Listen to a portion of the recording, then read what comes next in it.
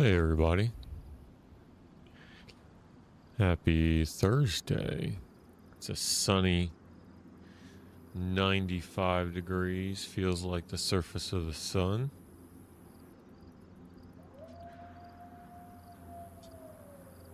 And we're going to go ahead and get started here. Hope y'all having a good day. You got Twitch on 1440p, 4K on YouTube. Rumble and Kick are both in 1080. Tego Ramiro.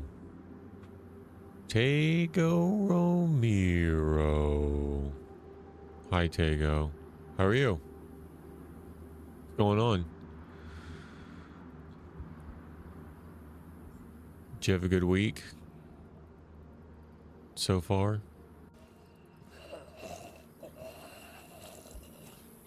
Good to see you. All right, we're gonna hop into it.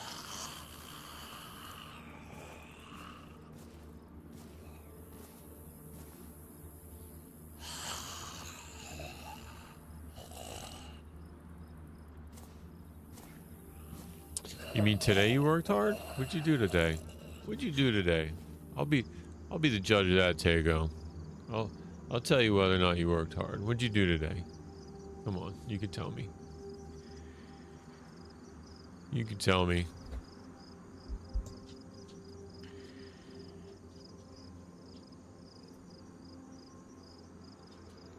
What'd you do today? Did you do any chores? Schoolwork? I did some chores.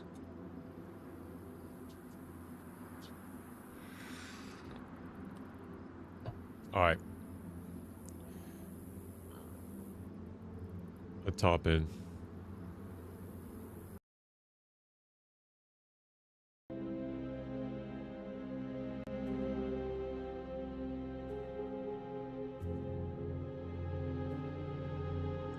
You need to move your room to other part? What does that mean? Like a different part of the house? You're moving your room around?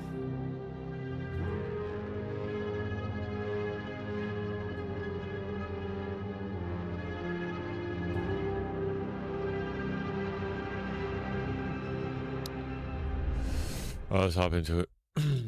Man, that menu is so loud. The menu audio. All right. Where do we leave off, boys and girls? Where did we leave off?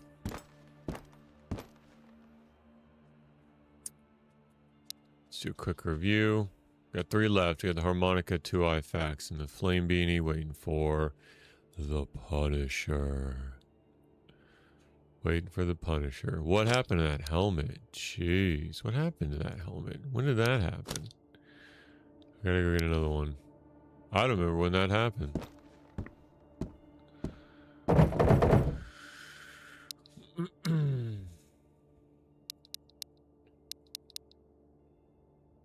All right.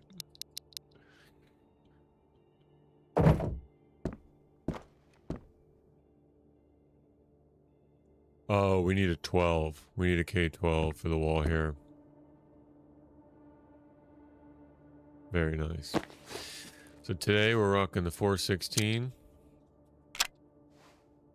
with the ACOG and the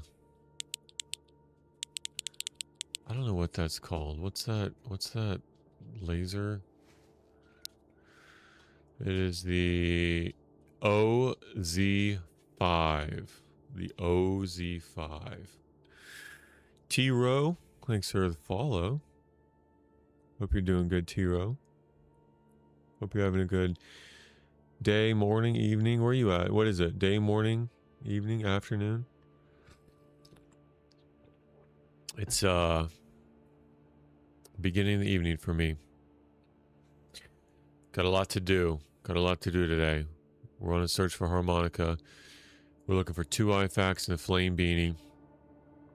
We're going to be rocking the 416, 223 with the ACOG and the OZ5. Completing missions. Yep. We're definitely completing missions. Alright, so if I get a chance, I can get a K-12 in here.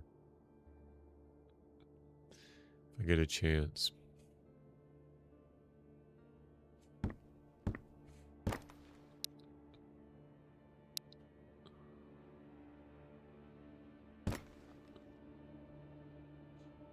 And probably another pro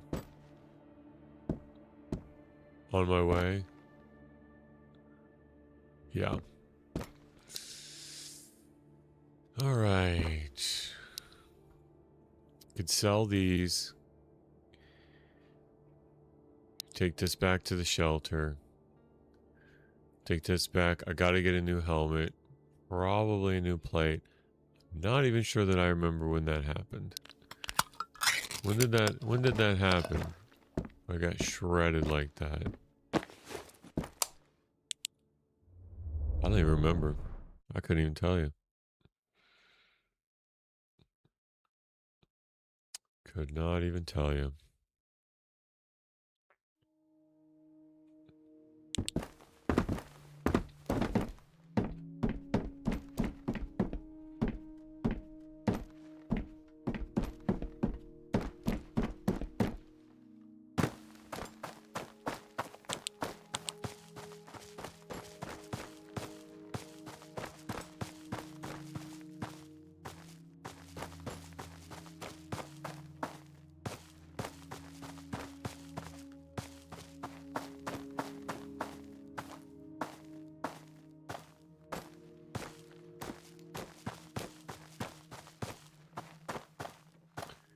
Just as I saw a short where you're using a pistol. Oh yeah. Yeah, I did entire village runs right here with the pistol several times. Just to kind of warm up. Get the cobwebs off, like if it hasn't been a couple days.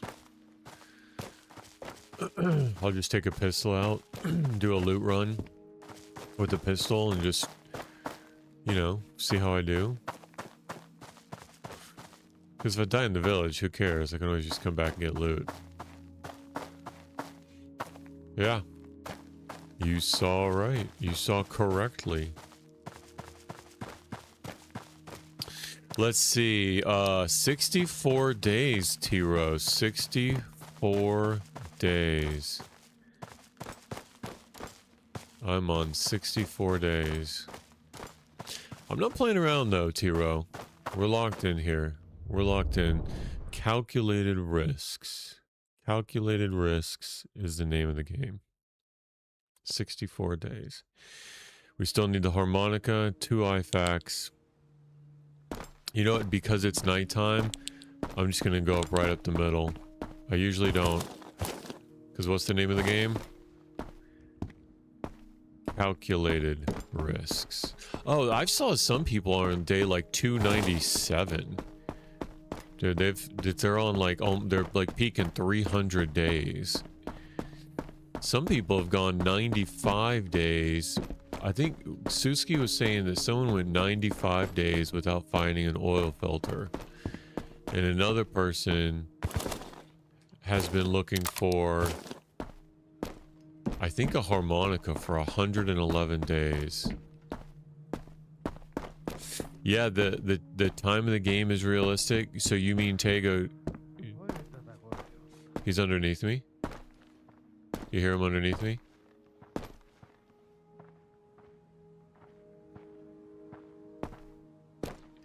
So they have lower visibility at night.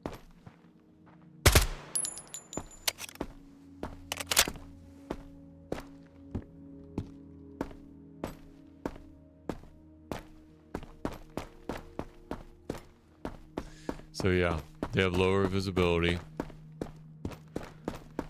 They're still good shots. But they can't see as far. And that makes sense, you know? Like in the rain, it should be reduced some. Oh, no, no, no, no, no, no, no. I think it's like 2 times. No, it's more than that. I'll have to look it up. No, it's not to the correct time. No. Like to real time, I mean? Is it real time? No. No, it is 3 in the morning here.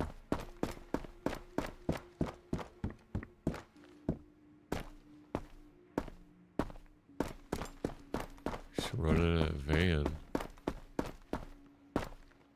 It's 3 in the morning. It is 6 Eastern. But at 3 in the morning, they have low visibility. So we're going to take advantage of that. Yes, we are.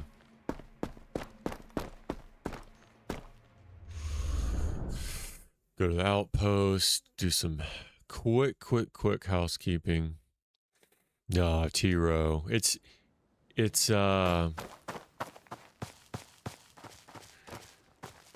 not that bad. I haven't died in a long time.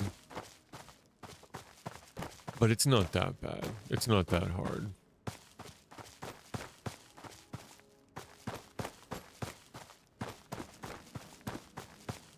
And I keep saying the next time that I die, I'm going to do an Iron Man run.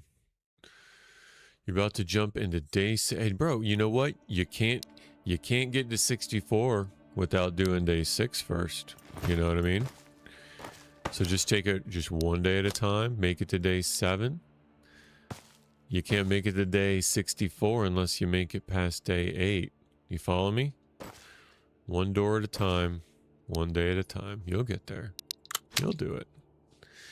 Check back in, though. I want to see how far you can go. Or at least let me know when you die. Alright, let's go try to sell this. You can sell that on the way. Maybe find a cleaning kit. Yeah, you can't make it to 64 without first making it to day 8. So just do it one day at a time. One door at a time. You'll make it. You know, and I've only slept... That's the other thing, because you could... I guess, technically, you could just sleep the whole time. You know? Take a bunch of melatonin and just PTFO. I slept once. The first and only time that I went into... What's it called? The terminal. It was daytime. I was like, I don't think I'm going to do this. Calculated risks. So I took some melatonin for the first time ever. And I slept.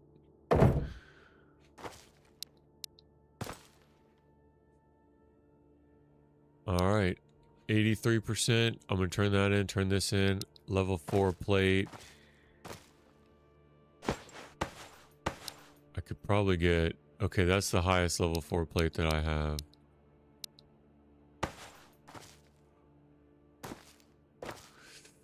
Oh, yeah, I'll show you. We're going there right now, as a matter of fact. Without a doubt, you say just for everybody else. So, T-Rose over on Kick.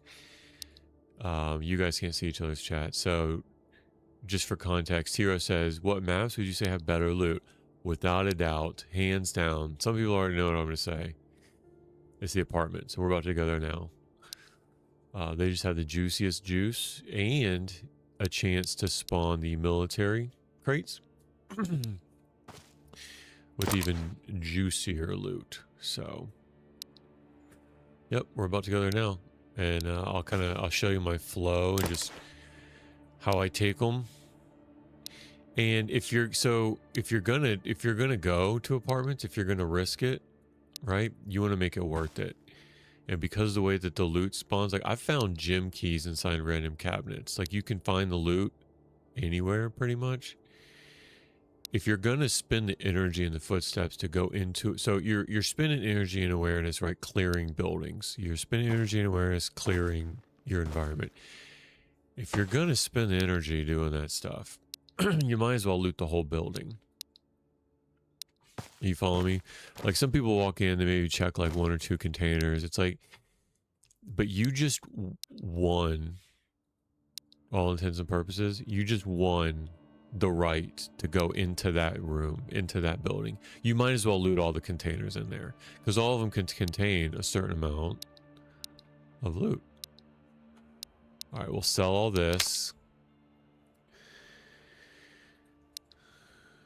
We could probably sell this EXP also. So yeah, we're going to check everything. We're going to be real efficient about it, real smooth. And yeah, you really don't need to take any food with you to the apartments. As long as your food is good and topped off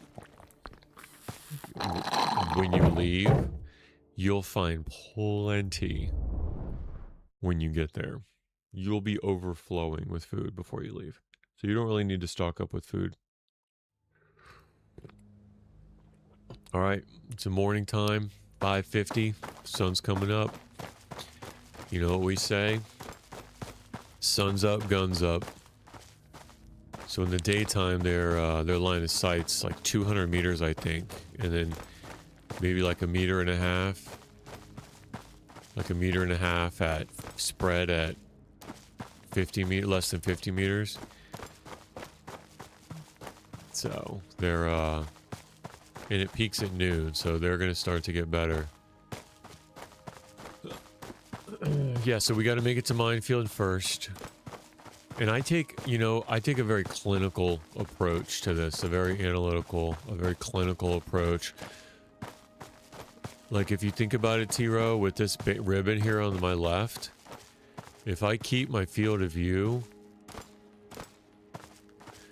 I've eliminated 180 degrees from when the enemy's going to get me. Now, I could run down the middle. You feel me? I could run down the middle, just like I did for this school. But it's a calculated risk. Like, why would you do that? Why would you do that if you don't have to?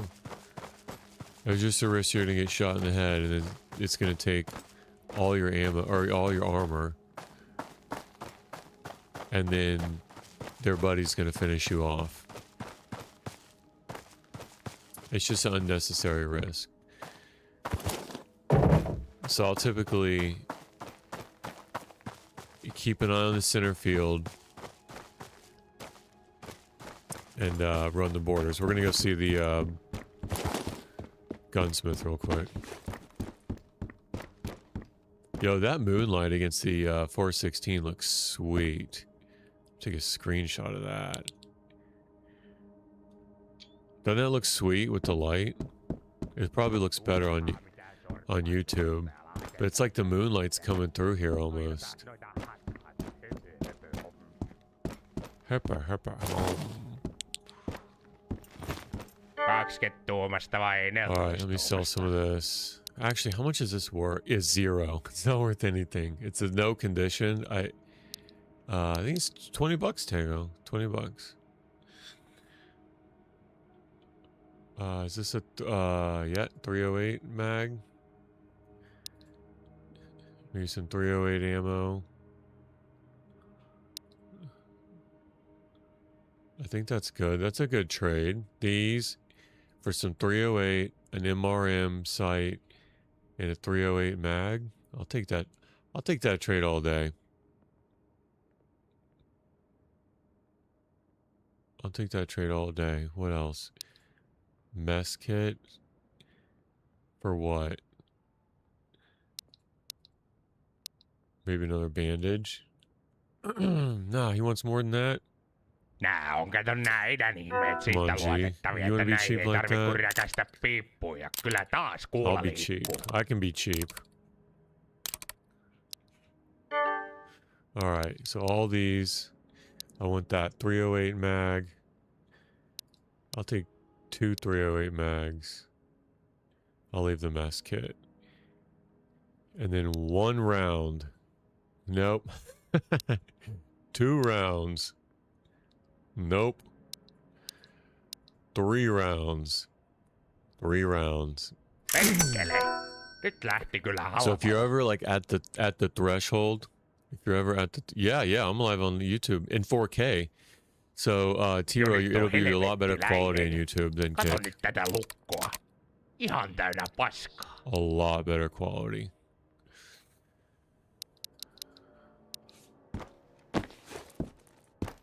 Yeah, Kick's got limitations on bandwidth. And I don't like, it's kind of like Twitch. I'm on Twitch too. It's kind of like how you can only save like so many clips. And I just decided to like invest my time into Twitch and YouTube instead. So I'm just on Kick for the kicks in the audience, right? Because some people are only on Kick. I'll go over there. I'm not used to Kick yet. Yeah, me neither, bro. Yeah, enjoy yourself on YouTube. Hey, do me a favor, when you get over there, just send like a chat to make, so I can just see that you're over there. So I know you're over there.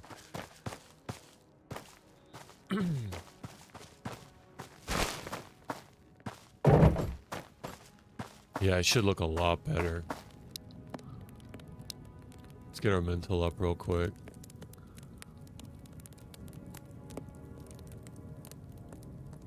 And a lot of people have the YouTube Premium anyway.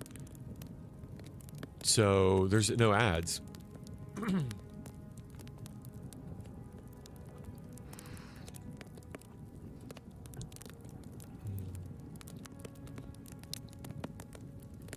We'll just wait here for a second and get the mental up.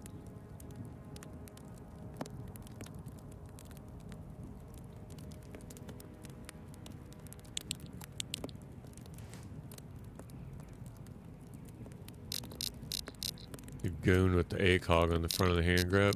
Nah.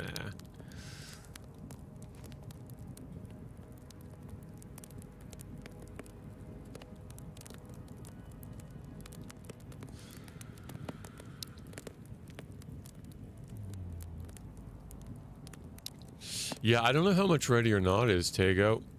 I think probably like $60, right? That's a final release.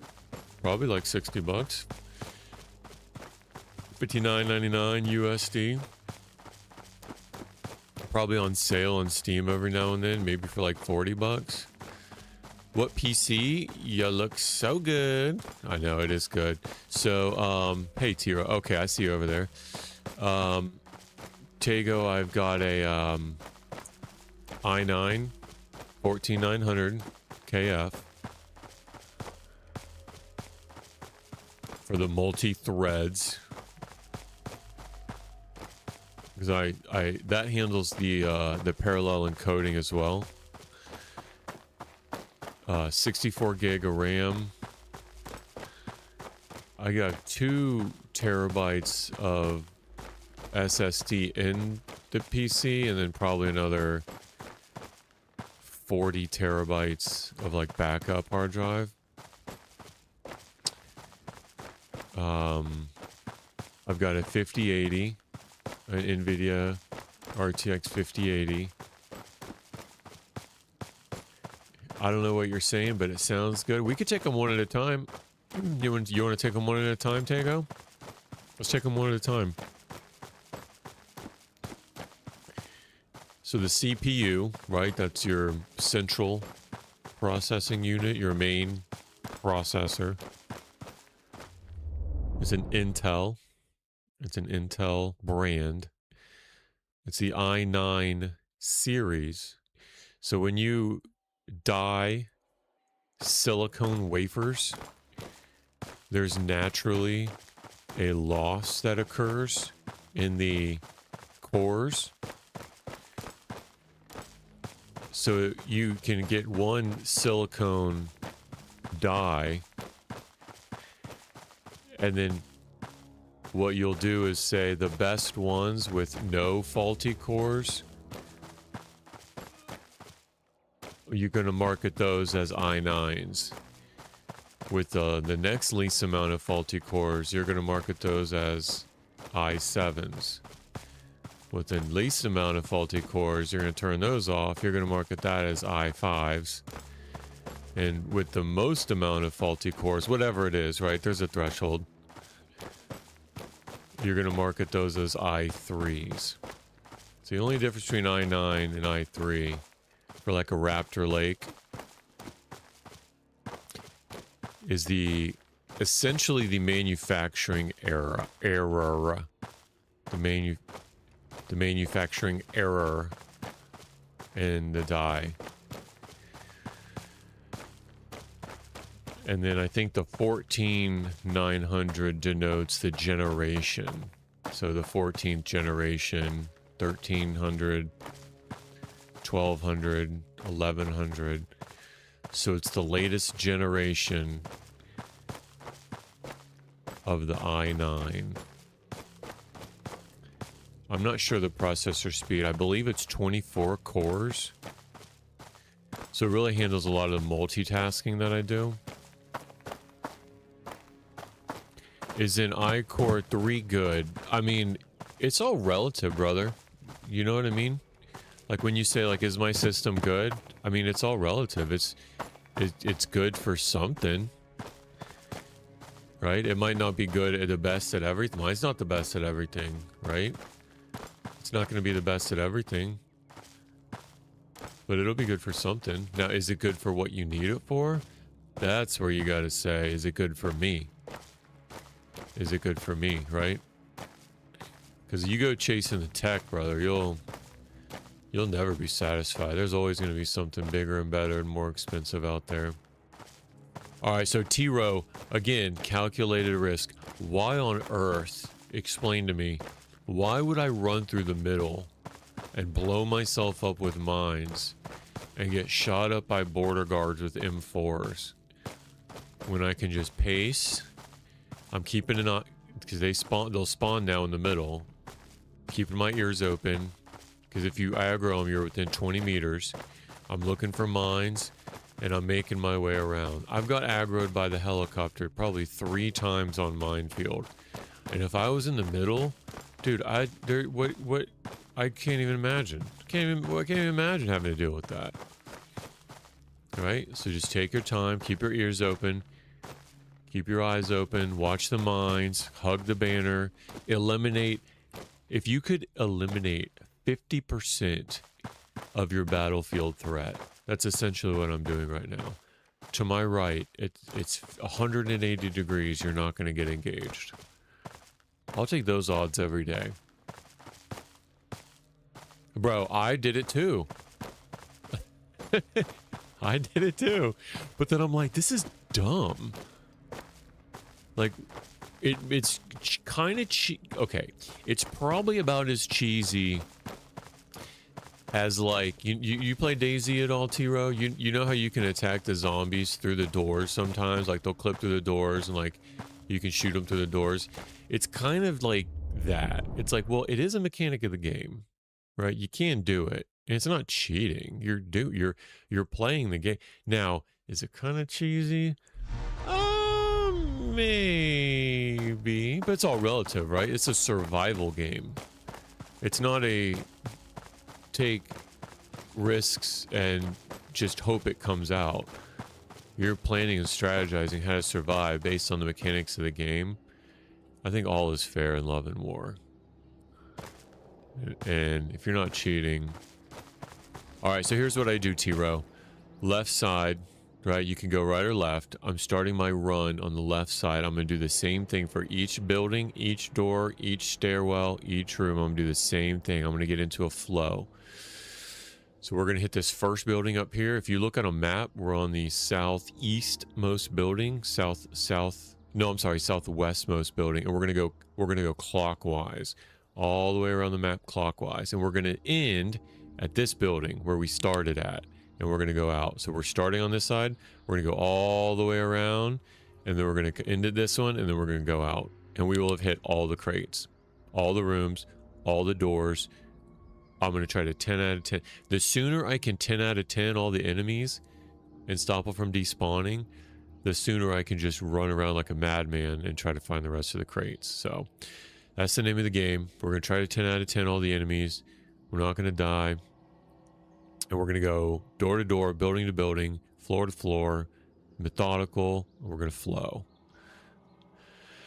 All right, here we go. So behind the trees, right? They hit center mass, so they'll shoot at you, but they're not aiming for your head. So try, as you're approaching, keep these trees on your approach. That if you need to get behind a tree, you're looking all the way down that second building. All the way down. You're going, that's where you're going, on the left side. See all these doors that are open? You're constantly waiting for somebody to come out of them or swoop around and go back in them. You're not really worried about the right side. You're worried about this left all the way down. Go inside. Close the door. Now, you could go high ready. You follow me? Like, you could go high ready. You're going to lose arm stamina. I'll switch out my EXP. I do ADS a lot. I'll clear everything ADS. Right? So I'm always aiming down sight. Going up. Okay, he's over here. I heard him first. The first thing you always do, you'll always hear him.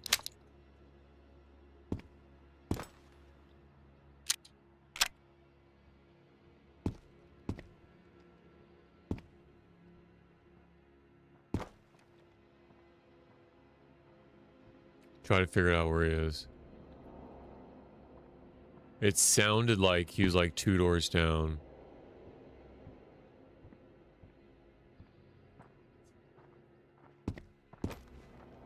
He's right outside. Устал я от караула, короче. He's right outside the building.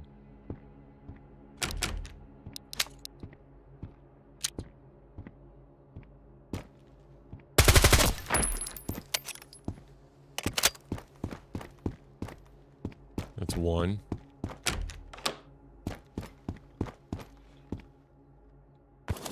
Slow and steady.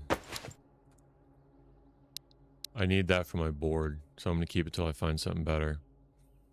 Then reload, right? Because you have an extra mag, right? So reload immediately. Fill your extra mag up. And then continue the flow. Keep your ears open. You're going to hear them first. 99% of the chance of the time they'll see you first. But it's a situation like this, you're going to hear them first.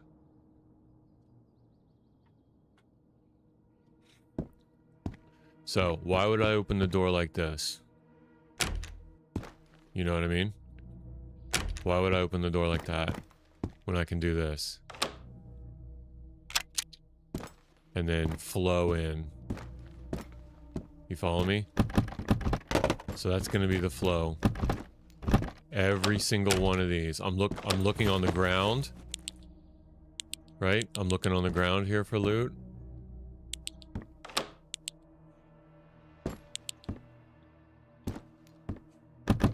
Grab both of these.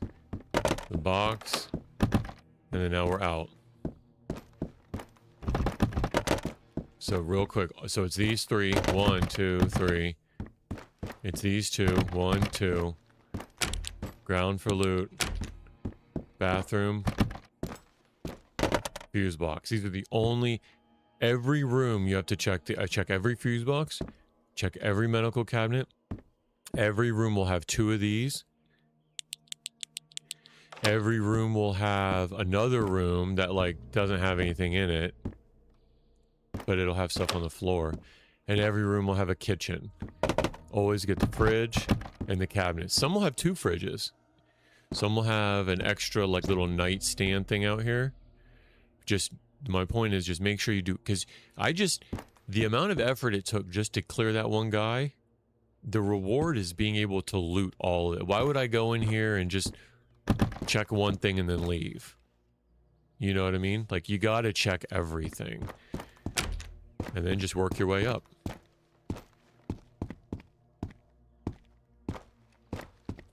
Right? I'll clear up. And now I'll go in this one. Go to the side. I'll check that door's closed. I'll flow to the left. Check that. This little thing. The dead body. Freezer. Cabinet, fridge, oven, and I'm out. Bags, and you just keep going up. If the only way to get the most efficiency out of your run, you got to check as much as you can. I try to remember to clear the room first, and then loot. because that's all I need. And this whole time I'm looking for stuff on the floor. As I'm coming out, I'm looking for stuff on the floor.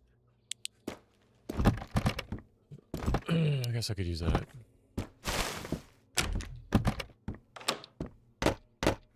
Basically, treat us like Tarkov. I've never played Tarkov. So if this is how you would treat Tarkov, yeah. I've heard it described as a single player Tarkov, but you'd probably get people who play Tarkov that say, that's nothing like it. I've never once played Tarkov.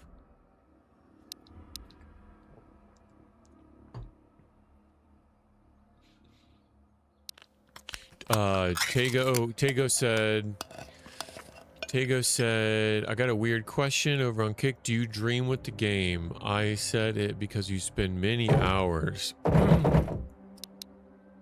Not really. If I do, I don't remember it. I might. I probably do, right? Because don't they say that you only remember a certain amount of your dreams? Alright, now I'm out. I looted everything going up. Now I know I had everything. I can go down and out. Now, I don't remember if I did the first floor, because remember when we got that guy? I don't remember if oh, there's no doors on the first floor. Okay. Alright, now I need to write down. I got a little piece of paper and a pencil. I do tally markers for how many I've killed. I've tried to just remember them before. I can't. So I just had to make a little tally marker that I killed one. Now, what's the name of the game, right? Door to door, building to building, stairwell to stairwell. So I'm going to go right. I'm going to go right. So first thing I'm going to do is clear left. How am I going to clear left?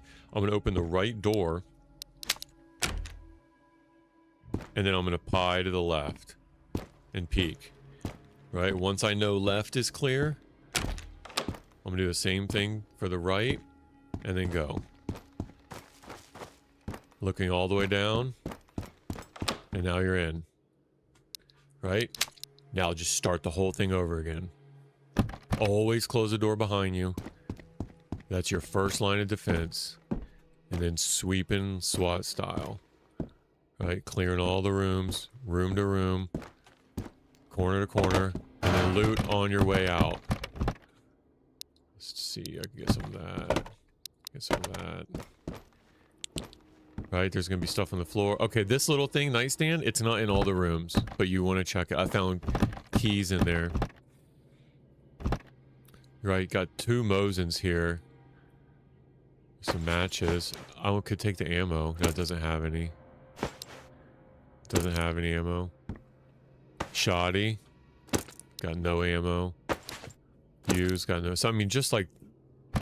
That's a nice little juice spot. Oh, an AFAC. That's sweet. So if I need to get rid of a sauce kit just for the inventory space... I have an IFAC. And this will heal everything, even your food and your hydration. Right?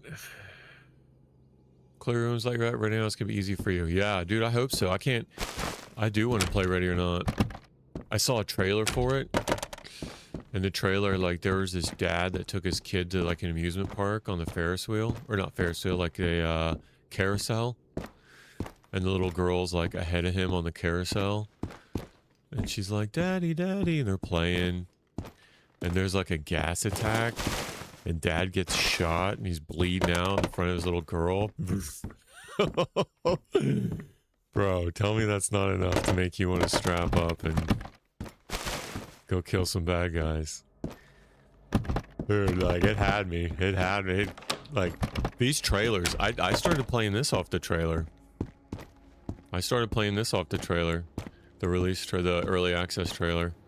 I saw that trailer. I'm like, bro, I need to kill me some terrorists. They did a good job with that. But yeah, I am looking forward. If I can get these 3 tasks done by before build 2 is released, I'll start Ready or Not. I really want to go back to DayZ, but I really want to play Ready or Not. See, this door's closed on the right. And really what you got to worry about here too, don't dilly-dally out there. Stay right, because look, straight ahead here, they're going to spawn all the way over there and they're going to shoot at you through the window. So don't be dilly-dallying out here in the middle. Right, if I'm going to go, I'm always moving. I never really sit. And when I come in here, I'm moving, and I'm out. I don't like sit. Close that door.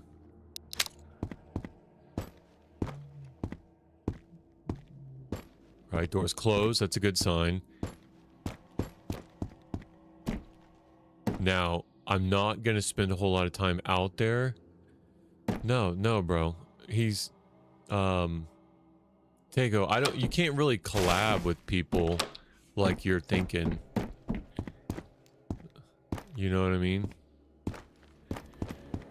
You can't really collab with people in DayZ. Like, it's not really organic. You know what I mean? And we just have different styles. Everybody plays DayZ a different way, you know? And I'm not trying to hop on Discord with somebody and run and spend the whole night, like, trying to find each other on the map. Like, I'd rather that just be organic. You meet who you meet. You have a run and you never talk to them again.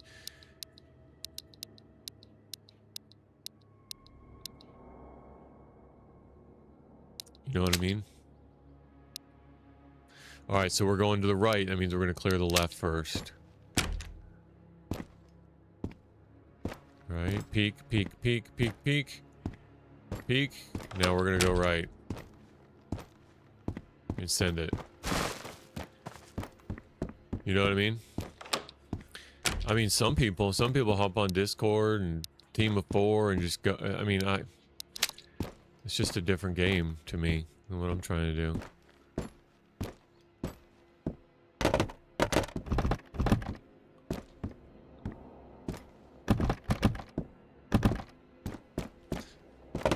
And we stream at different times too.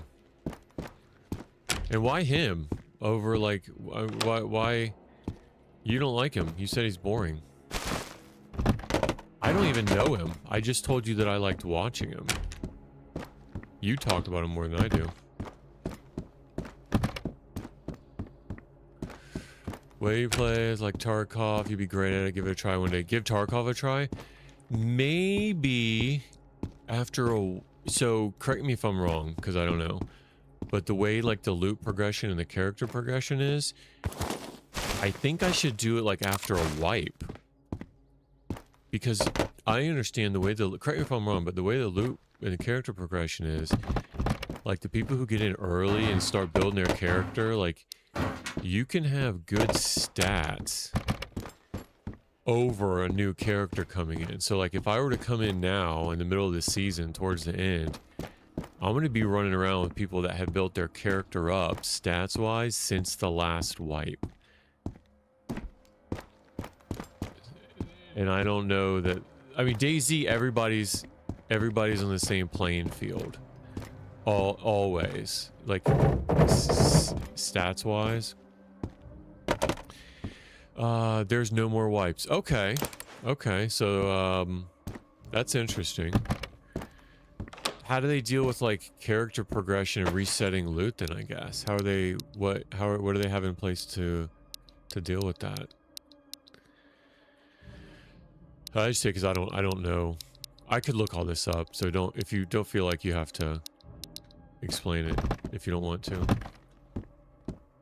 But I would think with the games like that, like, you at a certain point you have to wipe to reset, just to keep new people coming in. It's kind of like servers with DayZ. Like, every now and then they got to do a wipe to clear everything out and set it all back to 0.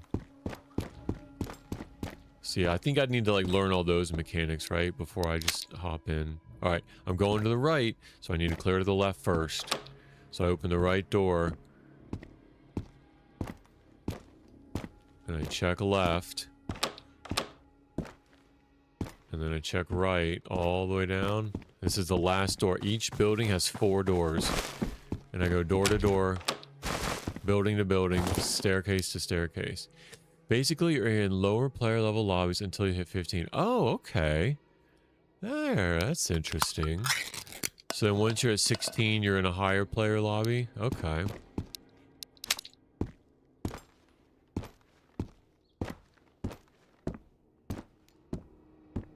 Clear all the rooms. Loot on the way out, looking at the floor. Checking everything. Loot can spawn up here in these shelves. All these in the tub. I'm checking the tub. You don't see it, but my eyes are checking the tub and the sink. You just keep flowing. Checking the corners here. Oh, we got another crate. Before I go to the crate, I'm clearing. Right, I don't want to be at that crate and get caught. Right, now I'll do the crate.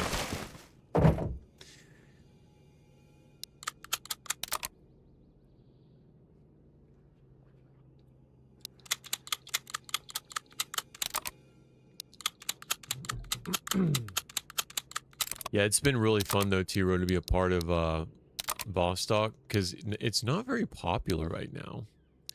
Like, not a whole lot of people stream it.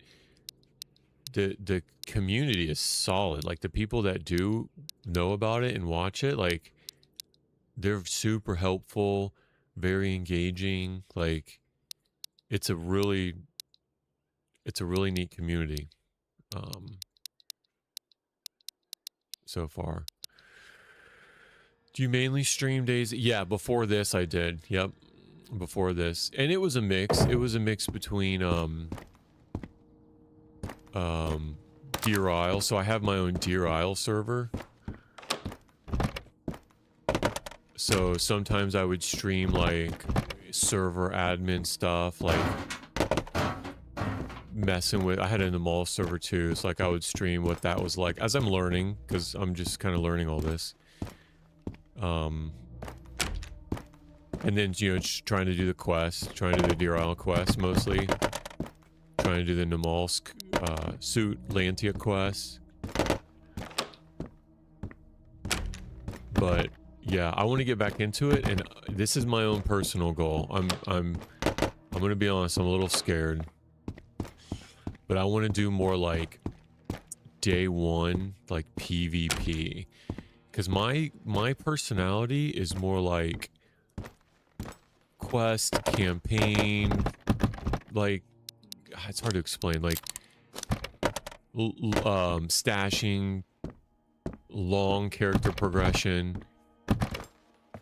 But I'd like to start branching out a little bit more into, like, you know, maybe you have a crazy run and it's super random, and really opening myself up for like more variables, I think would be a good growth experience for me. Because Namalsk can get kind of clinical, right? If I always go and get the card, and then I always try to get the filaments, and I always try to... I think I want to open myself up to more like variable encounters. But before okay, so this building's good. You want to get into DayZ? I've never played it. Looks interesting. Yeah, dude. I would say probably... Oh, it's so hard. I want to say it's like the best game of all time. Like, I could make a use case for it. It's really good. It's not for everybody, but for the variability, the amount of different things that can happen, the mechanics, the balance, like, it's a lot of fun. And it's a lot of fun to stream too, because of all the different encounters. Something different, a different adventure can happen every day, something completely crazy. But then again, like, you can die and not know where it comes from, and you want to smash your keyboard through the monitor. Like, it can be super frustrating. You put all these hours into a character. Okay, this is probably one of the riskiest crossings, right? I'm looking to my right. I'm looking straight ahead. Looking to my right, straight ahead. Right, straight ahead. Right, straight ahead. That was probably one of the most risky crossings, is that building to building. But it's not for everybody, right? Because you can spend a lot of time with the character, developing them, and you get killed by somebody, you have no idea where it comes from, nothing you could do about it, you're not recording it, so you didn't see, you can't get better, you can't learn from it, and it could just be super frustrating. Or it could be a cheater, you know? I mean, that's something that every game has to deal with. Could have just been a cheater, and you're just unlucky. So, you go back to the beach and just start all over, 100% all over again. So, yeah, I really enjoy it. But it's not for everybody.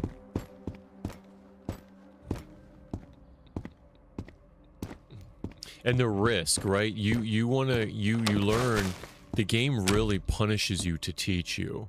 You will get taught. You will learn. But it's a grueling learning curve. And there's always something to learn. I have 2,600 hours in DayZ. Granted, most of it is like adminning. If I like hop on as admin, I'll follow people, take screenshots and videos of their adventure. Like, a lot of it is being an admin. But, I really don't need this. But yeah, I'll still learn something new every time.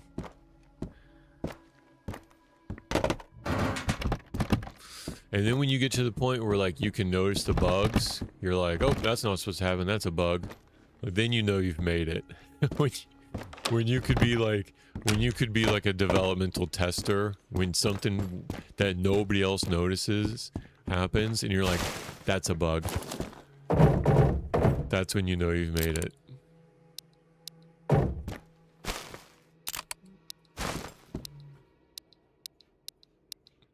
Because as much as you try, as good as you can be, as much as you can just take your time and be methodical and just be careful, as good as you are, you can have some random 200-hour and just get off a shot, and just the way that it happens, it's what it is. And he just got one over on you, and you're back to the beach, starting over. So, just the amount of different things that can happen. It's, pretty thrilling. And the gear progression's cool too, right? Because you start off with like lower gear, and the higher you go in the map, the higher your gear goes. And then like you have this fear to say like, oh, if I go over that corner, or if I go over that mountain, right, I could lose all my gear. Right, gear fear. I don't know if you heard of that. Gear fear is real.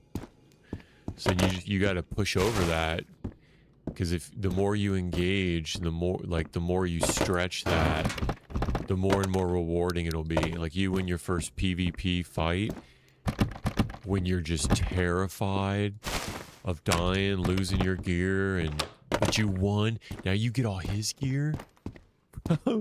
That's so rewarding. So yeah, it's but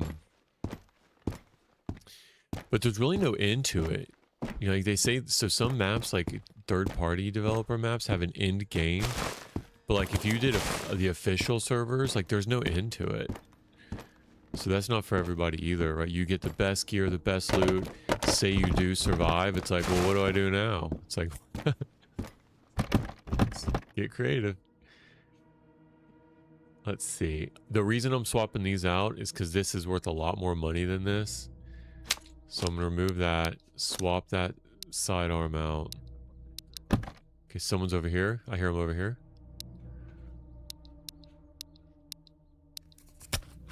It does sound like Tarkov, except you don't have your stash back at home with you. Right, so imagine like Tarkov, but starting over and not being able to take anything into the map. And whatever you find is what you find. And you die, you're just, that's it. Now there are stashes. If you can find the right materials or a barrel or something, like you can make a stash and then say you die, you can come back to it later. But just like you can find other people's stashes, other people can find yours. So you're making a risk. It's the risk reward of, do I go through the effort to find the materials to make a stash in the event that it's found by somebody else?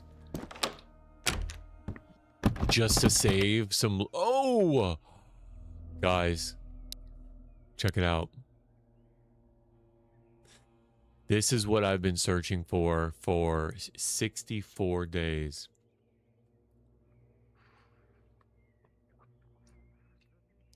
We finally found it. 64 days, T-Row. I've been looking for this harmonica. So I could do two things right now. I could either continue the run and risk dying with it, or I can just beeline it out where I need to go, because we're in permadeath. So if I die, I start over with everything. I need it for this task, the harmonica. So I need to deliver it to the doctor. I think we're leaving. I think we're leaving, boys. There's no reason on God's green earth to continue the risk of dying with it. We'll consider this a win. You found yours day one, bro? No. I know. So Suski was saying that someone was on like day 111 and hadn't found it yet. And that somebody spent 95 days looking for an oil filter. Well, I found 2 oil filters, not even in containers, spawned on the ground next to each other. 2 oil filters on like my 6th day or something like that. So the loot, how random the loot is really funny to me. And you're over here like, bro, I've had a harmonica since day 1. Okay, I'm out. There's no reason to wait. So I know the odds are pretty good that no one's going to be behind me. Someone could be to the left. I know the odds are really good that nobody's going to be over here. Not 0, but it's really good that it's going to be clear. Bro, I'm so happy. T-Row, that's awesome that you could be a part of that. I'm so happy I found that.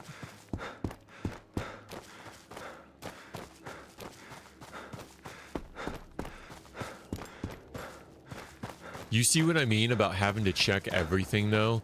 Because if I would have gone in there like a goon and without a plan and just checked like random cabinets, say I only check like half of cabinets per building.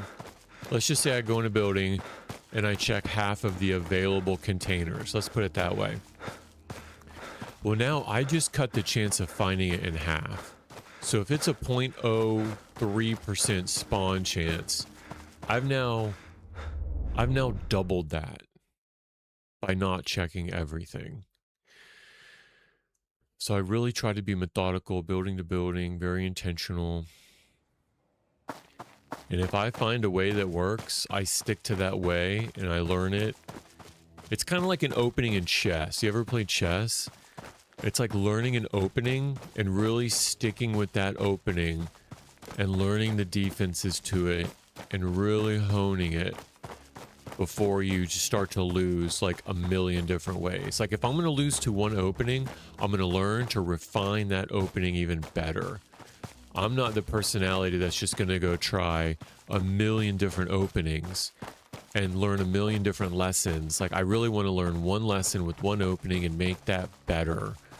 And then if down the road it's like, okay, I've done this opening as best as I can do. I can't get past this block.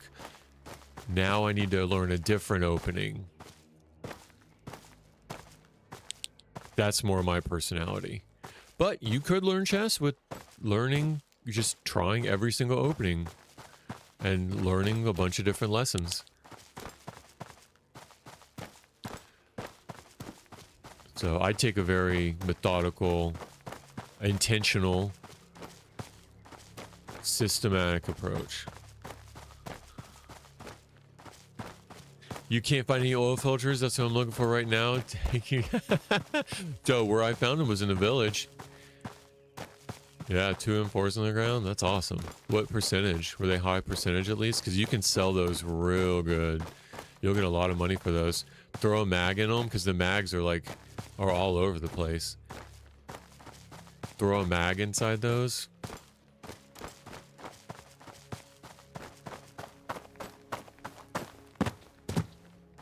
I can't believe I found that harmonica. I'm so excited.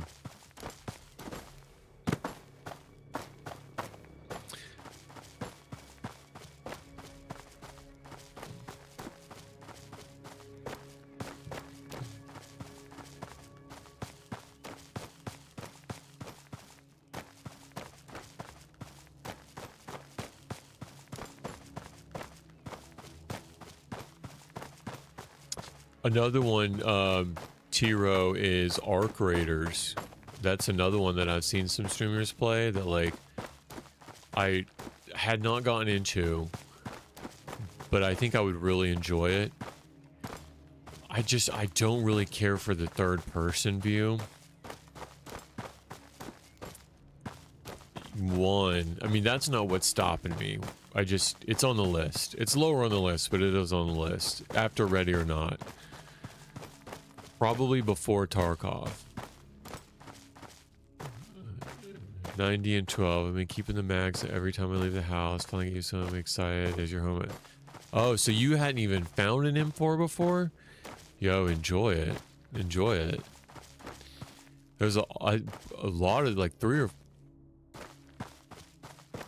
Someone's here. 3 or 4 of the suppressors fit it. The hybrid, the Thor, the SOCOM, and the Monster. All fit it. It's gonna feel really good. I think the recoil's higher on semi than like the 416, but still, I don't really engage in fully automatic. Most of my stuff is at distance with the ACOG and semi-automatic.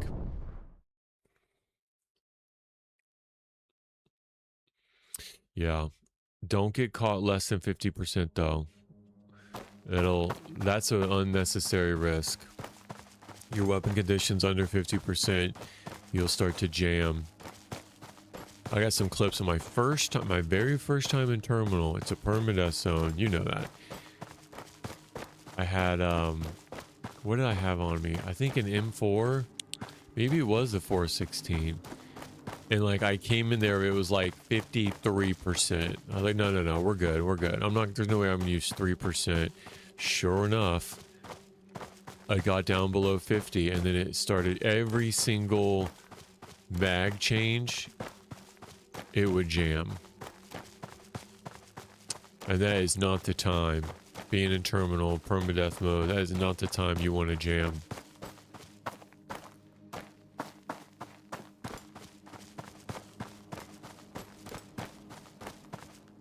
Even in semi-automatic.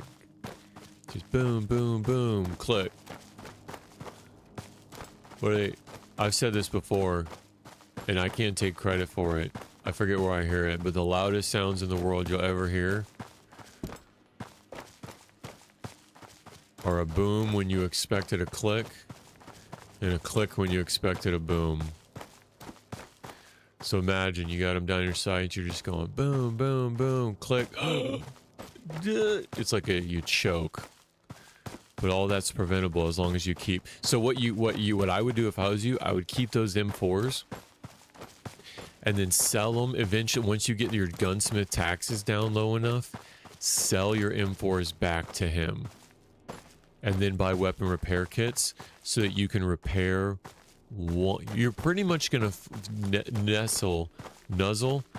You're pretty much gonna nuzzle into one primary arm that you're familiar with, that you're comfortable with, that you like. Sell everything just to buy repair kits for it. That's what I would recommend. It's like everything like that I've collected so far. Dude, these scarecrows just crack me out. Safer to keep going semi and play distance instead of full auto. Yeah, it's because of the spread though. You know?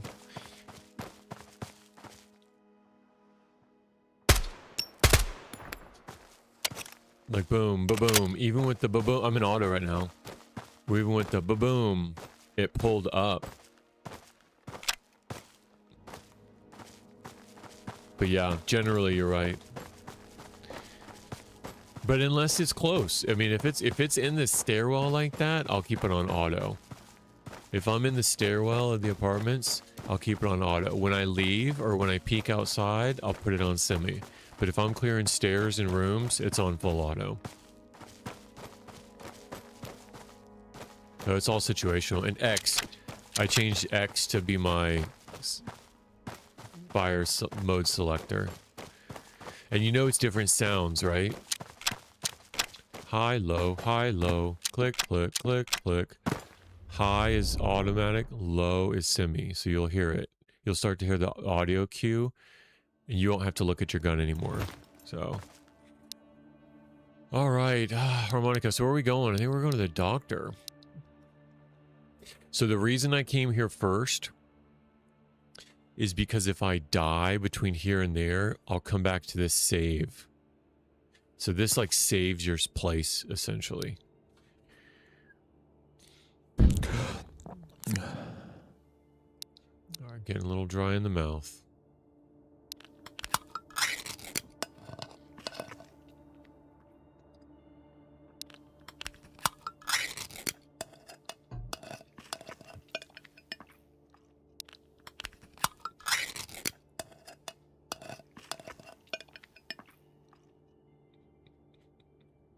Oh, sorry about that.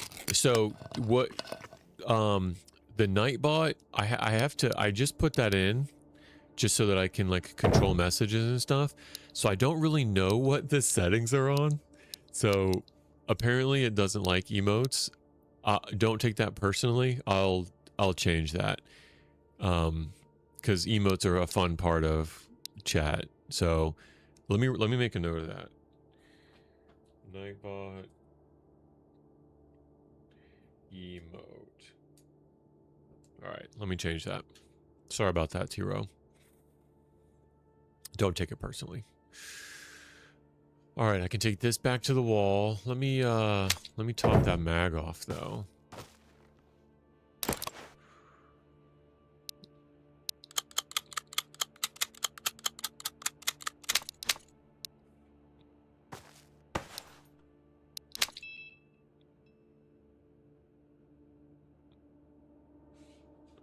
Yeah, that's pretty cool. So I hooked up my daughter's Dexcom to my Stream Deck so I can look at her blood sugar on my Stream Deck. There's a button for it, and it also alerts me through my speakers. That's really cool. That's really cool. I'm such a nerd. Here, hold on. Let me pause real quick. I need to check her Dexcom.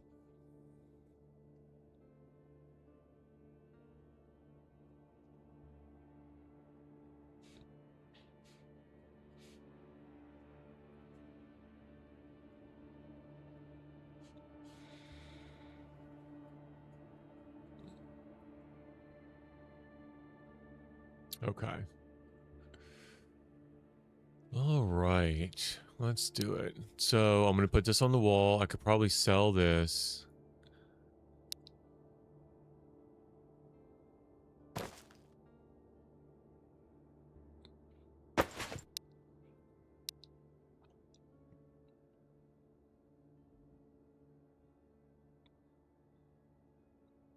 Next time I go to the gunsmith, I'll sell that. Keep the mess kit.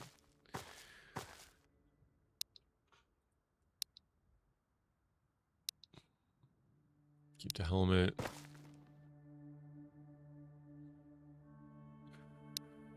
All right, so I'm taking this, I'm taking that. I'm going by the doctor. I could leave the battery here. Like I need it. Whatever.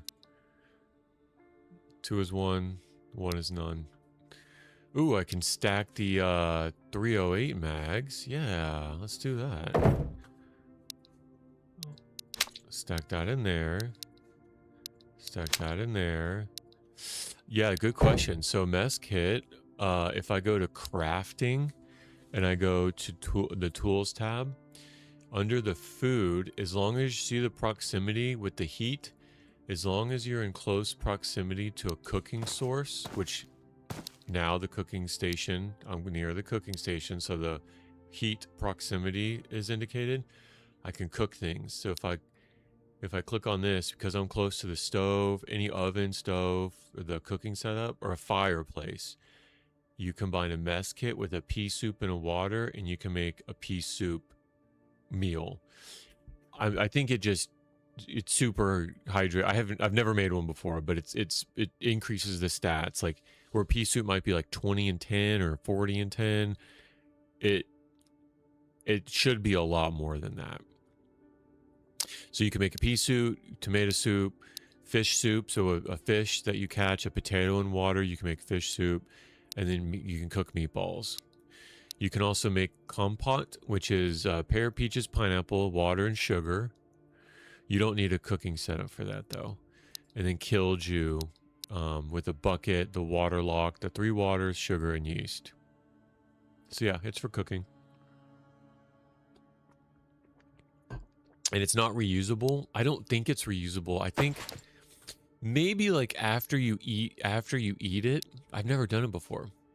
After you eat it, it might give it back to you in your inventory. That would be really cool if it did. I just don't know if it does or not. So I haven't tried it out. All right, we're taking this back. We're taking this.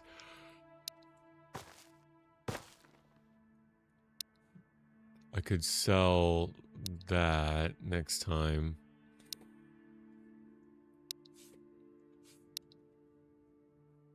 I'll go ahead and eat this. Yeah, for sure. For sure. Any questions? Because you might ask a good question I don't know the answer to, in which case I probably need to learn it.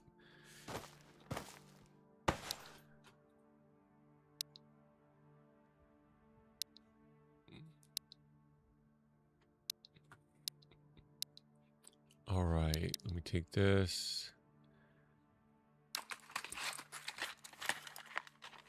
Oh, and we've not gotten the cat yet. I'm doing the cat. The very last thing I'm doing the cat.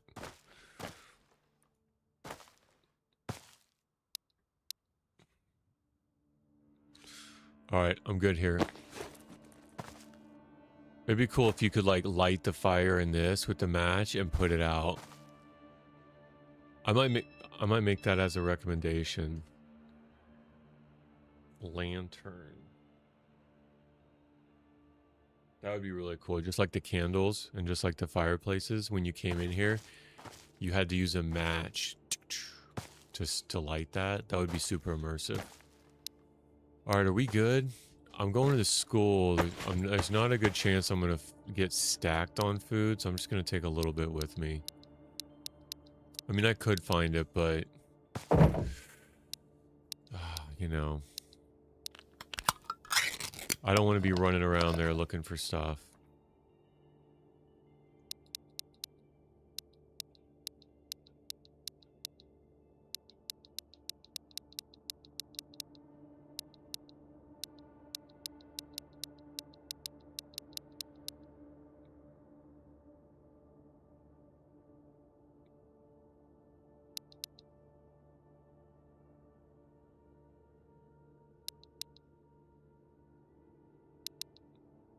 All right, let's go. God, I'm so excited I get to turn this harmonica in. I've been searching for it for so long. Dude, I'll do streaming sessions of running that apartment route. And the route probably takes like 2 hours. Maybe like 2.5 hours to start and go all the way through and check all the containers. I've probably done it. I don't know how many times. Too many times. Okay, so it's nighttime, right? So I'm probably gonna run down the middle now. Lower risk. I'm getting pretty good at getting those kind of shots off. Yeah, midnight, 5 after midnight, I'm good. I'm going right down the middle. They've got the lowest visibility.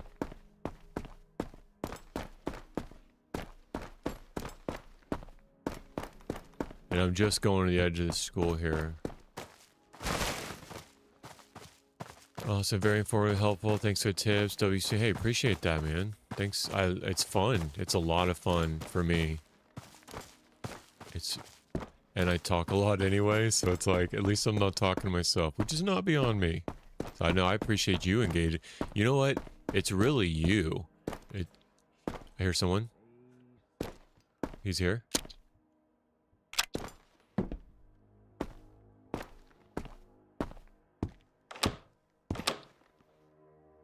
Because without you engaging, like, not everybody engages and asks questions, you know? So it's really, it would not be possible without you engaging. So.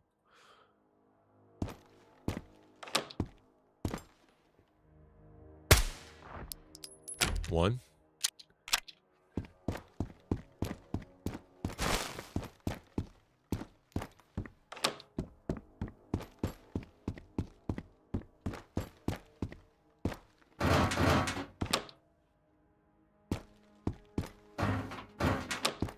Alright, let's turn this harmonic in.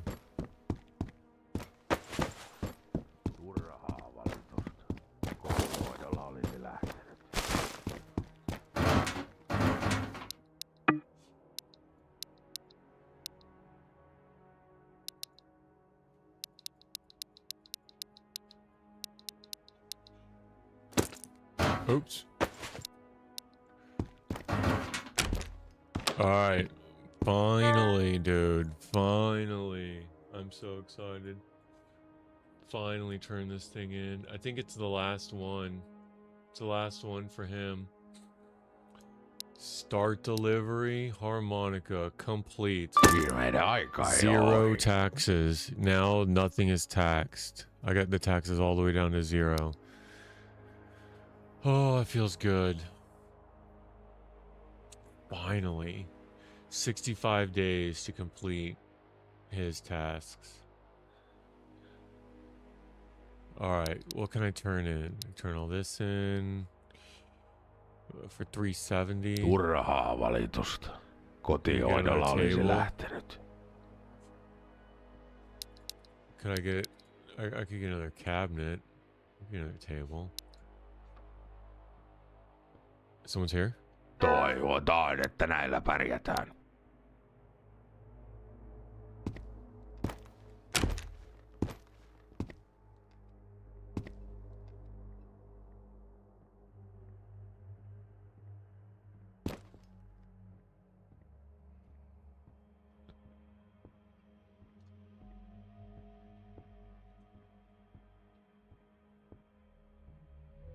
I think he's on the first floor.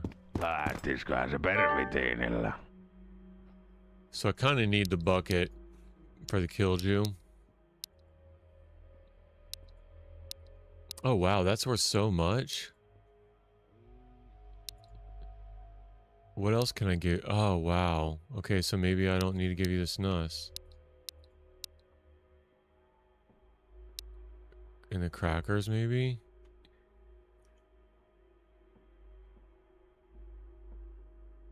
For real? You're gonna make me give you something else? If I give you cigs, I'm keeping the licorice. Ja homma toimii kuin junan vessa. Alright. Now, Sheshashkola. So, hard time finding the books. Have you done those yet? Yeah. I found them all in the village real quick. Probably like one run around the village. Same thing, building to building, room to room, clearing them out. You'll find them all in one village run. Ei kaikki taudit ole kuolemaksi. But if you're like, oh, I did a village run, I didn't find them, it's like, first thing I want to ask is, well, did you check everything? Because also, don't forget that if your inventory's full and you get a task reward, he'll throw it on his desk. So I've forgotten to pick this stuff up before. All right, we turn that in. I can check the task off. Harmonica, remove. Lähtisiköhän se pervitiinillä?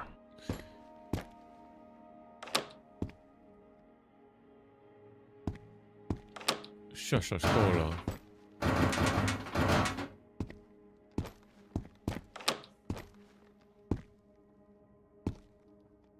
Ears open. This is where I'm going to be going out. I hear someone.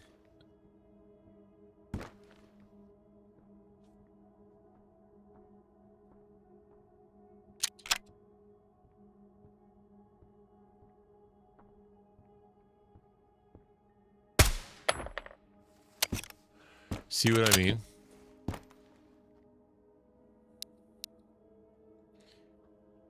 See what I mean?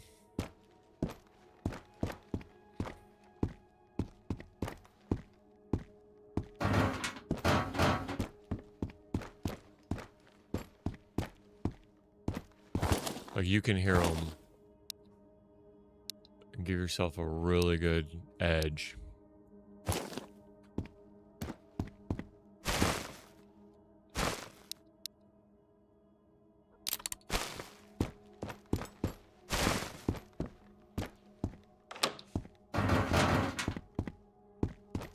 Yeah, the village is actually, is it an Iron Man run or a regular run? Because I want to say that I would find all that a lot easier in the village than anywhere else.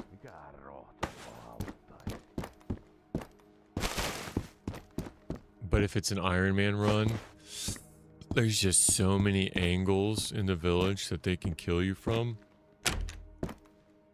I might be thinking just go to the apartments anyway, because if it's Iron Man running, it's permadeath anyway. He's to the right. He's outside.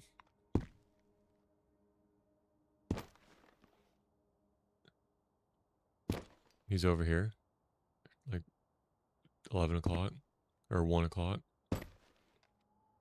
He could be down. He could be down in that little gully. Let me clear that first. Clear it from the 3rd floor. This is where I heard him, down there.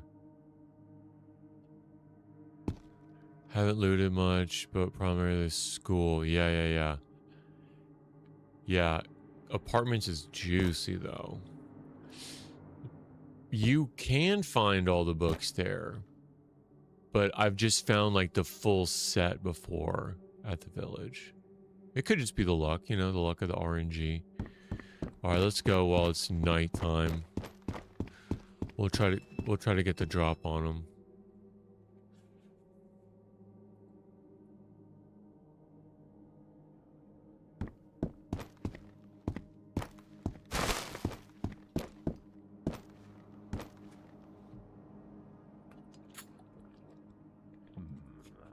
Olikohan kaapissa vielä sitä linimenttiä?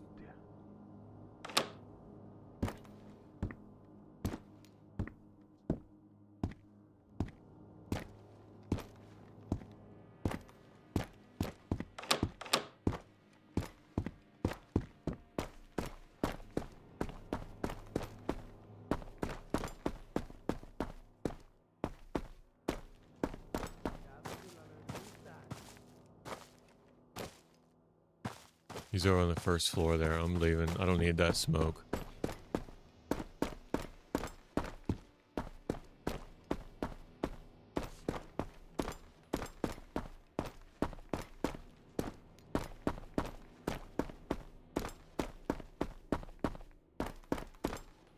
They'll be underneath this bridge.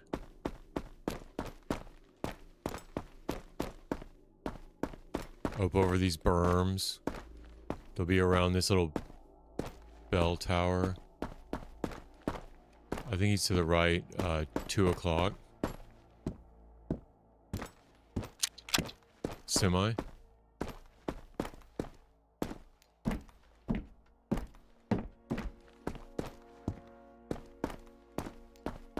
They'll be in the forest to the right.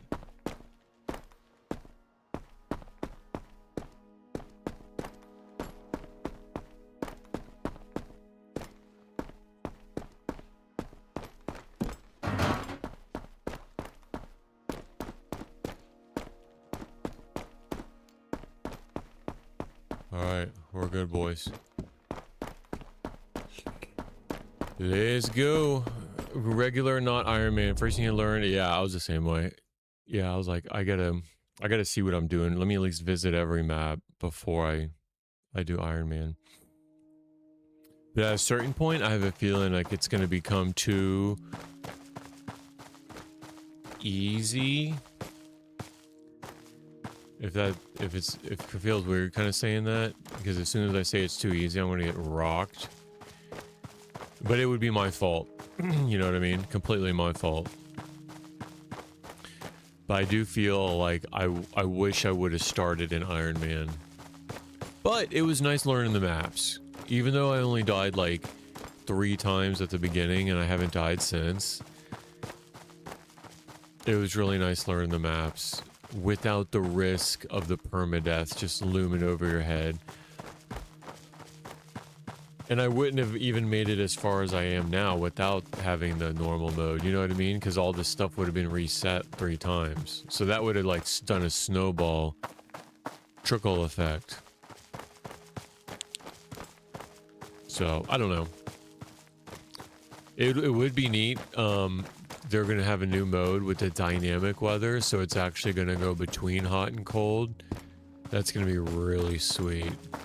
So maybe I'll do the Iron Man when the build releases with the dynamic weather. That's going to be so sweet. Because it can be like a beautiful... Oh, we just ran into the yellow house, back door. You can be out in the snow and then in one play, and then in a couple of days later, seasons change. You can be out in the summer, beautiful summer day. I think it would be so cool. Let's see what he's got. Kauanteko kiinnostais? Oskos todella kiinnostais. I mean, how much are your rugs? I could get some rugs and shelves from you. What about food and juice and stuff? Yeah, and very immersive, right, with the changing seasons. It's kind of like, I don't want to do winter because I don't want to be... I've had, with DayZ, spent so much time on the Namalsk. It's like, it's just, winter is just... It can get old after a while, but it would be really neat to go between the two.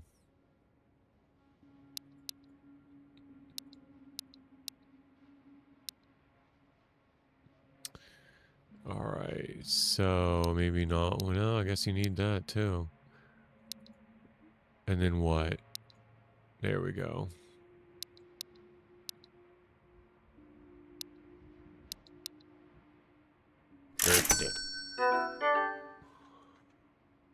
Alright, I'm good with him. A pallet would be cool if you could put things on it, like inventory, and then move the pallet place to place. I don't think you can do that. Let me try it out. Let me try it out. I don't know if you can or not. I could give him... I guess I could take a mat. No, I don't need that. I could get the bed when it's ready.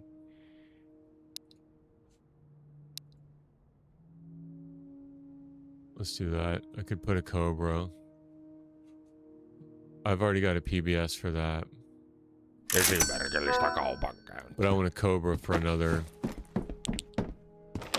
weapon that's on my board.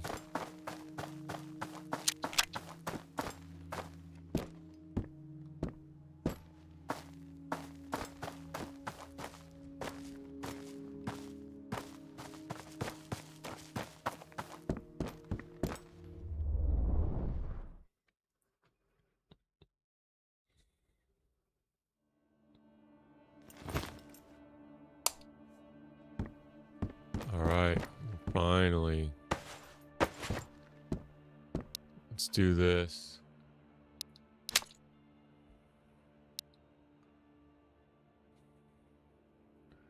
Add the K-12 to the board. Finally. Got the 62, got the 12, 62. Oh, I want to swap these around. Put the 62. But no, Bill needs a 62M. And then the 12.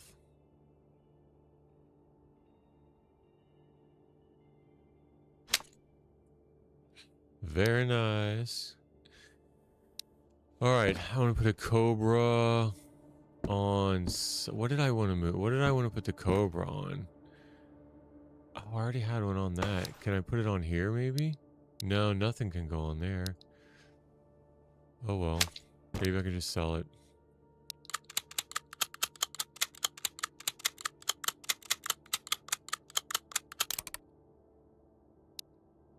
Yeah, I'll sell these. Oh, I can put a sight on the Glock. And I think I can do a suppressor on that pistol. Not too sure though. Take all this back. Stock this up.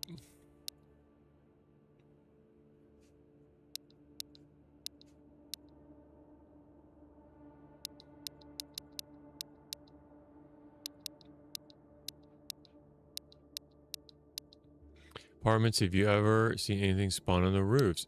No, only in that trash bag to the right of that door. Only in that trash bag. I've never seen anything else. Now, that doesn't mean it hadn't been there before, but I've never found it. Never found anything just like sitting up there.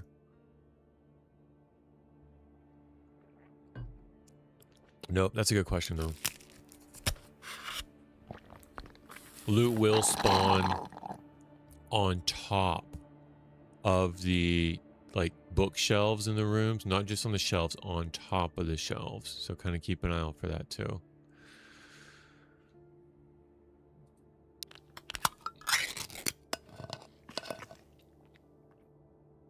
All right.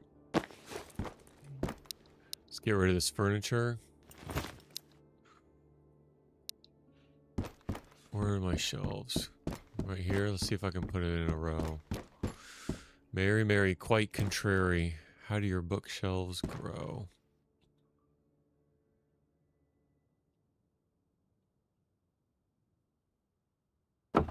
Oh, there. That's lined up. This one's a little bit forward. But that's okay. I can still sleep at night.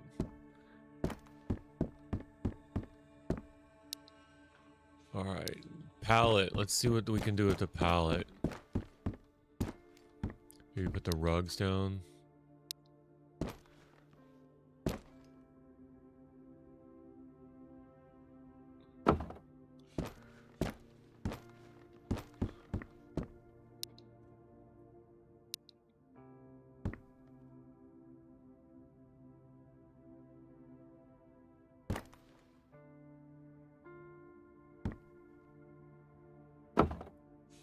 Oh yeah, I like that better. Put them in front of this.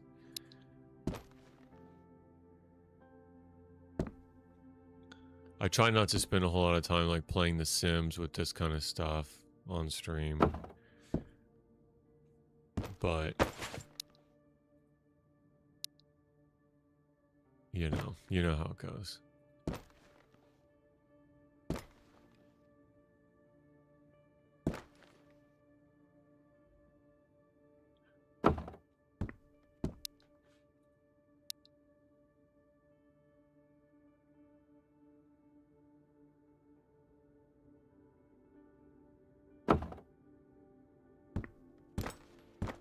Nice.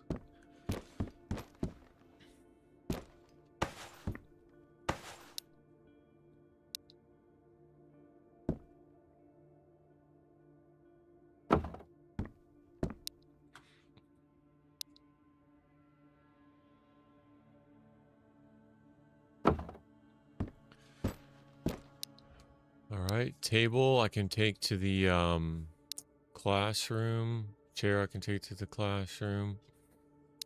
Actually, I don't know that I need another table in the classroom.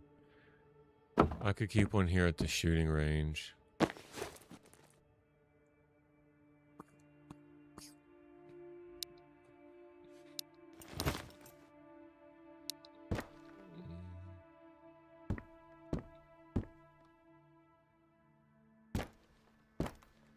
Okay.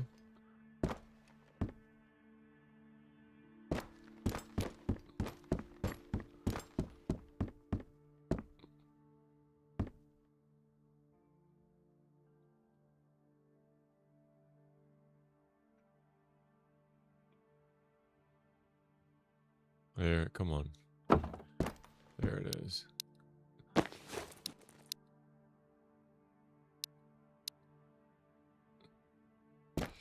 Wow, I can barely see it.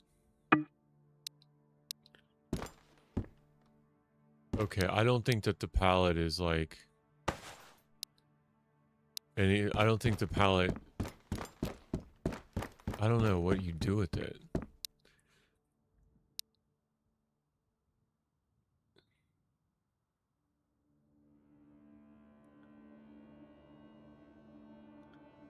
Can I like... flip it around? And like put it on its side or something? What do I do with it? Oh, you can only put it on the ground. What in the world?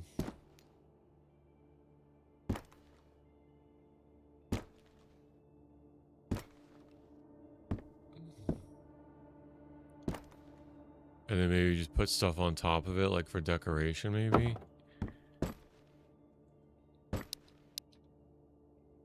It'd be cool if you could open it up.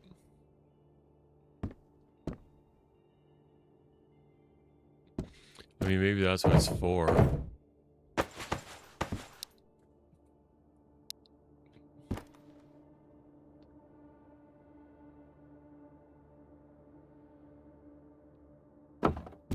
And then I'll put this on here.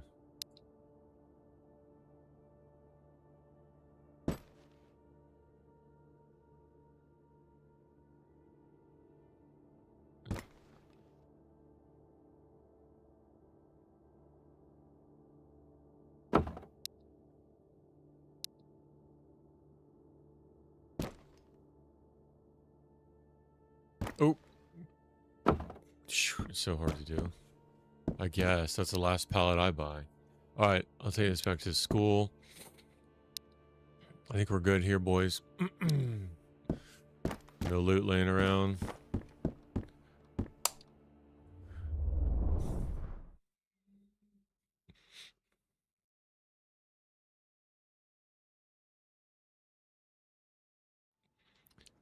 Let's go.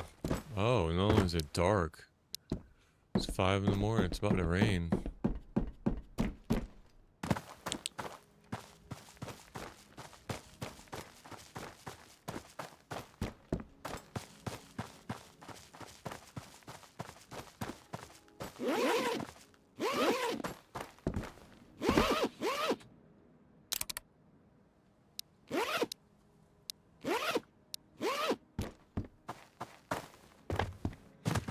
Yeah, it should look a lot, Tiro, it should look a lot better at night, too. Because at night, I notice, ooh, there's a fire. Twitch and Kick, like, have a really hard time processing good visuals at night with the cap on the bandwidth throughput data. Where'd you find the white bucket to get the key? Oh, they're laying around. They're laying around. They're pretty common. So let me get in here. I'll try to answer your question better. So it's not the white bucket that you're turning in though, right? You gotta go, it's not the, it's this. Here, let me turn the light on. You're not turning in the white bucket. You're turning in the Killdew. You gotta make Killdew using a white bucket, and you gotta craft it. You need a water lock, which is one of these. I got 3 of them. You need 3 waters, sugar, and yeast in a bucket, and you turn it into Killdew. Killdew is what you turn in for the key. Does that make sense?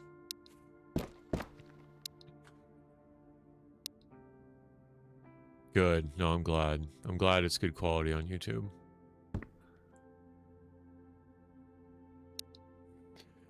All right. Let's see. I'll just keep these extra spare buckets for when I need to make more. I just used up all my water last time, and I made I made 4 containers of it. So I got 2 more. Keeping my cigs and my cigars on the table. Oh, did I sell the cigs? I think I did.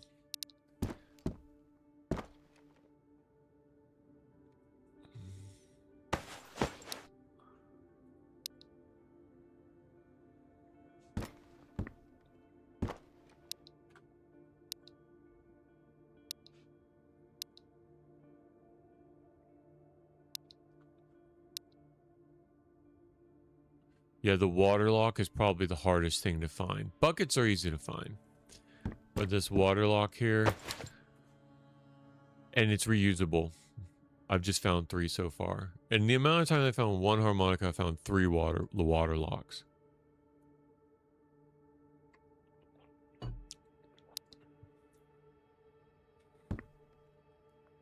All right, what else can I leave here? None of that really. Oh, I can leave the meat and the tuna. Or the soda at least. And the yeast. I can leave the yeast here. And the potato. I have another can of tuna. Take the rest of this with me back to the tent. And then we're doing another apartment run for an IFAC. Cool. All right, let's go. Let's keep it up. I could probably sell this stuff now. And maybe one of them.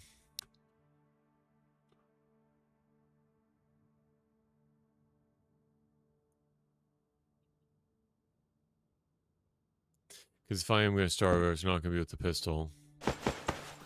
It's going to be with an AKM.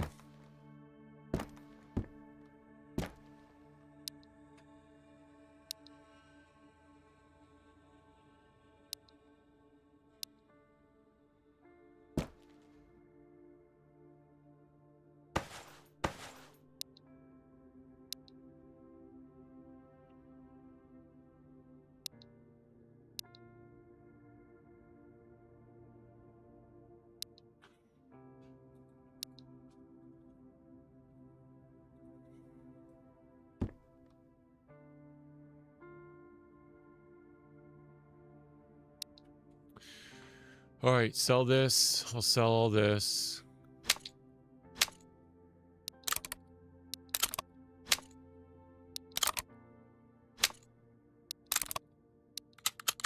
See if we can't get another repair kit.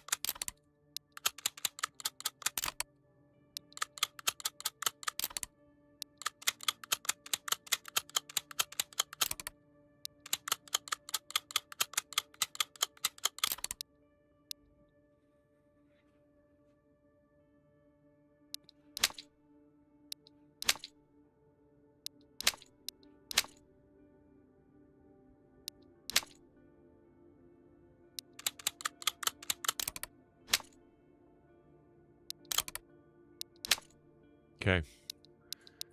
Sell this. Yeah, and we're off. Hydrate a little bit first.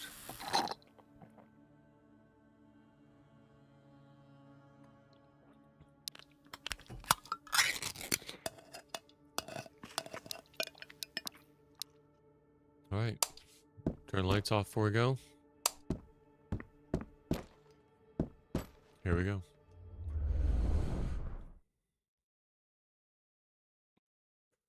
Away we go.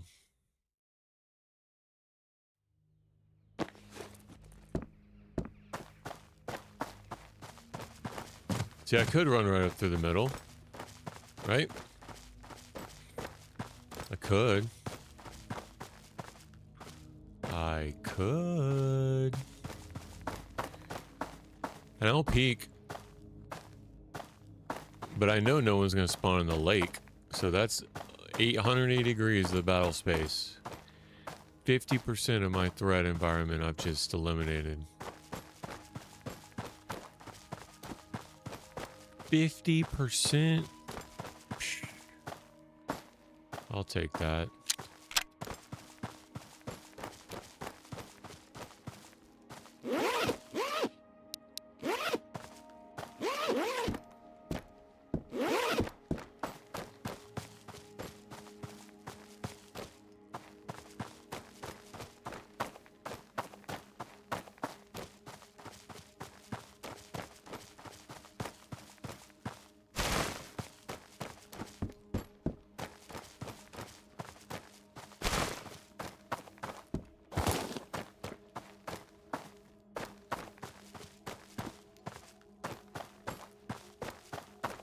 I guess I could see, well, no, I'd rather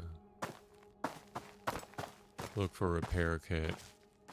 I was gonna say, I guess I could go see what the generalist has, but it's not gonna be a repair kit.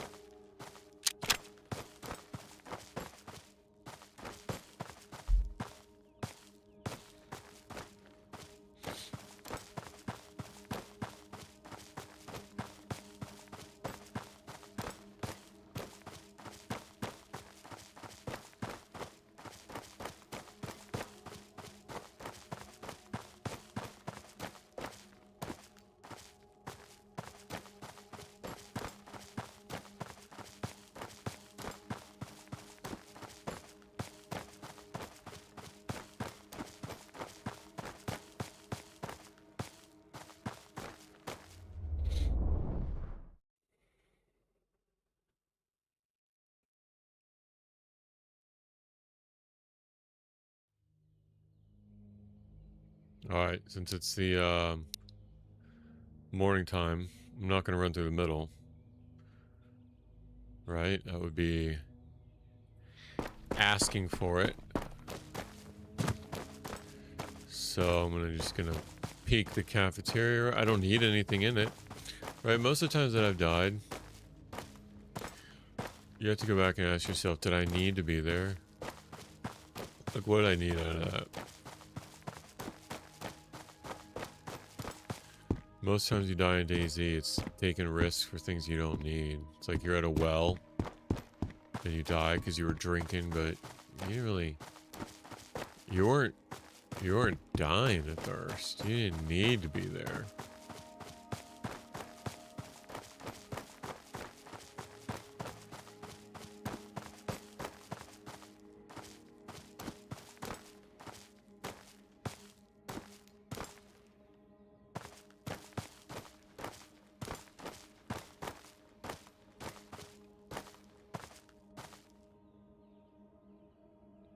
He's hiding. Oh my goodness. He was hiding behind that fence. Did you see him? He was crouched down hiding.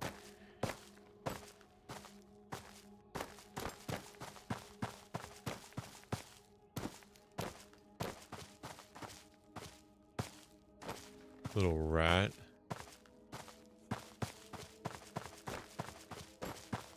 He's just waiting for me. Little rat.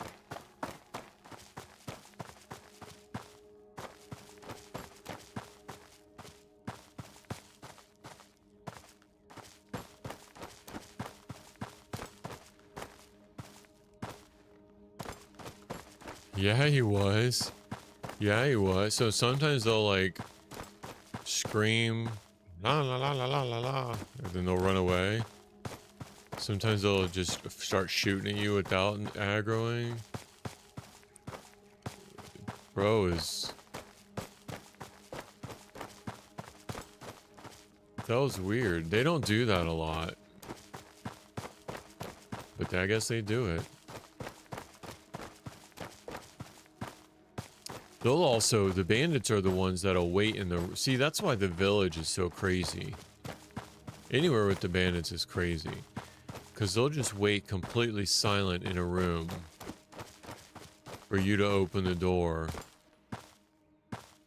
and then just empty half a clip before you can clear that corner. Magazine. You know what I mean.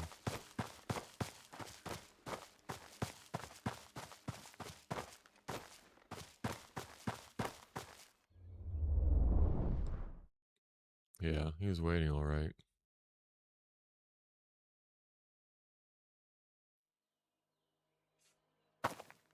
Middle of the day, I could run down through the middle of the outpost. I could. But I'm not gonna.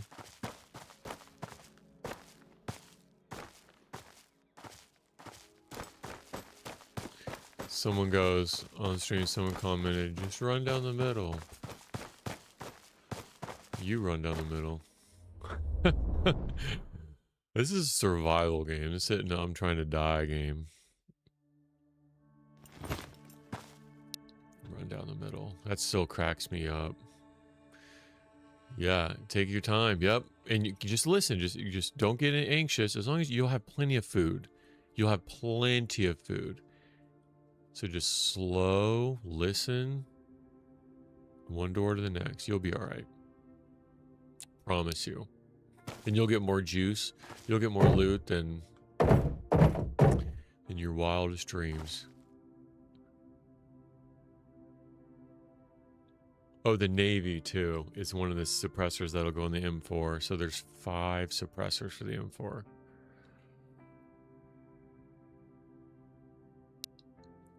I think.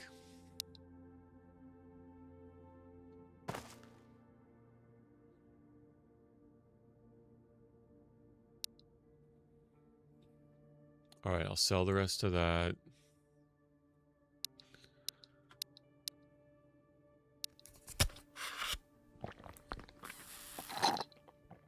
Yeah, there's no reason to rush because it's not timed. And the more you can take your time, the more patient you can be, the greater of a chance that you're going to kill all 10 of them. And then you get the whole place to yourself. Right? Like, having the whole place to yourself, knowing that you've killed 10 of them, and you can just run around with a knife and look for whatever you want. It's worth taking your time in the beginning to have the freedom later to have the whole map to yourself.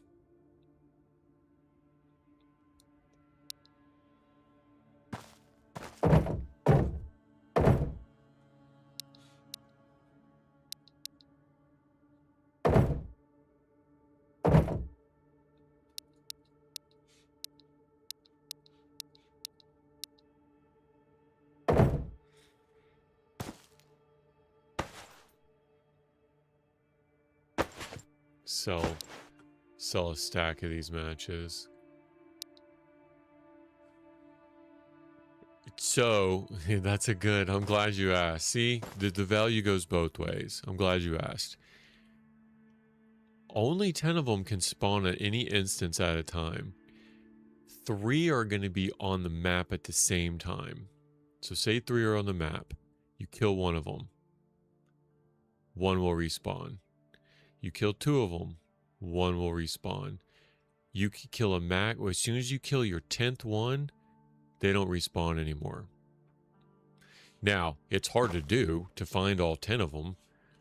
But if you're on if you just killed your 6th one, when you kill number 7, you only have 2 left. When you kill number 8, wait, 7, you got 3 left. 8, you got 2 left. 9, you only have 1 left. You kill the last guy, that's it. No more are going to respawn. You have the entire place to yourself. You can loot whatever you want. You can take as long as you want. Yeah. And my way, the clockwise way around the buildings, I'll usually 10 out of 10 them, and I'll have like 2 or 3 buildings left to go.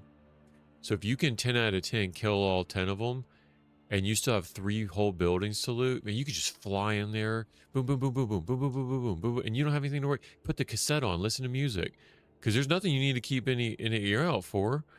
Play the music, run around. As soon as you know you 10 out of 10 them, don't miscount now. You go miscount, you get yourself into trouble. But as soon as you kill all 10 of them, you got the whole map to yourself. Now, if you go out and come back in, it resets. You know? You feel me? Yeah, that's a pretty cool mechanic, though.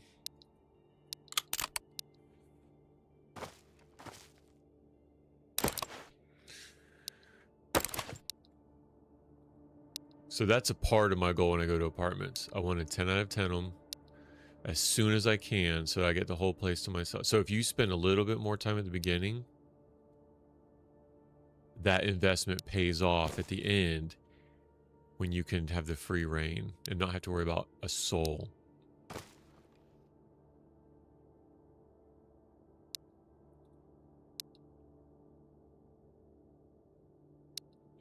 Now, they may change that in the future, but that's, yeah, that's how it is now.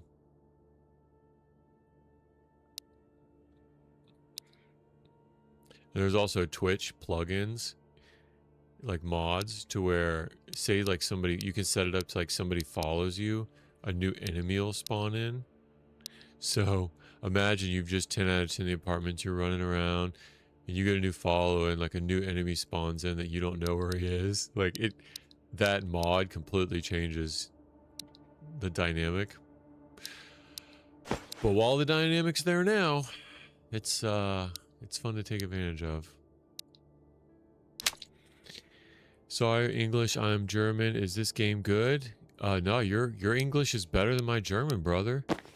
Yeah, this game is awesome. You have any questions about it, let me know. Have you checked into it before? Yeah, your English is way better than my German. Don't apologize, please. Yeah, this game is 10 out of 10, brother. You have any questions, let me know. I'm happy to answer, talk about it, logistics.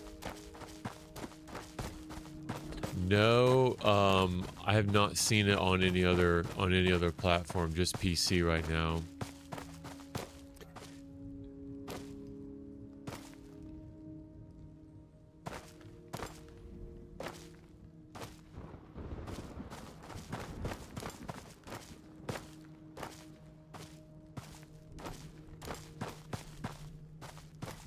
Someone's down there. He's down.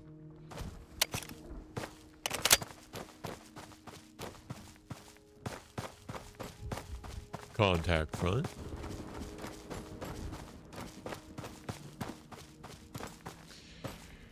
$30 meters, small arms.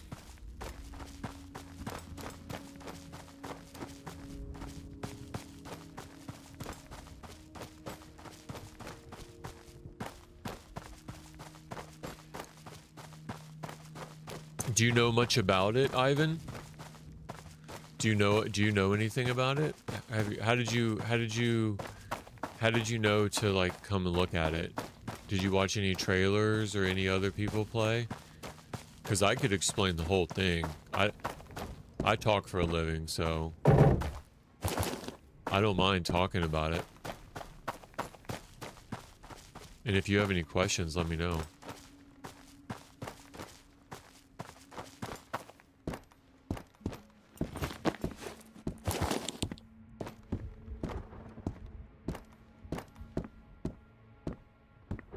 Play test mode. I like Tarkov or Stalker more. Yeah. It's so I haven't played either Tarkov or Stalker, but I hear that it's similar to both. It's very similar to both. Yeah. Let me try to buy that 308. And maybe the monster. I don't really need anything else from him. Maybe. Oh, I don't need anything else from him. What do I got? 7 minutes till he resupplies. Maybe a K21 barrel. I could find that though, just as easy. Oh yeah, I'm gonna need to get a lot more. 7,000.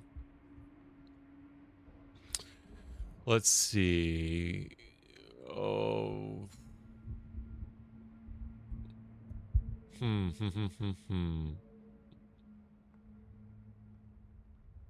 I really don't need all. I could just wait. I don't need to sell all this to him now. I really don't need anything. This would be nice enough. Just a 308. And that suppressor. I guess maybe another ACOG. But still, that's not barely the value of this. Throw a mag in there. Nyt teit kuule laatuvalinnan. What else you got? Armor plate. Itseään en mitään asekeräilyä harrasta. Mutta kyllä mulla kotoa yksi näppärä revolverihaulikko löytyy. I'm gonna wait to 6 minutes. I'm gonna wait 6 minutes and see if I can't get anything else from him. Vaikka tuo öljyä sinne tarpeeksi, niin kyllä se siellä iloisesti pyörii.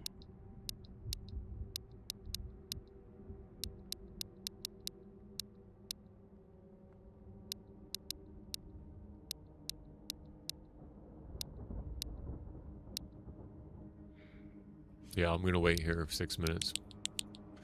I know it's not too exciting, but his loot will refresh in 5 minutes and 50 seconds.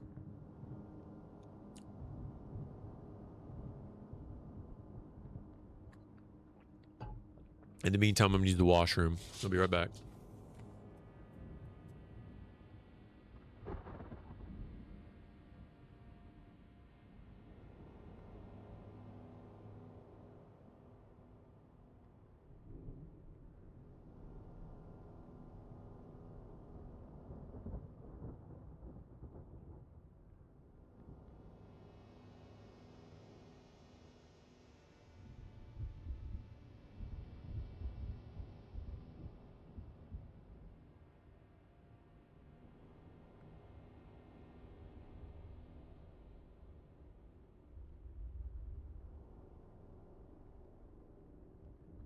Turhaa mitään sormivarmistusta ja lasersääntöä sinä pitelet.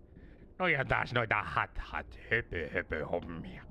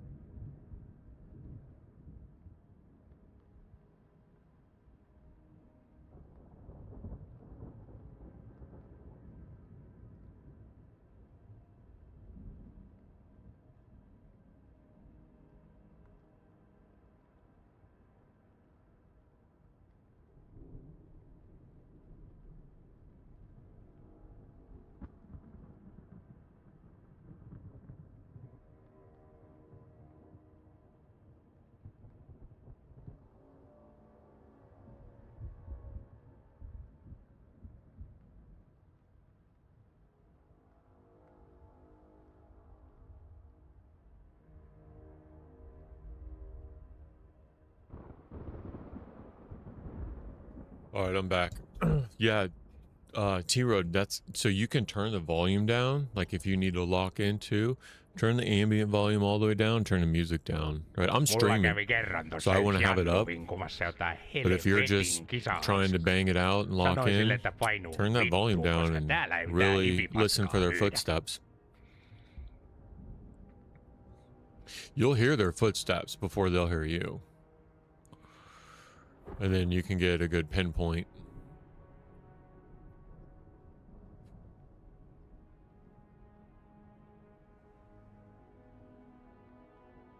All right, 1 minute left.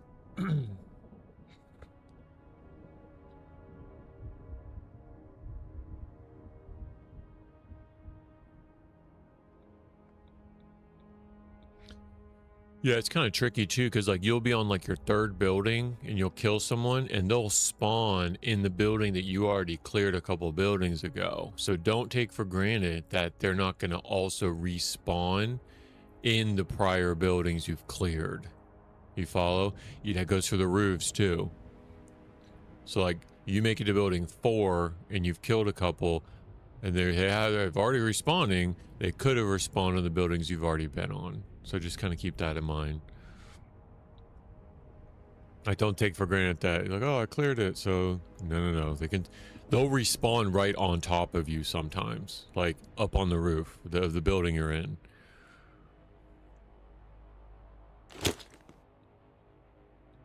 Okay, this is nice.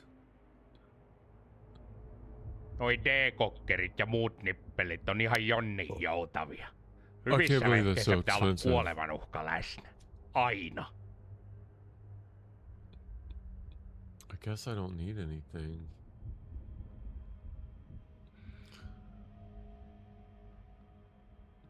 I don't need anything.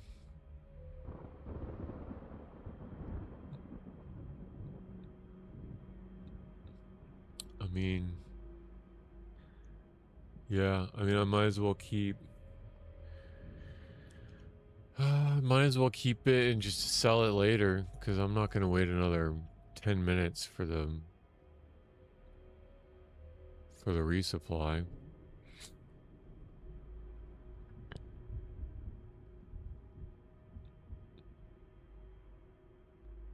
No, I don't need any of this. Mulla kävi kerran tossa yksi Jannu vinkumassa jotain helvetin kisaharskaa. Sanoin sille, että painuu vittuun, koska täällä ei mitään hivipaskaa myydä.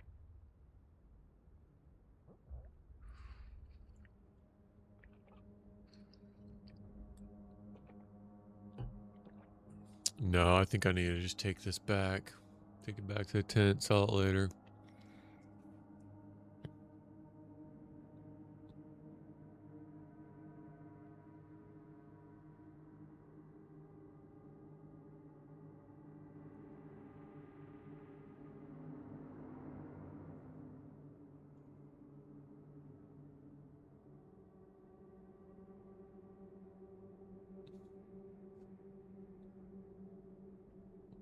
I mean,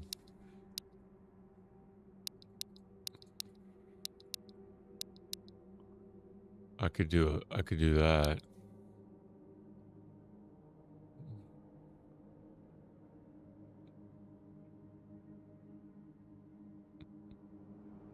Just have 100% P3 on me. That way I don't have to go back.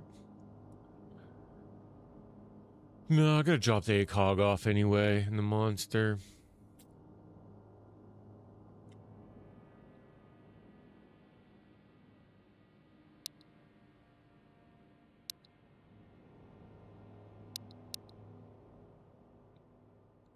I could get another ACOG.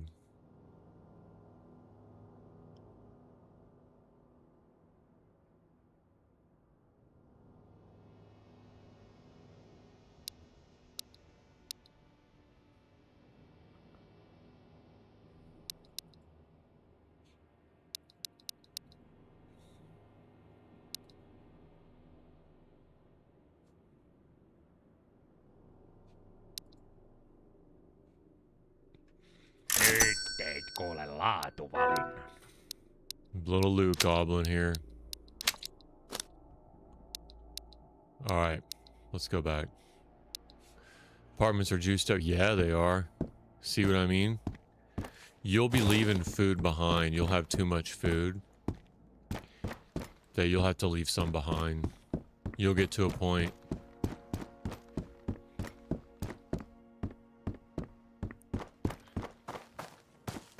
You can't possibly take everything. You really have to decide, like, hey, what do I need?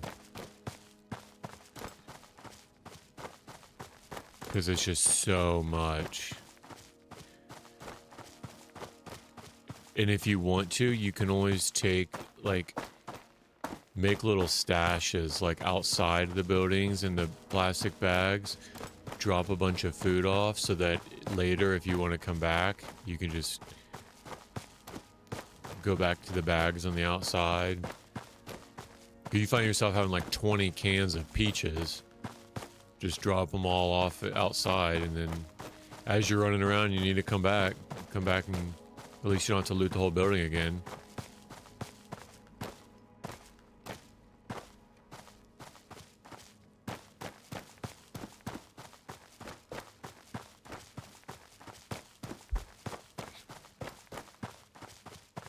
Yeah, Ivan, I don't know if Ivan you're still on, but there's been a lot of improvements from the demo.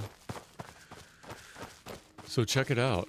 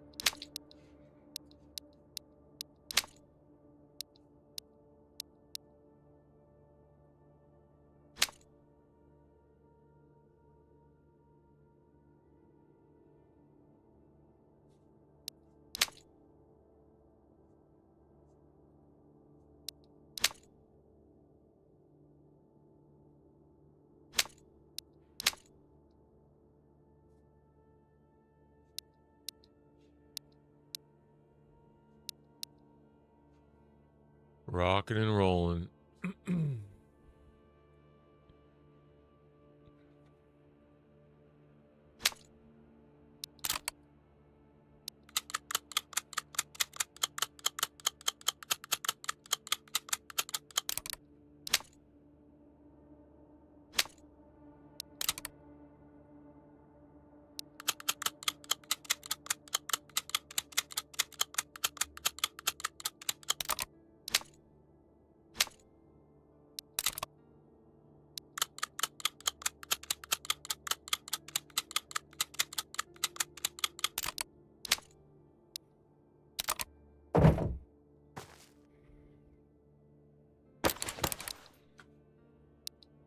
I never thought the day would come where I'd have so much 308.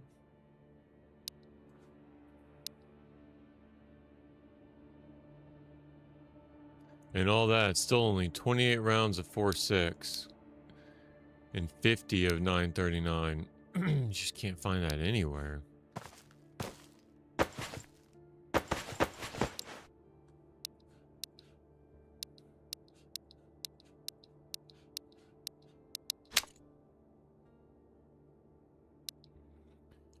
Drop 20 cans of food. Yeah. Exactly. But keep them in a place that like you can come back if you get hungry. If like you're on your way, just kind of remember where they are. Like number them as you go clockwise. Like number them: building 1, building 2, building 3, and think like building 3, and the trash bag's outside. If you had to make notes to yourself to make it easier.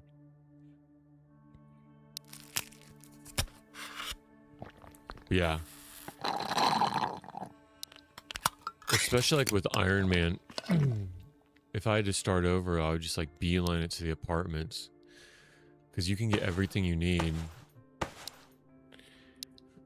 And then just go back in. Because if you die, who cares? You just started, right? Beeline it to apartments and get as much as you can. Go out and come back in. 2 apartment runs, you'll get really juicy.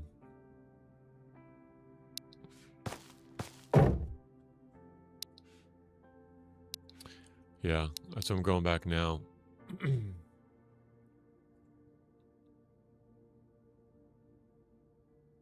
Got everything I need. Yeah, we're solid, boys. Let me drop off some matches.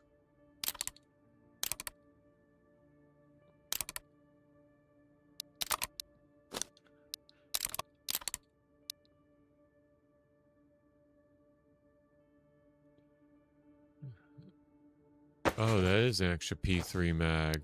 Good for me.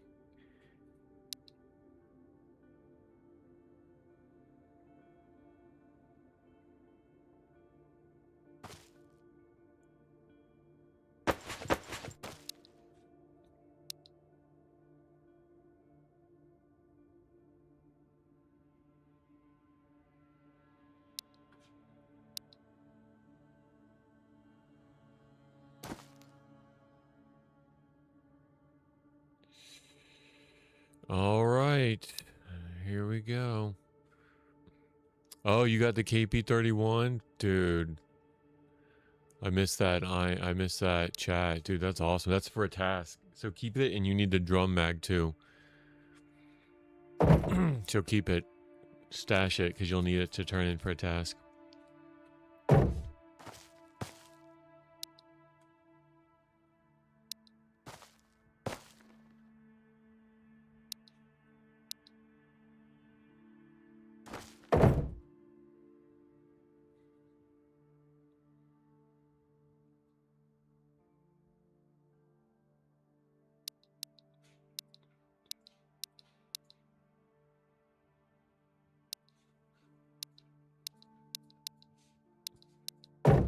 Alright, I'm going back. Do another apartment run.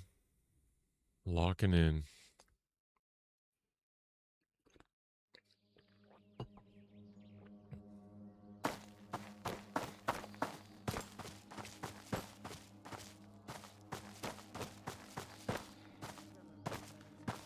She's here. 12 o'clock. Probably 30 meters.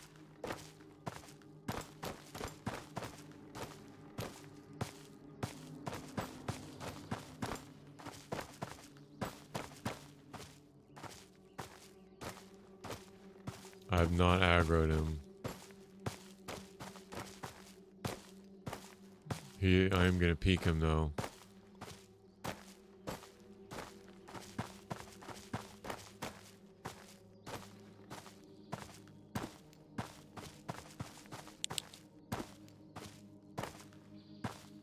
There he is.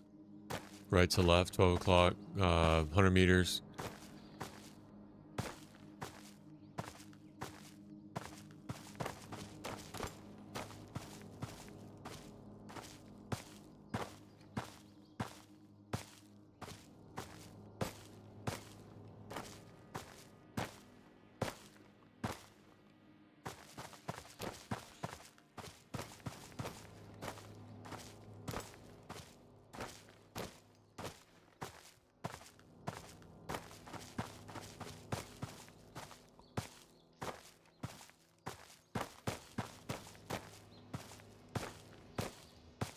There he is.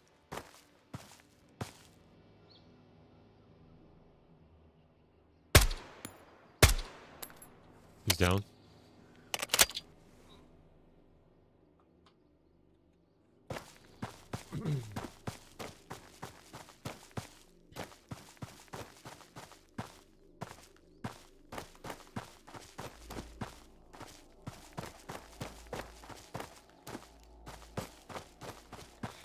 Normal streaming hours? I try to do it in the evenings, East Coast time. So the girls go to bed probably like 8, 9, 10, 11, 12, 1 to 2 in the morning. Thursday, Friday, Saturday. But sometimes Friday all day, sometimes Saturday all day. I don't know. It's really not consistent now. I mean, it's a lot throughout the week, but it's not like a consistent time. My daughter's got an autoimmune disease, so like I like the flexibility of being able to be like, hey, I gotta go. Or, you know, just come on when I need to. So I wish it was more consistent that I could say like 8 to 10, but it just all varies.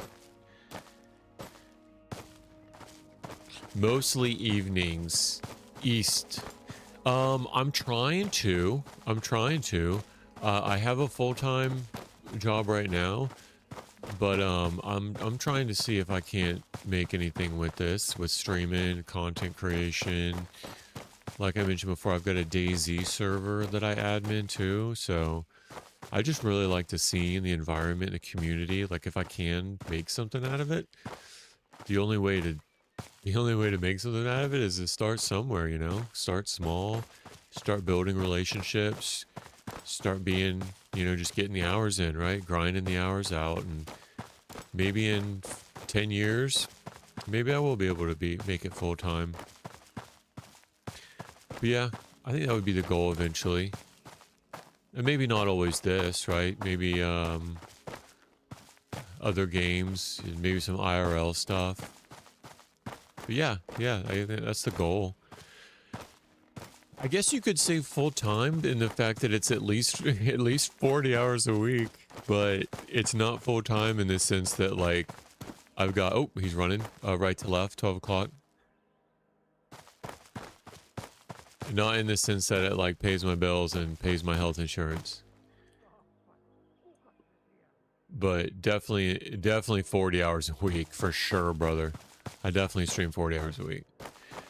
So it's kind of a second job in the sense that like, I mean, you're putting hours in, you know? Wife's got to be supportive of it. Family, you know, it's got to go around your family obligations. Like, I could be delivering pizzas, you know, for 40 hours a week, but I'm just putting the hours in here, making the investment now, and then we'll see if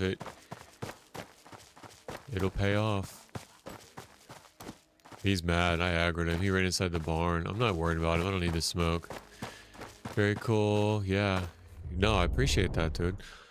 Only if you get value out of it. Best thing you can do is like it, and that really helps the algorithm like prioritize who they show it to. Just consistently, if you like it, and sub to get notifications. I would say would be the best thing if when I'm going live is to sub it, and that's a tremendous help. Yeah, one person at a time, you know, one engagement at a time, one person at a time, just trying to contribute back to the community, being as helpful as I can be. Yeah, really enjoying it. And I get to play video games, right? So, kind of a best of both worlds.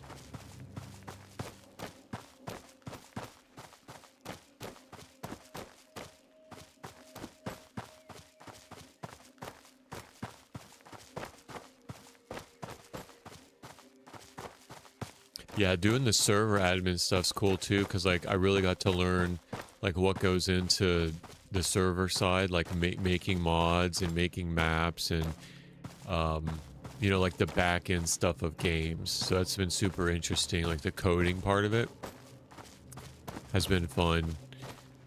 the DayZ map that the server that I have, it's in experimental phase. So like just kind of keeping up with the dev releases and reporting bugs and being a part of that community has been really rewarding too.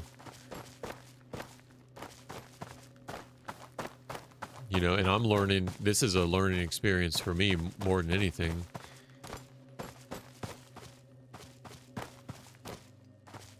Like the infrastructure side, like how all the platforms work and, you know, all the buttons and the integrations and all the different tools and streaming component, like everything that goes with it has been really rewarding to learn. So kind of hobby, but yeah, still got a full-time job. I wouldn't imagine quitting it for streaming unless it was like so good that it could pay for health insurance. Because like I said, with my daughter, having the corporate health insurance is really nice. It's a blessing. But doing what I can for the community now anyway. I never noticed that sign before. Oh, that's a very nondescript Red Skull sign.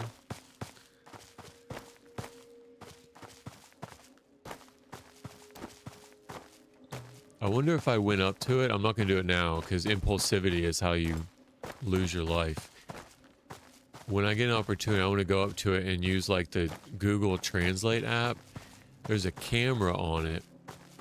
And you click the camera on the Translate app and you hold the phone up to your screen. It'll translate it and tell you what it says. I'm not going to do it now, but I do want to, next time I see it, I'll be more intentional about it. Alright, so they're going to be on high alert now. This is the most dangerous part of this minefield run.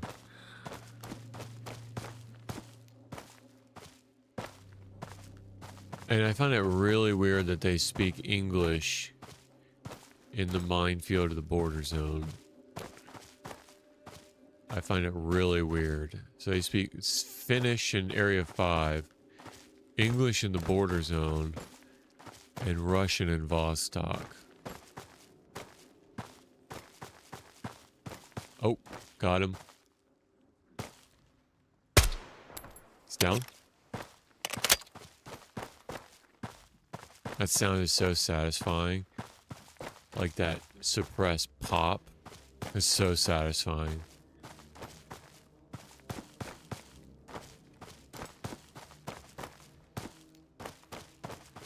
The pop drop. The one pop and then the drop. Hey, thanks for following on Twitch, man. No, I appreciate that. Look at you. See, that's actually what helps me the most. Is just the followers, subscribers, and likes. That's a free way. And I don't try to, I'm not like begging, I'm just saying that's like, oh no, I appreciate the gifted subs, dude. Look at you, man. Oh wow, that's incredible. I appreciate that. Look at you. You just made my night. First gifted subs ever going out to Intense, Takada, Steve Subs, Teresa, and Kelly. Thank you, T-Row. That's awesome. Alright, we're doing this apartment. Yeah, grinding away, man. I appreciate it. Very much. More than you know. So doing the same thing, coming up to building 1. And it's nighttime, so their distance is cut down. So their line of sight comes down a lot. So just going up this left side, door to door, building to building.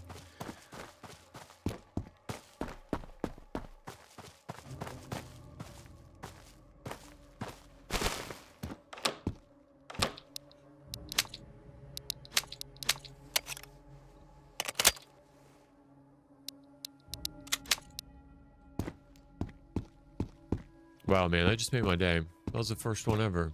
You're awesome. I appreciate that.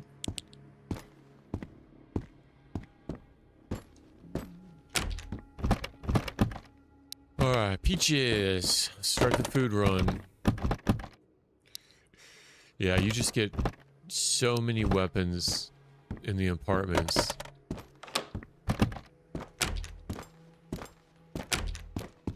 You just gotta prioritize what you bring back and sell.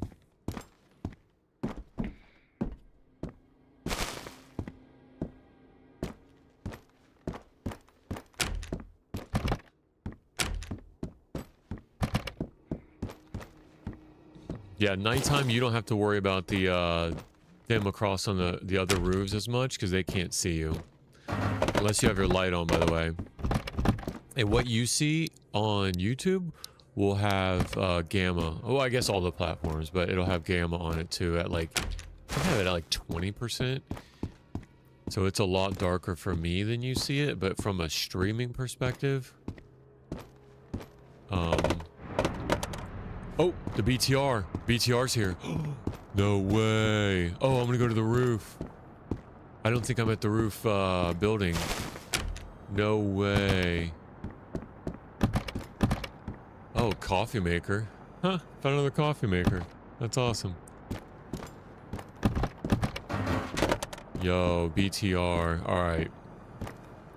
They're not that big of a deal as long as you, you aren't seen by them. You'll be alright. But they are gonna go right in front of my building here and be real loud. Okay, so he paused right outside. I'm gonna try to go down a couple more stairs just so I can go to the roof before he comes and makes it this way. He's gonna come right around this corner.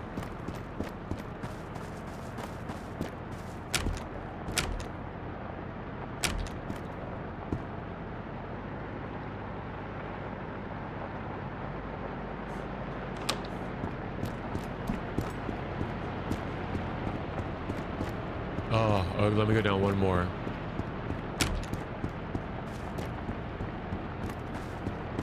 I think this one's the roof. Oh, it's so loud. I want to get a peek at him. It's so loud. Oh no, this one is not the roof. I think I passed it. But you know what? He might go... Does the BTR drop anything off? No. They will kill... They'll kill you. If you see them, they can see you and they'll kill you quick.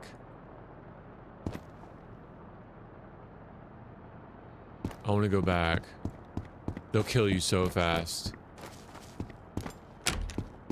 I think that it would be an improvement to have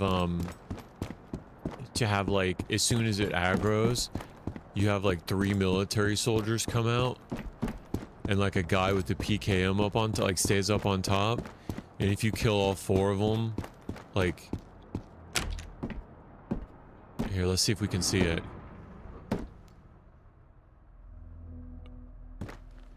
Oh my gosh. It's down there somewhere. Okay, that door's closed. That's a good sign. Let's see if we can find it.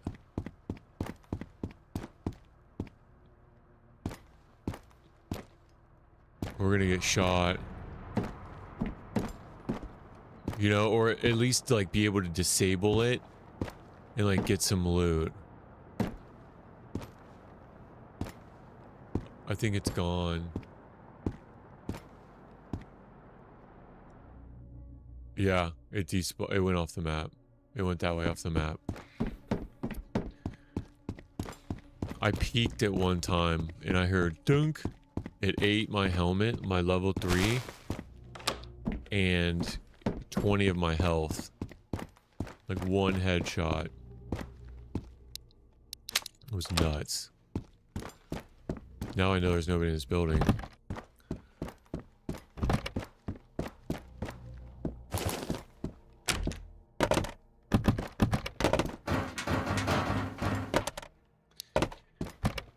Let's see, get these.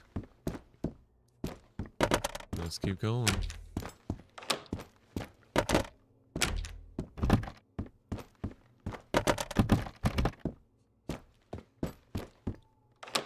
Now, don't let this mess with your head, but just in full transparency, I've never seen anybody in the bathroom or in the kitchen or in this room. I've only ever engaged them in the stairwell, okay?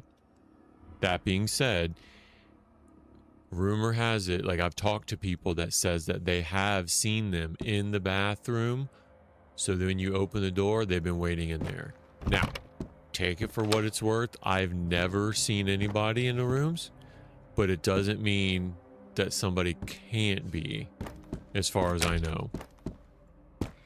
Because, like, they could aggro on you, and then they could run into the room. You know what I mean? So, just take that for whatever it's worth. Like, I've been outside and had them go into an apartment so that they can peek a window. Yeah. Yeah, they'll be in the stairwell. They'll be going up and down the stairwell for sure. They'll be in the front lobby of the building. But I've never personally found them in any of the rooms. But that doesn't mean they can't be. As soon as I let my guard down and I don't clear it, like... ready or not style, that's when someone's going to be there.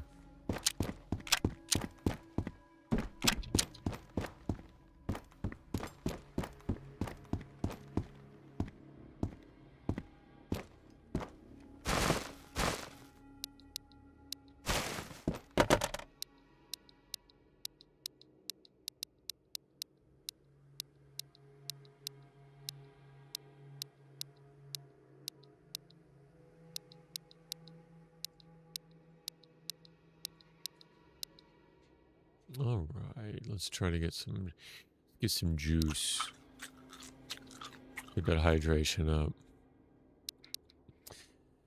I don't know if you noticed this before, Tiro, but as I manage this, so my hydration is a lot lower than energy. Each of the food cans has a different value. So, like, you can really optimize, especially if you're in apartments, you're like, what do I get rid of? What do I keep? You can optimize by... you know, if your energy's higher, you won't want to eat a food can that has more energy than hydration. You can start to micromanage, you know, what fills what up when, and just make the best of it.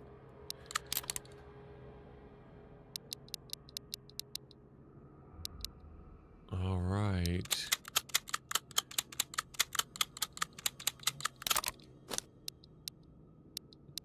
Yeah, I thought all the cans, like, had the same value, but I think it's the meatballs and then the pea soup have more food than hydration. And then the tomatoes and the peas have more hydration than food. And then the pears, peaches, and pineapples have 20 of each. You're probably stuffed to the gills of pineapples and peaches and pears. Yeah, they have 20 each. So that's like your go-to even balance. Did I already come in here? I don't really mess with the crackers and peanuts either because it dehydrates you. I think I already went up here. I might be tripping. So I'll lose track too. Like if I don't go along my path and my flow, I'll lose track of what I've already done. Because it all looks the same after hundreds of apartment runs. It feels like it all starts to look the same. You're like, did I loot that electrical box already? You checked it 4 times. Alright, let's go.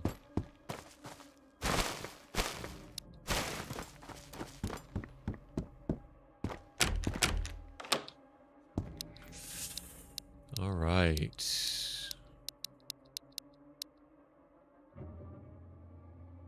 I don't really need that sugar.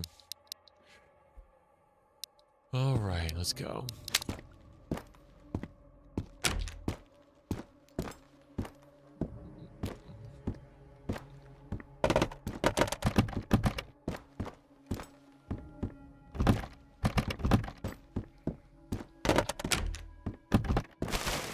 Ooh, nice.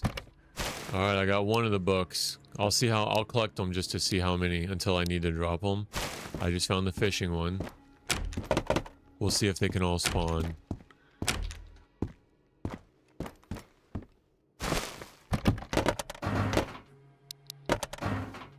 Oh wow, so much food here. Oh my goodness, this one room.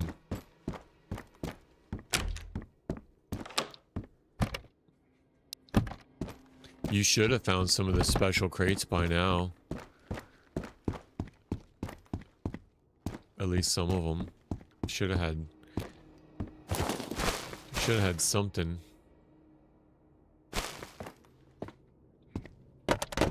And you don't really need to hold on to a bunch of spare lights unless you want to sell them. Because you'll find so many of those the green lights and the white, not as much the Polaris white lights, but you'll find a lot of the green lights.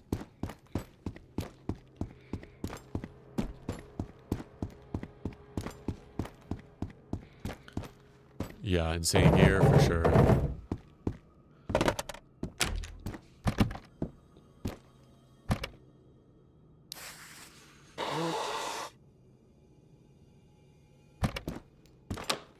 Like rigs, helmets, what I'm saying. Yeah. Yeah, I see some streamers, instead of taking like another SOS kit, right? They'll bring like an extra plate and an extra helmet. Oh, here's my first crate. Oh, nice. That's a nice rig. Because an extra plate and extra helmet will take up 8 slots, and 2 sauce kits takes up 12. Polaris any better? It's so, you know what I mean when I say the color of the light? It's a cooler color. The other Narvas, it's a warm color. The Polaris is a cool white color. I don't know if it affects how far they can see it, but you should be able to, like, how far the enemy can see it, but it should be noticeably different color for you, if that makes sense. Winter edition, yep. I just got, there's a green one, and I got the K19 right here. And it's a little bit, I think the Narva is a little bit dimmer from what I can tell. I'm not sure if it's that way for the AI or not. All right, I'll be right back. I gotta go deal with Kate's blood sugar alarm. Be right back.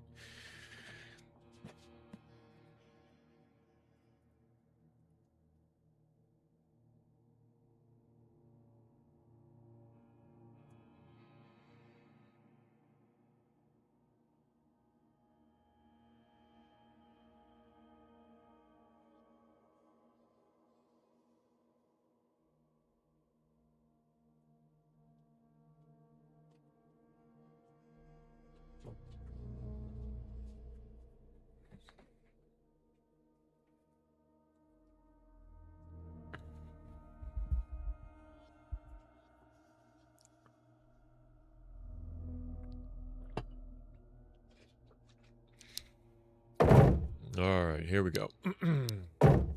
Yeah, I don't think I need any of this stuff unless I want to try to sell it on my way out, but I'm going to find so much better loot.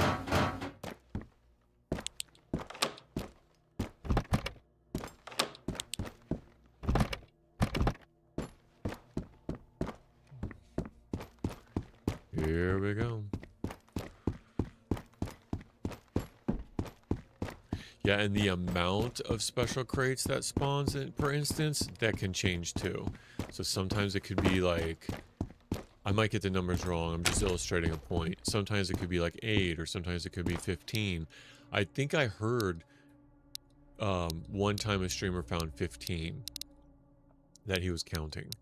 So you could get a lot of them, but then the RNG could give you only, not a few, but, you know, not, oh, look, I got an Aurora Borealis. That's really pretty.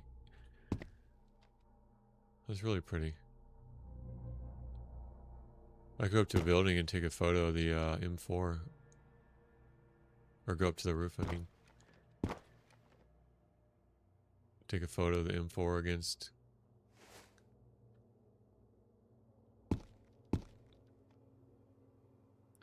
There we go.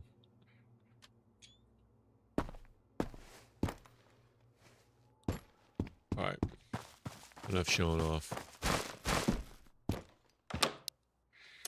Checked out YouTube channel. Do you post like your lives content or do you just go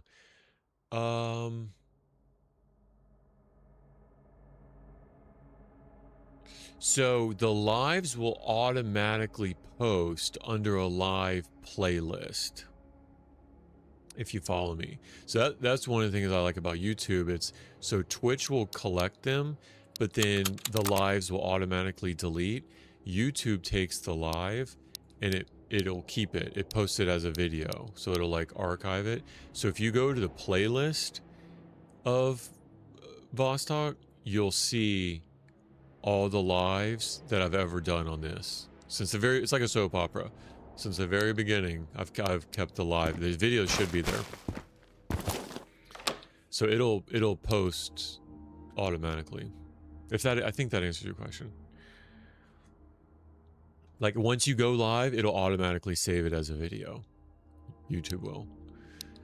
It's not like Twitch in that way. Twitch will delete the live. YouTube treats them the same as an uploaded video.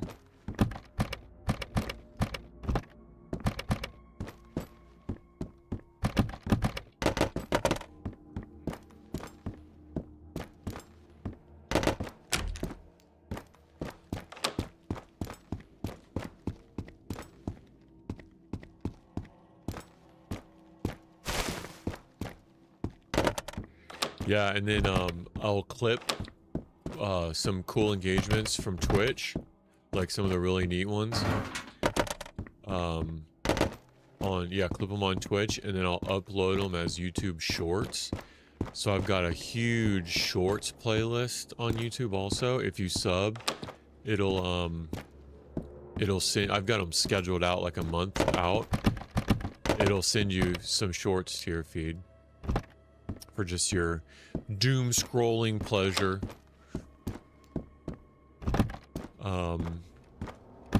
And then I'll take some of the highlight moments and I'll put them together in like a collection. So I think I have like 5 highlight collections put together so far of like some of the most memorable moments, like as I've been going along.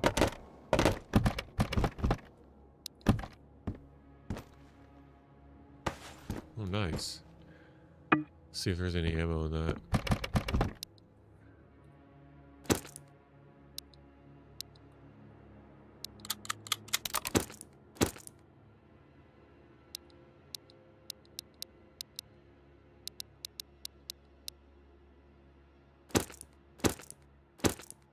I don't need the yeast. Let's get real. We'll keep the book just to see if we get anything better. I'll check out the videos tonight. Popcorn. Yeah. It's been a lot of fun, like learning the platform's algorithms and like how to schedule posts and how to edit shorts and descriptions and keywords and like, so any feedback, you know, that you have, don't be shy either, because it's been fun to learn. Thumbnails, like I didn't know about any of that. That was a nice M4. 75% M4. You should have found some M4s by now. I think you said you did, but it may have been earlier. It's 75%.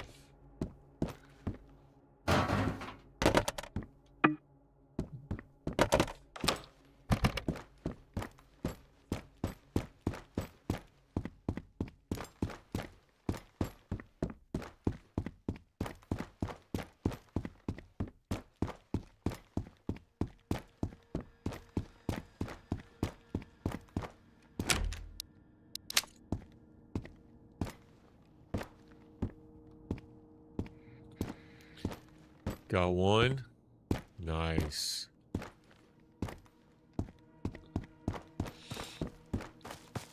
I think, don't quote me, I think the loot is progressive.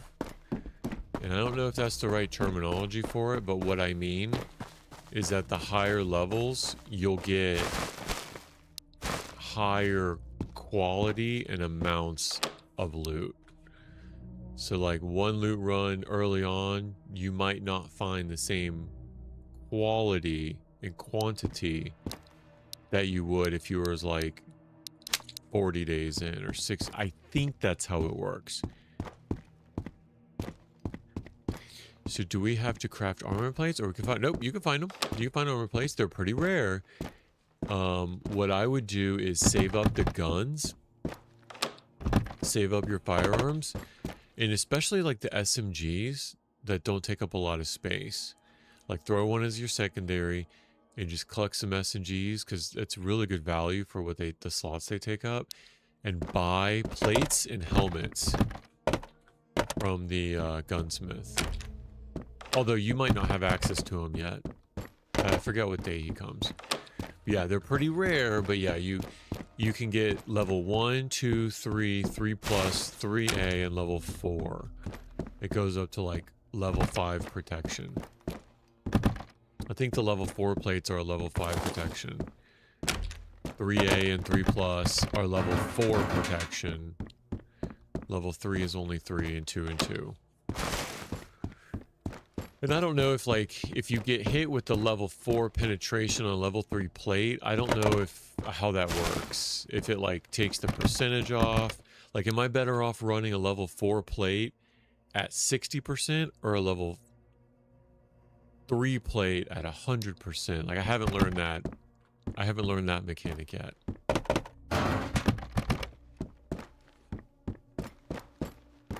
But yeah, with the rig I think is pretty useless. It'll provide insulation, but it's pretty useless on armor protection until you get a plate in it. But what's nice about it is because it doesn't take... does it take condition? Yeah, you can swap it out. Oh, nice. Oh, 66% 308 K21. This is worth some juice money. 2,700 bucks. That's in the 75 M4. I gotta take this. I gotta take this to sell it. At least. Yeah, I gotta take it to sell it. Could swap those out.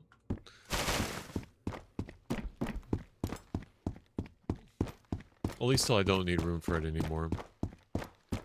And that's what I'll do. I'll kind of like leapfrog the loot. It's like I get the best of what I can, and when I find other stuff, I just leave it. Some apartment runs, I just come for the food. Like stock up on food before going to the terminal.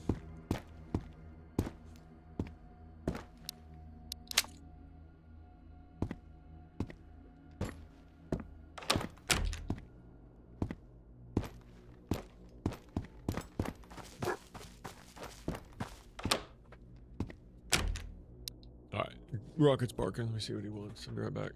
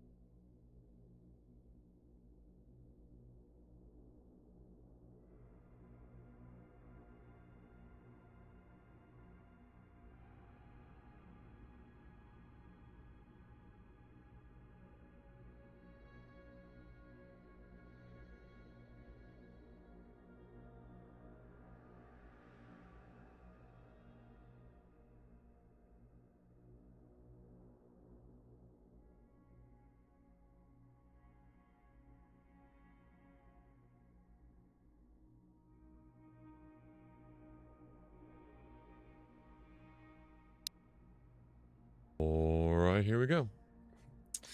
Oh, you found a 223416? Bro, that's what I'm rocking right now. That's probably my favorite one. It's probably my favorite system so far. Good for you. What's the condition on it? If I would maybe save that until you get repair kits if the condition's low.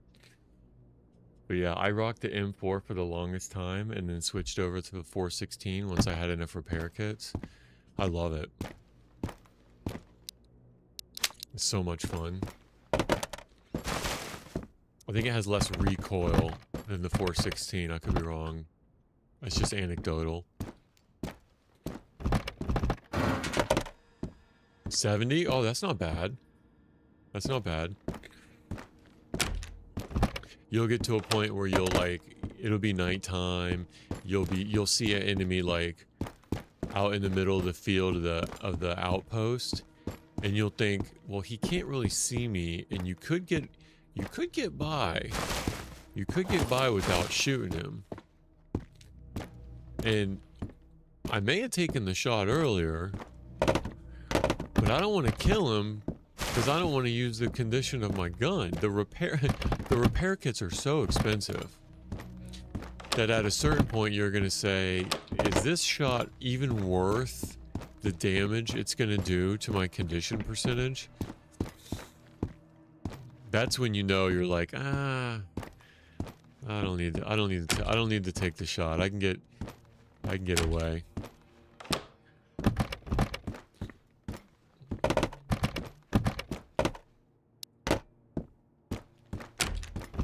Because that 70 will go before you know it. And that's another reason for doing semi too, right? Just being more efficient with it. Being more selective and discriminatory in your targets. Not just unloading mags. I mean, you got the ammo for it. You got the mags for it. The limiting factor is how bad do you want to keep that system?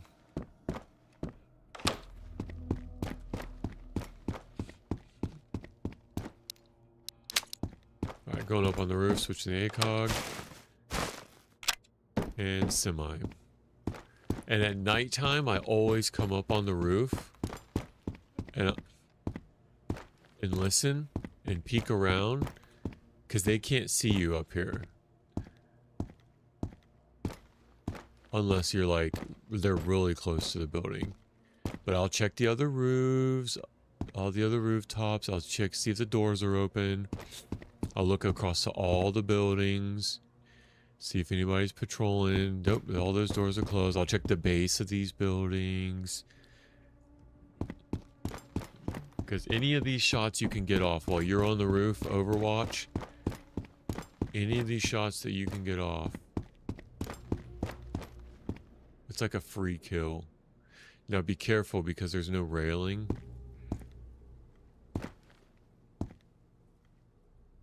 And you don't want to run off the edge.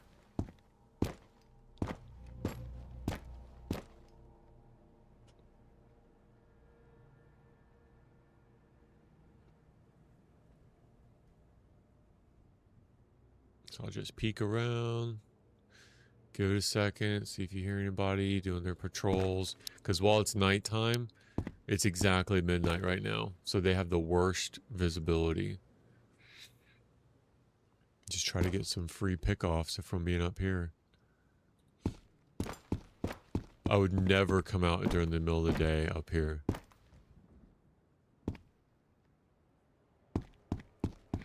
And then with my, so here's another trick.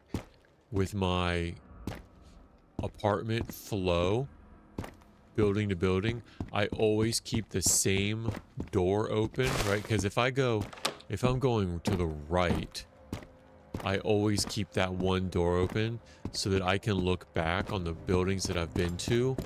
One, I know what buildings I've been to already if I forget. And two, I can see if anybody's behind me to see if any of the double doors have opened up. So that'll be like an indication to think like, oh, somebody's in the building behind me because I left, of how the condition I left the doors is the same each time. So that's like a little security trick. Like if I know I only leave one door open, but I see two, I know that one either spawned up top and came down, or someone's patrolling and they went inside the door. So that's just a little environmental cue you can set up for yourself.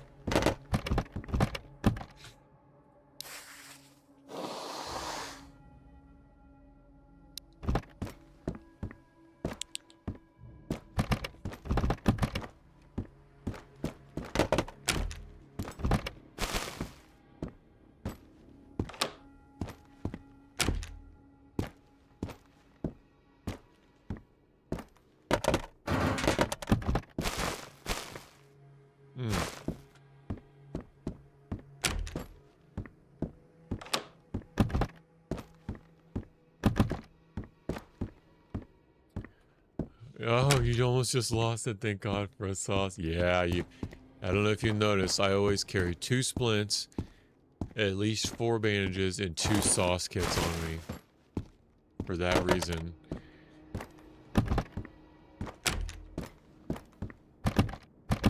Yup. Yeah. Yeah. Oh, yeah. You almost lost it all. That would have been a lesson. Yeah, sauce kits will heal everything but food, I think. Yeah, it'll heal cuts, broken bones, fire, catastrophic bleeding, and headshots. Yep. Welcome to Vostok. And the thing about being on the roof, too, is if you peek over and he's down there, the first thing that they see when you peek, it's the top of your head. So I've probably gotten the most headshots on me by looking over a building or over a balcony and letting them see the very first thing of mine being my head.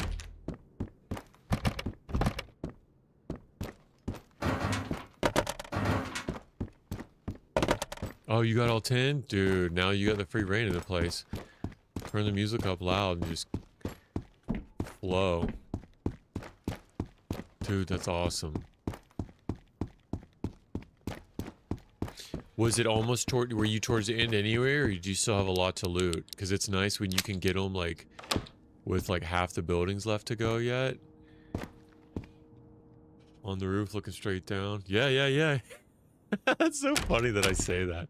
That's exactly where I was. Yeah, because they'll see your head. That'll be the first thing they see. So that's what they'll shoot at. And then, ding. Yup.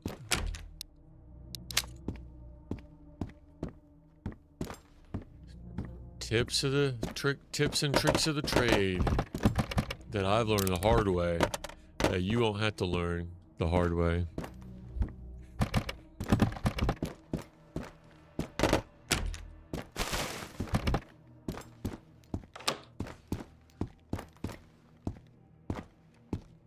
It was towards the end? Okay.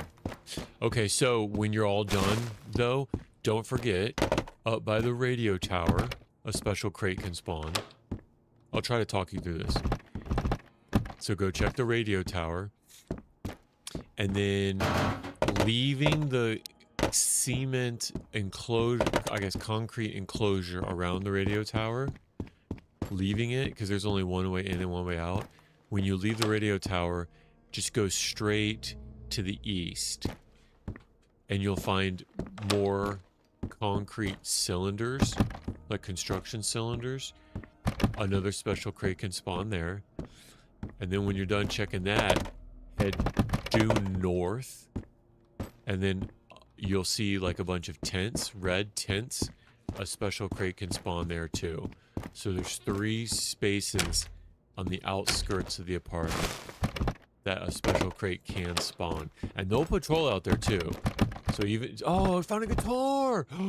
That's my first guitar! What? Yo, can we play this? Yo, I'm playing this right now. I'm playing this right now. How do you do it? No way, bro.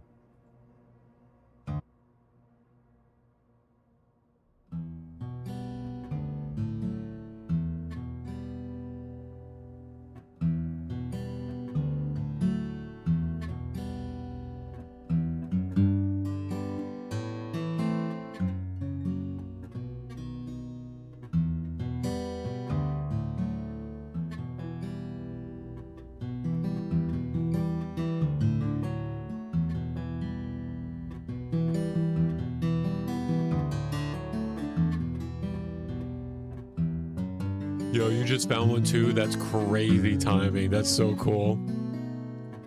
I'm happy for it. This is the first time in those 66 days I found one.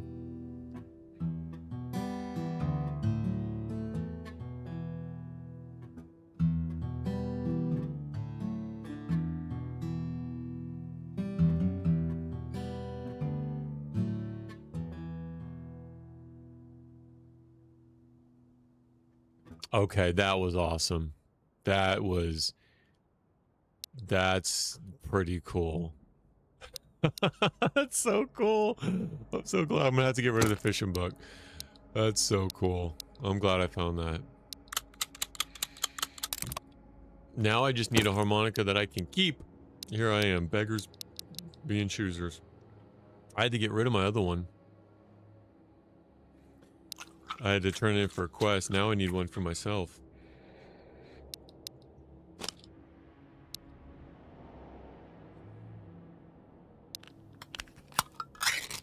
Three different songs with it? No way. I'm gonna do it by a campfire. I'm gonna take a video of it and clip it. Oh, that'll be so cool. I'm such a nerd.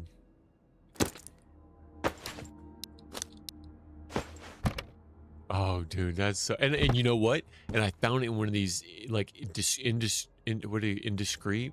One of these indescriptive cabinets.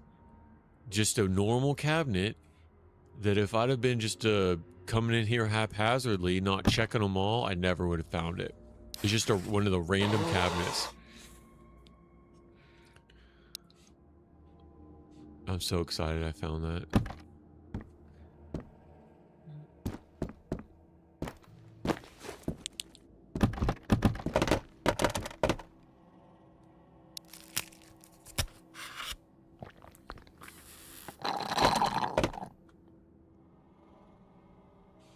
I'm almost at a point where I don't need the M4 anymore. I'd rather have the cat food and the tuna.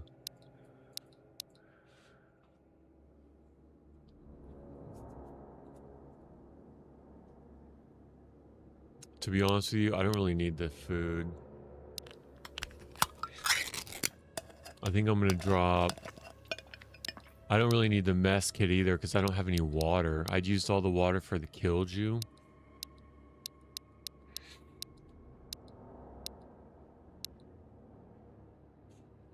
Alright, that's good for now.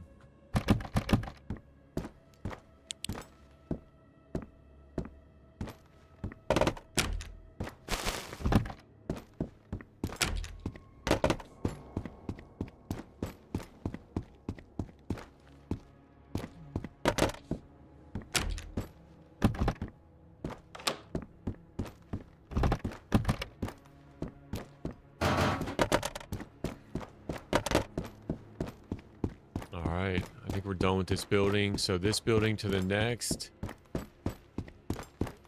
is probably another sketchy one because I go up on the hill and I overwatch before coming back down. I don't think I showed you this, but I think I found the harmonica before I had a chance to do this. But check to the left and then to the right. They can spawn over here, but I'm pretty sure a crate can. I'll check all these garbage bags.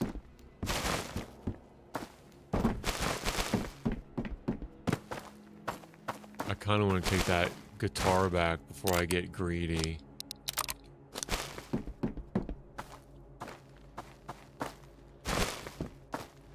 I think I'm gonna... I mean, if I die anyway, it doesn't matter, right?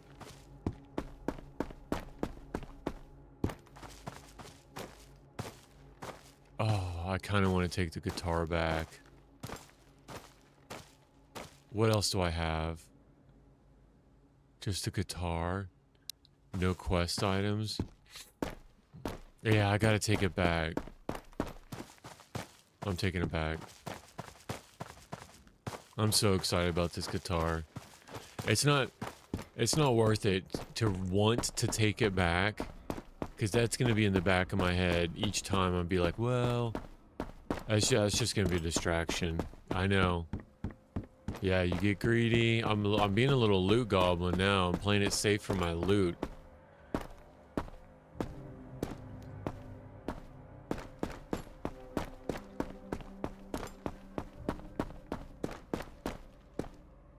These cars look like they could be drivable at some point in the future.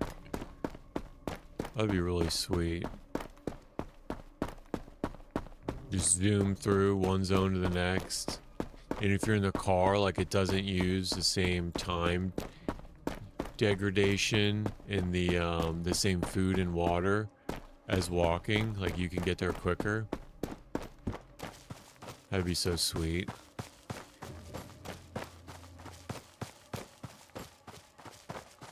All right, we're going back. I gotta stash this guitar. I'm such a loot goblin. Campfire video with the guitars. Yo, yeah, definitely. Definitely. With like your 416, like standing up on its side, like next to a chair, playing guitar. With the campfire. Yeah. That's a must. Alright, we're at the border zone. That's another aurora while it's raining.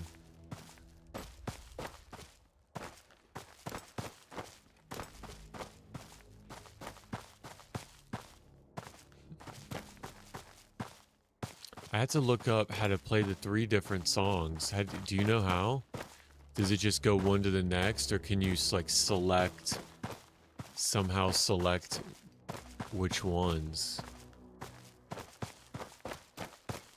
I wonder. And it would be cool, you know, it would be really cool, is if you had like keys, you could do keys to different chords. So you could riff on your own. Oh, left click will? Okay. Like, you could set up different keystrokes to different chords. Would be really neat.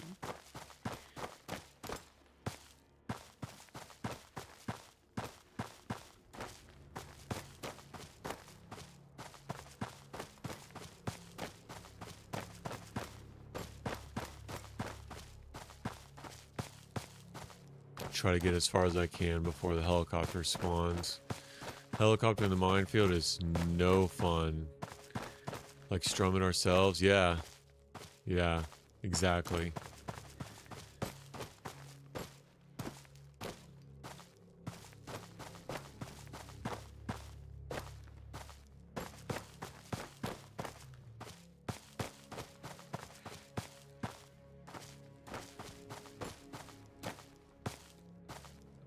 I'm pretty sure the guitar is in the tutorial. And now that I think about it, because I was thinking like, I think everything's in the tutorial. I think the guitar is too. I just never really paid it any mind.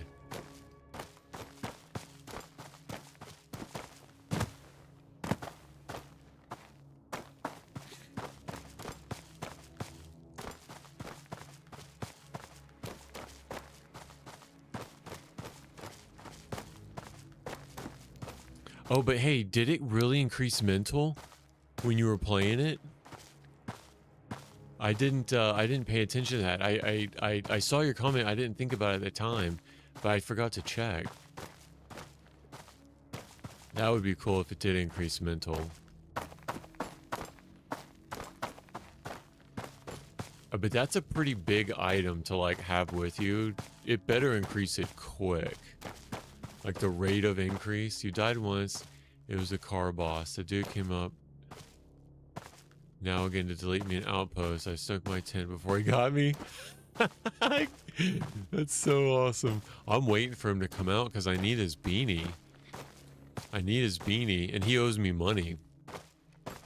Punisher owes me money. He's been dodging me for 64 days, over 2 months. He's been dodging me, and it's time to collect. You know what should increase mental though for the amount of effort though, is the cat. Like I've got a running list of feedback because obviously I play this so much. I've got a running list of like good feedback. The cat of anything in the game, opening up that box and then having the cat should increase your mental. Because you go through the effort to keep it alive and keep it fed, and you're bringing food back to it. Or some people keep it with them, just so that they always have it to feed it. But if anything, opening up that box, it should increase your mental like at the fastest rate possible. I'm convinced of that. All that effort for that dang cat, and it doesn't even give you. It's not even a reciprocal relationship. It's just a give. There's no take. So, cat increasing mental is I think it's a big improvement they can do.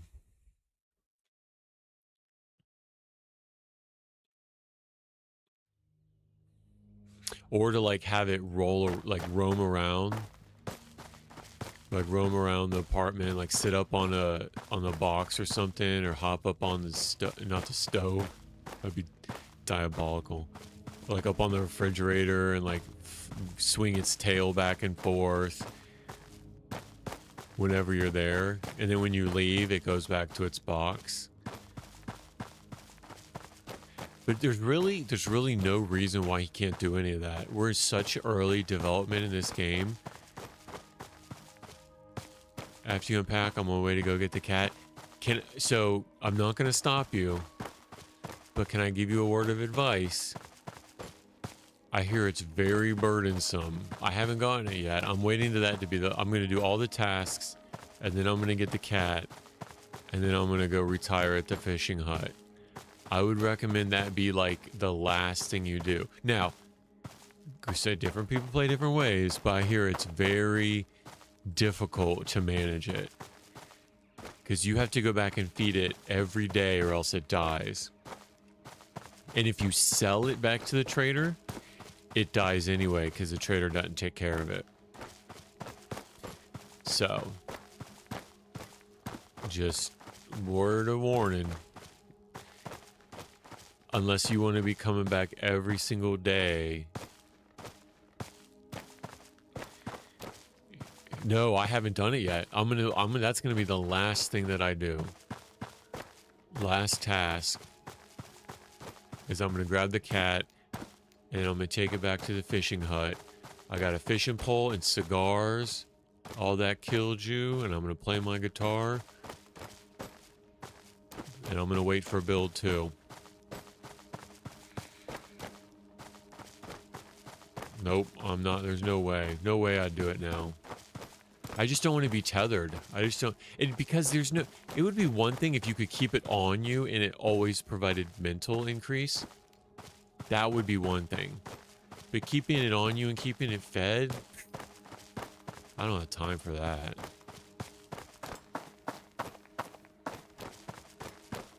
I don't have time for that. But then some people who are cat people, they're like, oh, I want to get the cat. And then they're stuck with it, bro. Because they don't want it to die. And their entire playthrough, like, revolves around keeping this thing fed. I don't know. I just don't have it in me. Back to the apartments, bro. Keep doing the loops. Keep doing the apartment loops. You'll find all the juice you need. Yep. You'll find all that. You'll find cigars. You'll find everything you need. You might not find lumber piles. I think one of the generalist quests needs lumber. I don't think that I've seen lumber there. Or oil filters. I've only found lumber and oil filters in the village on the ground in like one of the side shacks. Everything else, board games, cigars, the knives, everything else I've found in the apartments. It's just a matter to just checking everything.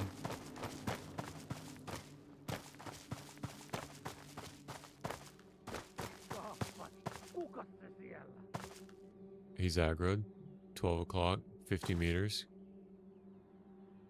I could probably run. I could run to my tent. I'm running. I made it. I made it. All right. That was intense. Camping is intense. All right, let's drop the guitar off. Oh, I'm so happy I made it back with this thing.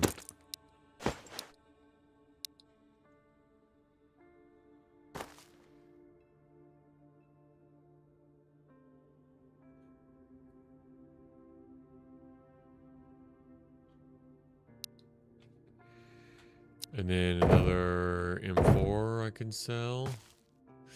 Yup.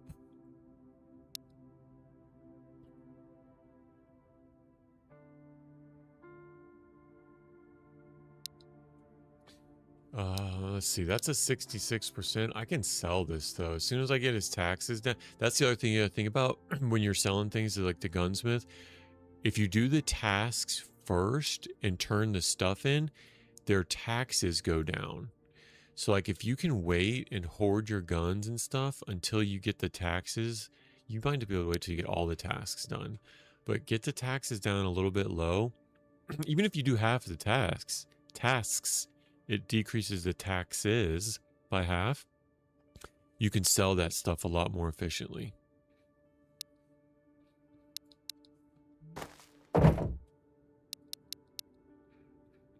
Oh, and I see people stream that don't know this. If you hold left control and you click on your inventory, it moves it back and forth between the crate. So if you're in the crate and you left click, you don't have to drag this stuff. And if you're here and you left click with control, you hold control. And then if you hold shift in either one of them, hold shift and click, it'll throw it to the ground. So that's a really good tip. I see a lot of people drag it back. I'll still do it too. Or they'll right click and they'll hit transfer. You don't have to do that. Just hit control or shift to throw it to the ground. That'll save you a lot of time.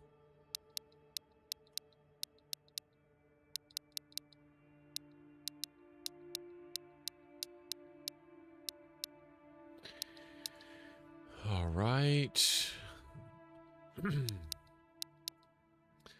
We'll keep this for the... I'll take that back with me.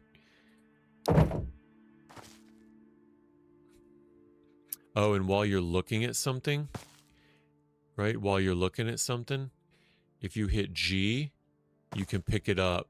I just realized, well, I keep forgetting this, but people keep reminding me.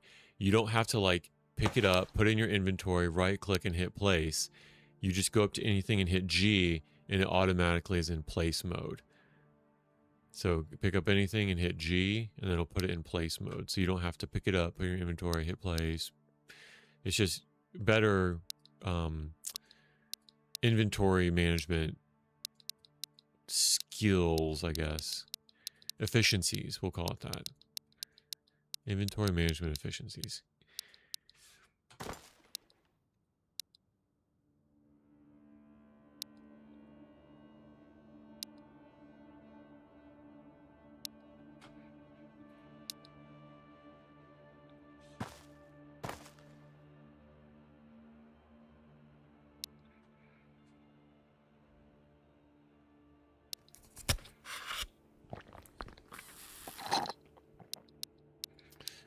Fill up a little bit. I could drop off some of this food.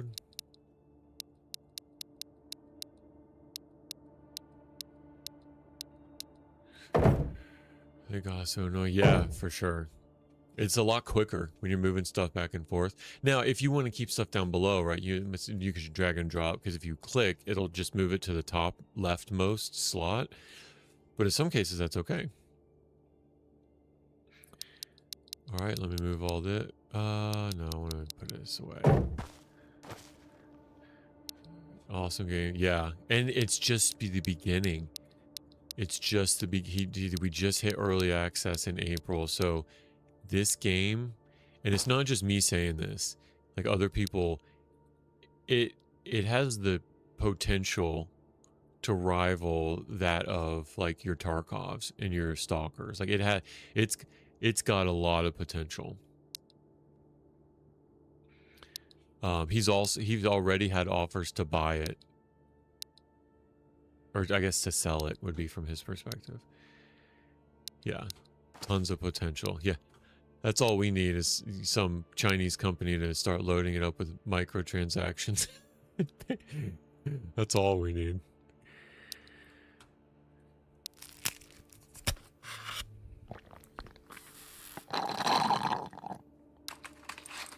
And I don't know if you checked out any of the mods for it yet.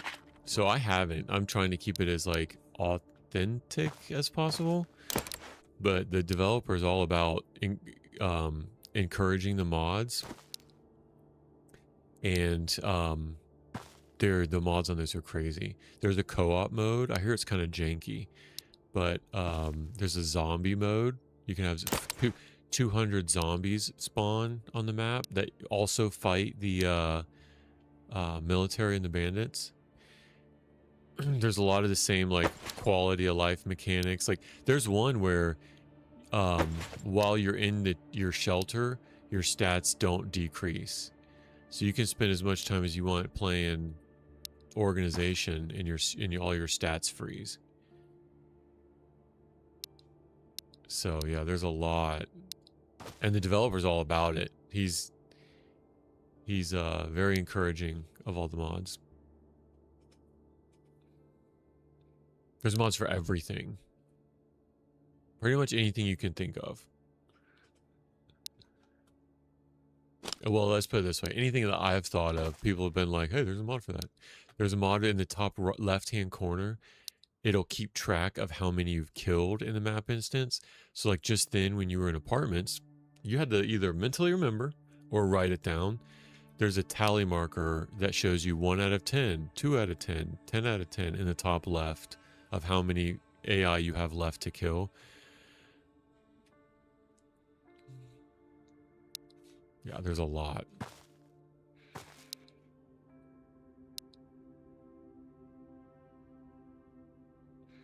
PvP Tarkov is its own game, but the PvE Tarkov can't compare us at all. It's so much great. But yeah, I agree with that. And especially if they figured out how to make it multiplayer. If anything, maybe let's see how like each of the maps, you could do like a team deathmatch. Like start on each corner of the map and then like work your way in. That would be crazy. Because each of these maps does kind of have like a team deathmatch feel. Like if you have red team spawn in the upper left, blue team spawn in the bottom right, and you did like capture the flag or elimination, the maps would be crazy to support that. Like really good at supporting that.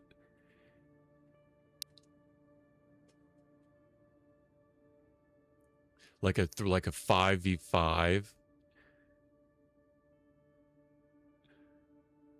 Yeah, there is a co-op mode.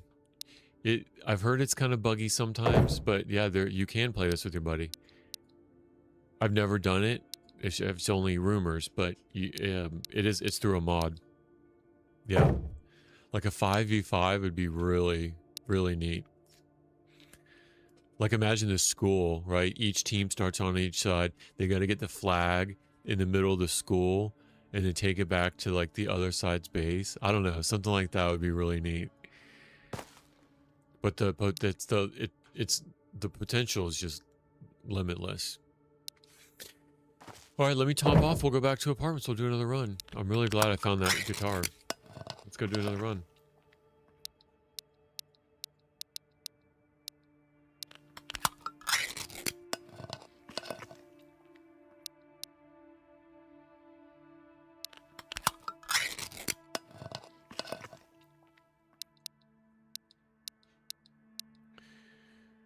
All right, hundreds across the board.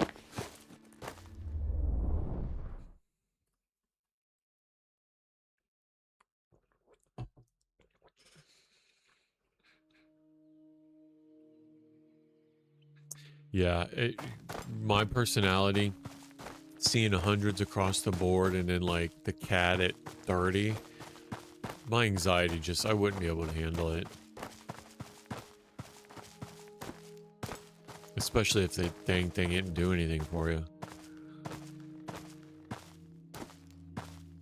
I'm pretty utilitarian when it comes to cats. Like, I'm allergic. Ever since I can remember, been like eye swellingly allergic.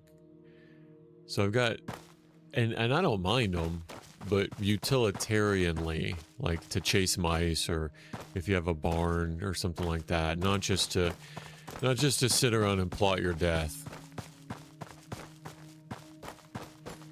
Scratch up your furniture. Like they gotta work. Gotta put them to work. Gotta earn their place. Yo, these scarecrows sketch me out each time.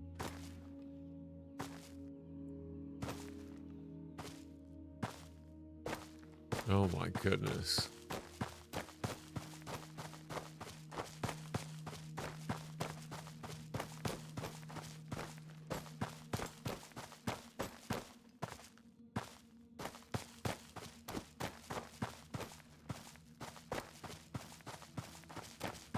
Alright, what I could do, I just spawned in. Let me set a real quick timer.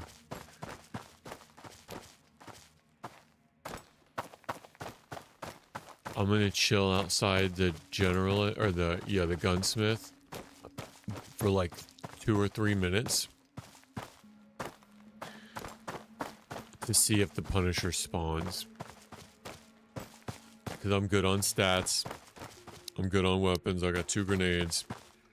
And here's my idea. If he spawns, I'm gonna aggro him here. Boom, boom, right? Aggro him here. And then I'm gonna draw him in through this hallway. Right? And then like 300, like the movie 300. Just get that funnel choke point. And then be like waiting down here.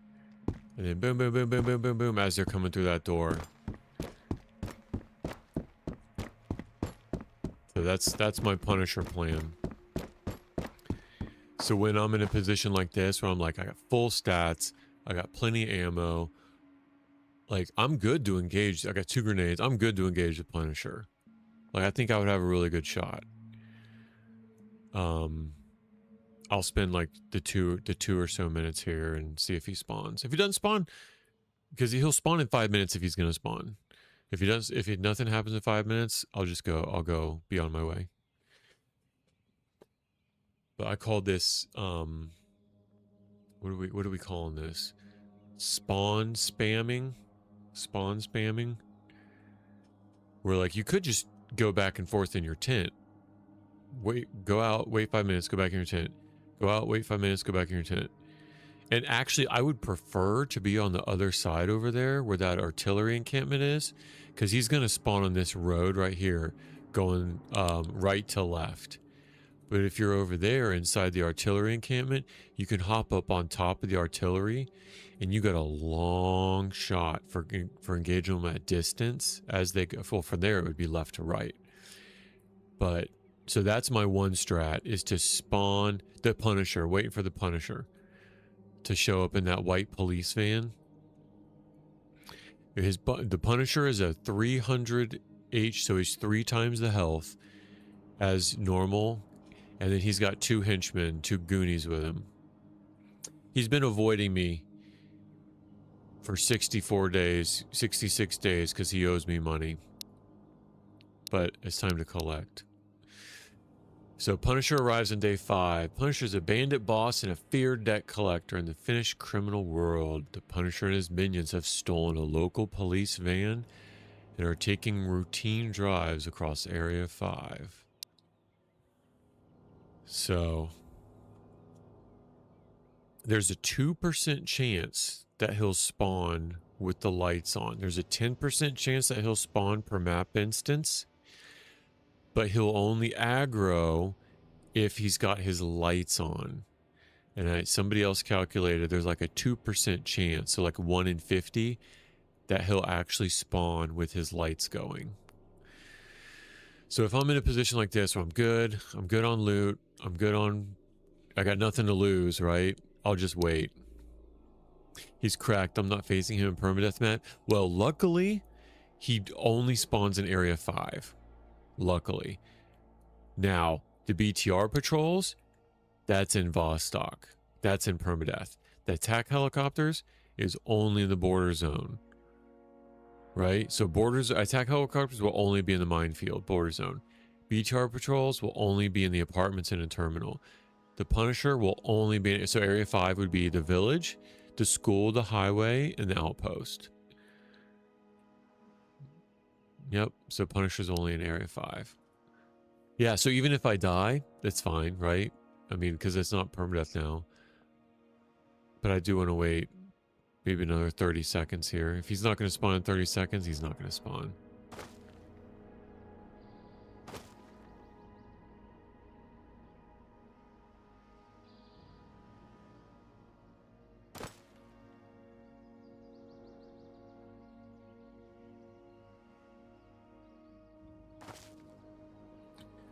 Nope. Punisher won't come to apartments. He won't spawn in apartments. The BTR will, but not the Punisher, and not the attack helicopter either. The things like that only spawn in certain. All right, let's go. Let's do it. Time's up. So we're going.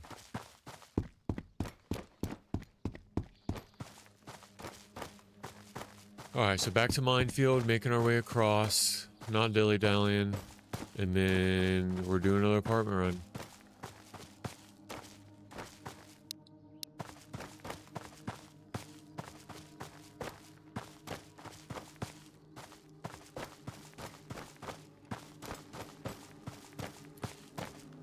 I did get to scope in the apartments. Yep, I found both of them in the apartment crates. So there's the leopard. And then the VDU, I call it the voodoo, just out of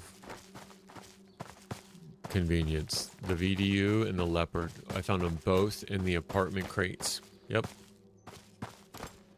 All the suppressors, all the different weapons. Yep. I found SVDs on the floor.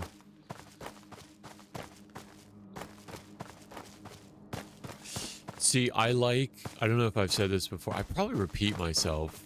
Just because, right, talking about the game is so interesting to me. I don't like those other scopes because the distance that I try to engage them at.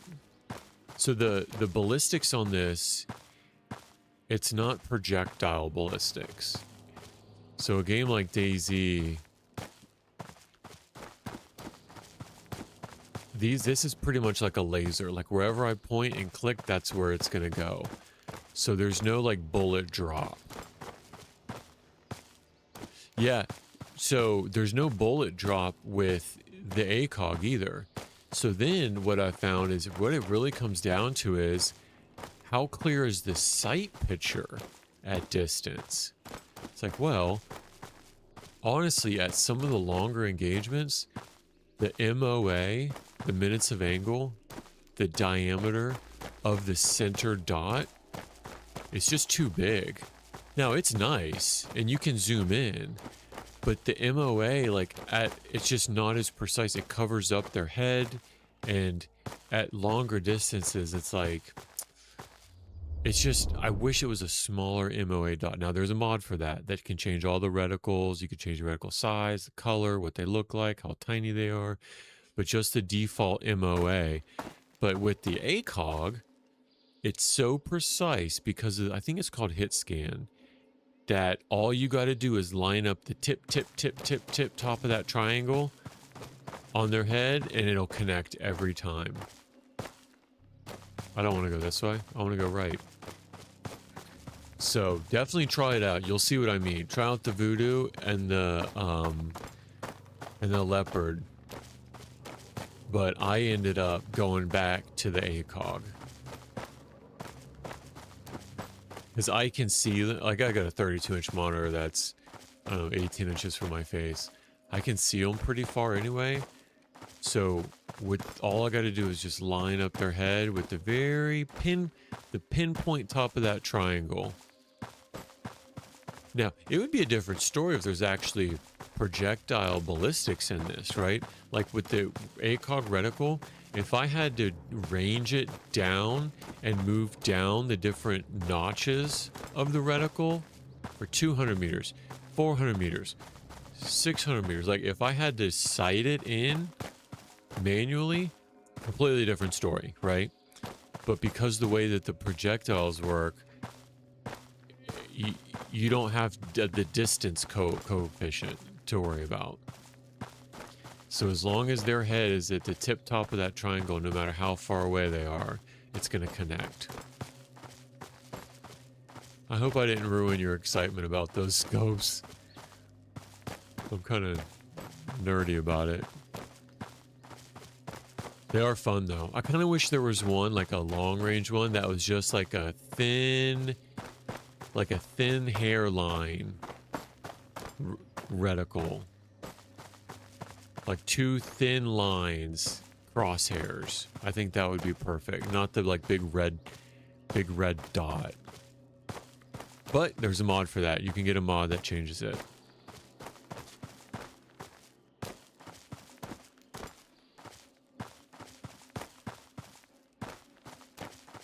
Oh, so I mean, you're just playing. So if there's a mod that I would consider, there's a mod. Oh, here's a close one.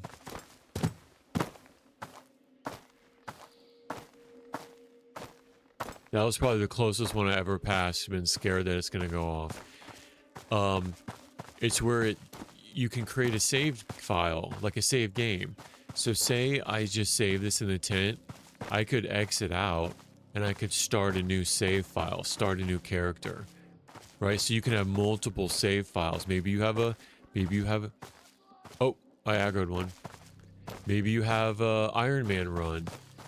Maybe you have a winter run or a summer run. Like you can have multiple runs at the same time. Right now you're just limited to one save file, right? But there's a mod that allows you to have multiple, I don't know how many, but multiple save files. If I was going to do mods, I think that's one where you can't really, from a user experience, the big giant holographic, yeah. From a user experience, you can't really tell that it changes the gameplay at all, having multiple save files. Everything else, like, there's one that all the loot that's on the ground, it'll highlight, like in a glow for you. Did you hear him?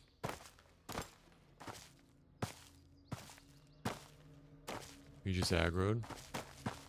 He's up the hill.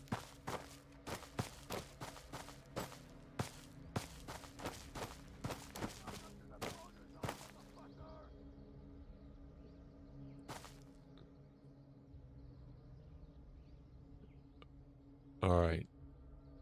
I'm not gonna lie, I'm kind of nervous. He goes, freeze! Stop right there!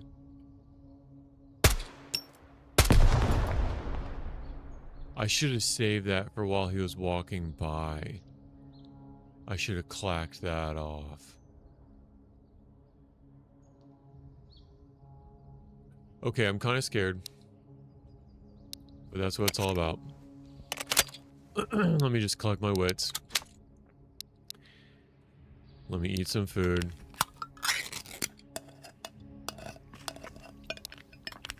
And the thing with the mines is they're completely random. Like they'll never spawn in the same spot twice. And they will spawn to the right of the ribbon. You know the border ribbon right there? They will spawn on the other side of it. So you have to watch the right side too. Alright, I'm gonna push it. He didn't push me, so there's a really good chance I can do a little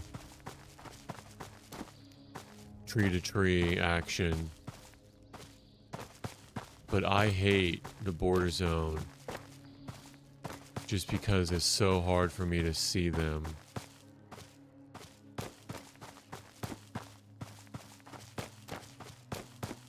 But he ran away. His vocalizations got further and further away. So I'm going to take the advantage to just send it. You know what? As long as you're not dead, you're winning. So even some of the best conflicts are the ones that you can avoid. I didn't need to engage him, you know? It's just a risk I didn't need to take. Because you'll be engaged in one, and then another one will be right to your left there, and they'll team up on you. Alright, I'm in permadeath. Let's do it.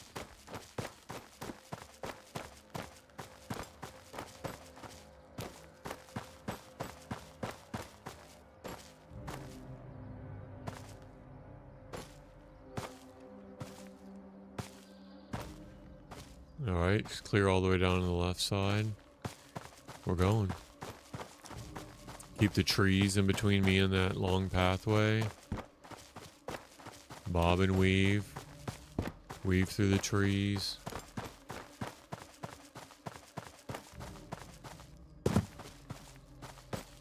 The door's closed on the top building to my right. That's a good sign.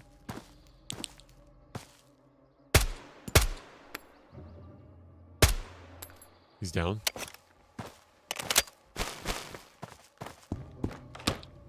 That's one.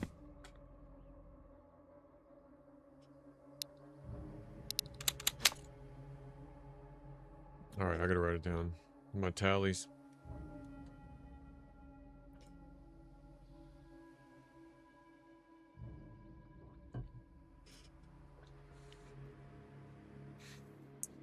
Alright, let's do this. Start our flow.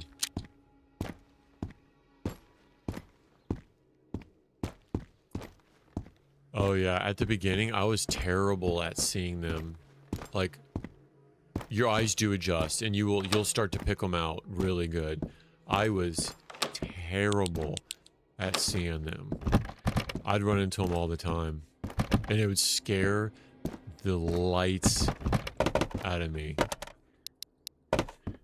I think that's like a survival mechanism. Like, my body's like, Brennan, you have to learn what these look like. I just couldn't handle the adrenaline adrenaline dump.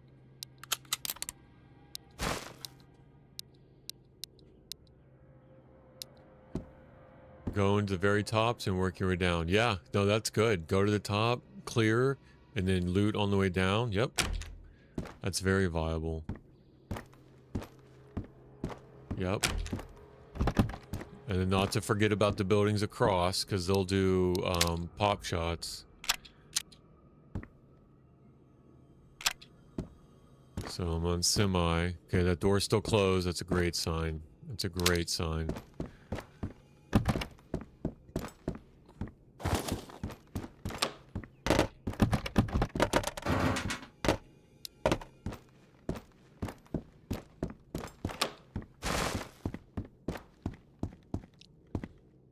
Yeah, whatever system you can come up with, even if it's not the same like path or route or room to room, door to door, as long as you just don't backtrack, you know what I mean? Like, as long as you're efficient with it and you're not backtracking and you just go whatever mental system you can come up with that works, hey, if it works.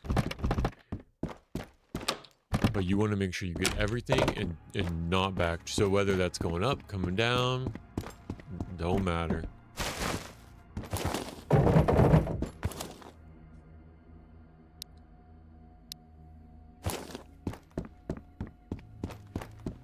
Oh, have you been burned yet? I have yet to be burned. But I hear you can be burned by the fire if, like, you jump in it, which makes sense. But I've got all this balm and all this lotion, and I have yet to actually ever need it. Okay, I hear someone. He's either outside. I'm gonna gauge from this building. He's either right outside, walking around. He sounded way too close to be at the building next door.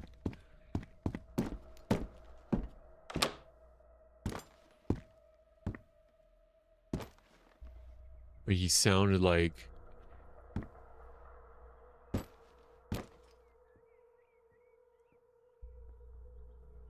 Oh! Got me in the head. 0%. Ate that helmet.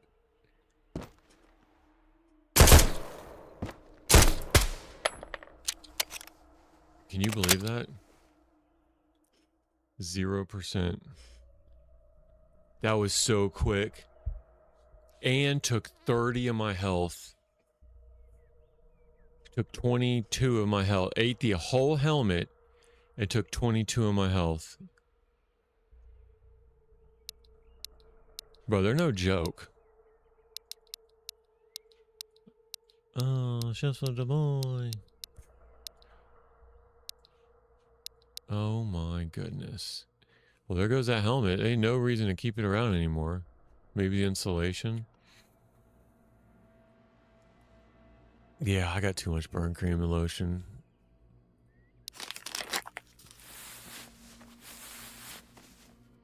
That was wild. That would have been a headshot had I not had the, I mean, it was a headshot. That was wild. That's two.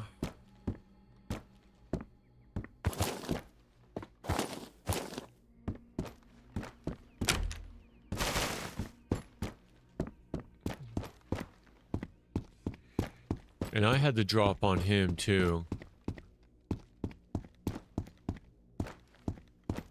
Yeah, 2 kills, exactly. Oh boy. Oh boy, oh boy, oh boy.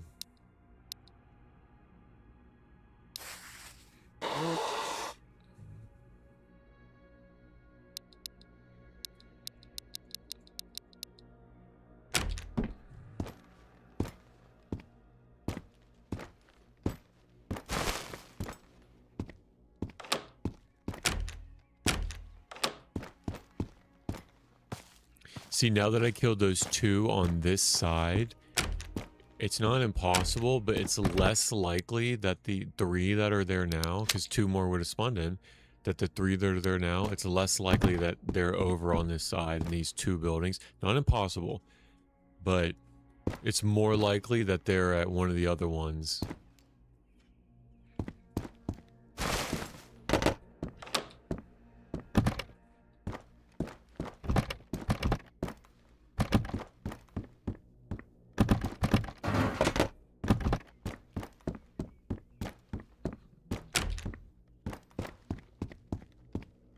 Man, if I didn't have a helmet there, I'd have gotten shot in the head. I mean, I had the sauce kit, but still.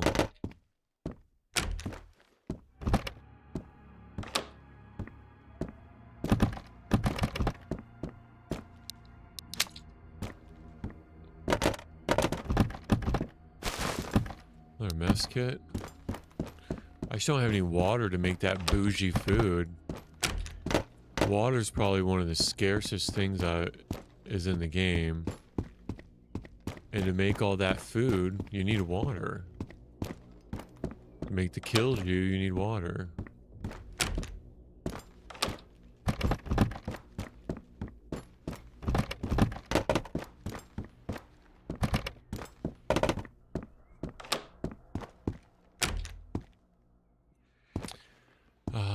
That looked like me on the roof.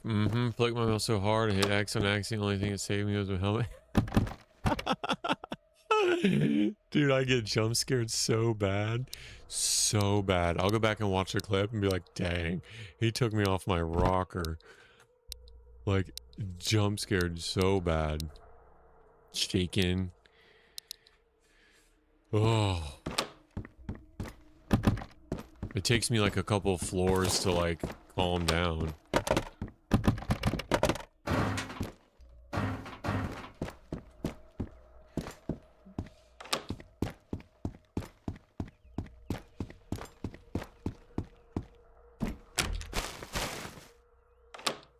And if that happened out in the open, the weapon punch is so hard, like the stun, you might not even be able to recover. Like, you might not even be able to pull your gun up to get ADS or high ready to even fire back. He could have, him or his buddy could have had like 2 or 3 more shots in succession. Bro, you're done. That's how like high stakes this is. Water and keys are very scarce. Yep, you got it. Yep. I probably found 2 cellar keys, 2 tunnel keys, and maybe 3 gem keys in the 66 days. All been in these random cabinets. Nothing special, but just all in these random cabinets. So yeah, you can definitely, like, if you're going through the effort to clear the building in the area, you might as well loot every single spot. All these garbage bags can hold stuff.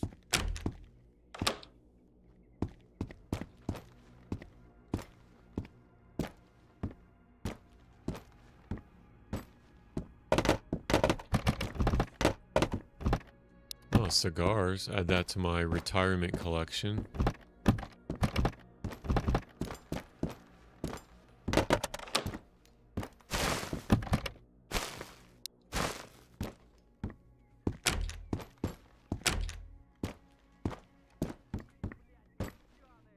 He's aggroed.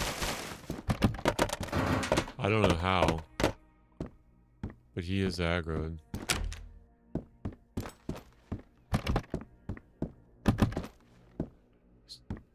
Careful in apartments too. Make sure you really always close the door behind you, because when you aggro them like that, depending on where they are, they'll push you. And they're coming in high ready, automatic. And they'll wreck you. Especially up close. I saw a streamer on the stairs. He was like right here. Right? He was right here. Someone was coming in. He was right here holding this corner, holding this angle. And the AI was coming up like this. Like this. Was coming up like that. High ready. ADS. Looking at him. Before he could even react, he was down to 1 HP. He had a helmet and a plate on. He was down to 1 HP. He was in permadeath mode on like day 24. Boop, boop, boop, boop, boop, boop, boop. Killed him. Like, they come up the stairs, CQB ready. I try not to use the stairs after seeing that. Garbage bags are even hit or miss. Yeah, you're right. You're right. Most of the time, there's nothing in it. I feel. But that one time, you're like, dang, that's why I check.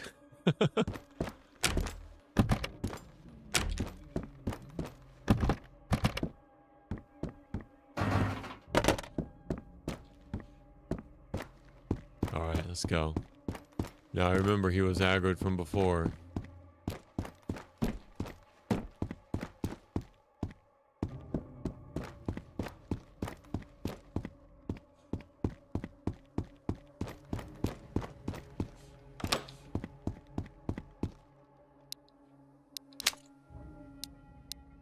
I think if he would have wanted to push me, he would have done it already. I think, I don't know, I think there's some sort of distance in place. Like, if they aggro within a certain distance, they'll push. If not, they'll, like, resume. They don't resume route, but they'll reposition. That's what I want to say. They'll reposition and try a different angle. I really wish I could find another helmet. It's almost dark, though. It's 5 o'clock. I could just take it a little bit slower.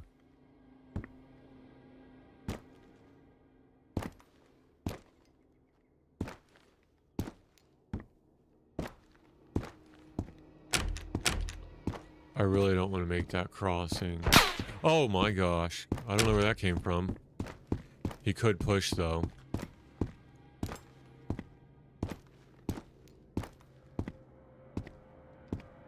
I completely missed where that came from. I don't want to peek that again. Let's go to a balcony. Oh, that's the other thing. I try not to peek that same spot like that twice.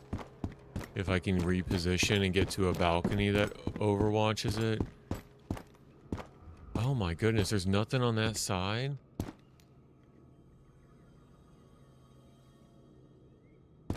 There's nothing on that side? Let me try this.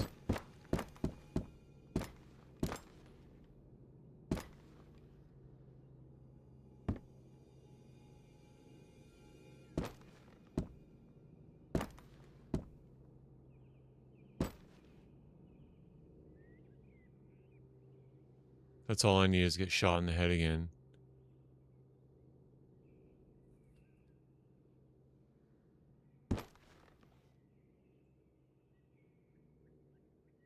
How do we get to that balcony? Maybe I don't. Oh, there's another stairwell over there. I don't see him.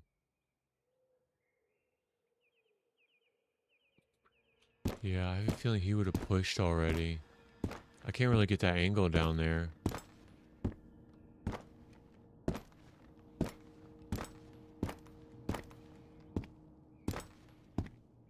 Is that him?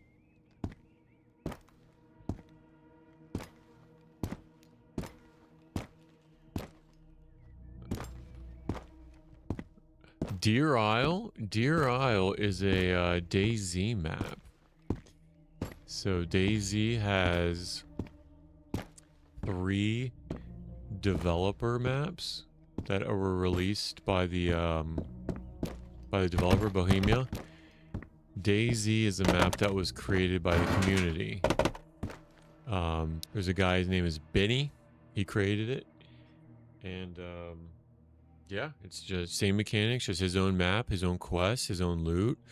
His own soundtrack is just gorgeous. Yeah, pretty in-depth experience. So it's an experimental now. So you know, he's working out bug fixes and community feedback and seeing what works balance wise, mechanics wise, and then it's going to be released on stable.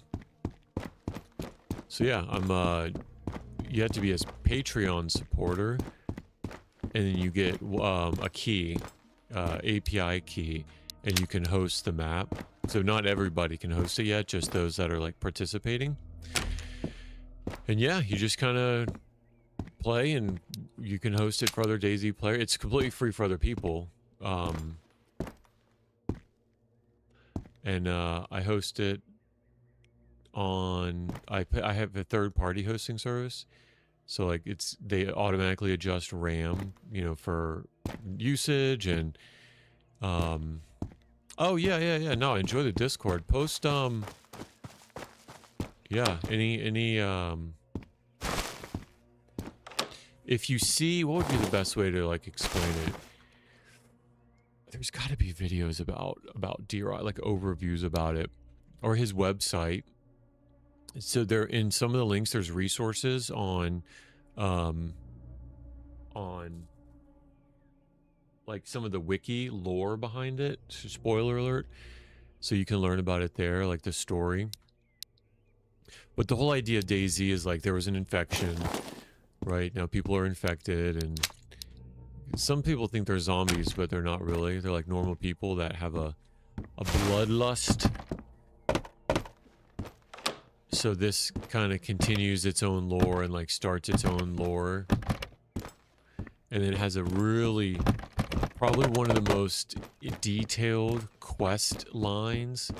Like, go get this thing, and then get this thing, and then do this, and then you gotta do this, and then this. Like, you could spend hours and days, hundreds even, just trying to complete this quest. So yeah, Deer Isle would be a modded community mission for DayZ. Oh, look at that. A leopard scope just sitting there on the ground. Look at that. I think our computers are like talking to each other. Leopard scope. I can show you what I mean. See, it's pinpoint from here. But when you zoom in, see how big that reticle is? It's just at some distances, like I wish it was just like a dot, but it's pretty big. It is nice though.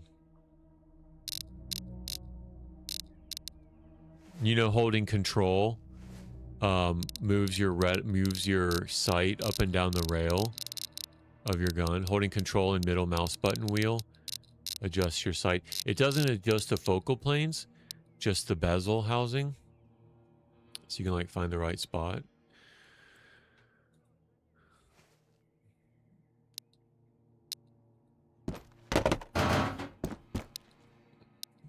Look at that. It's a beautiful scope. It is nice. It's a nice scope.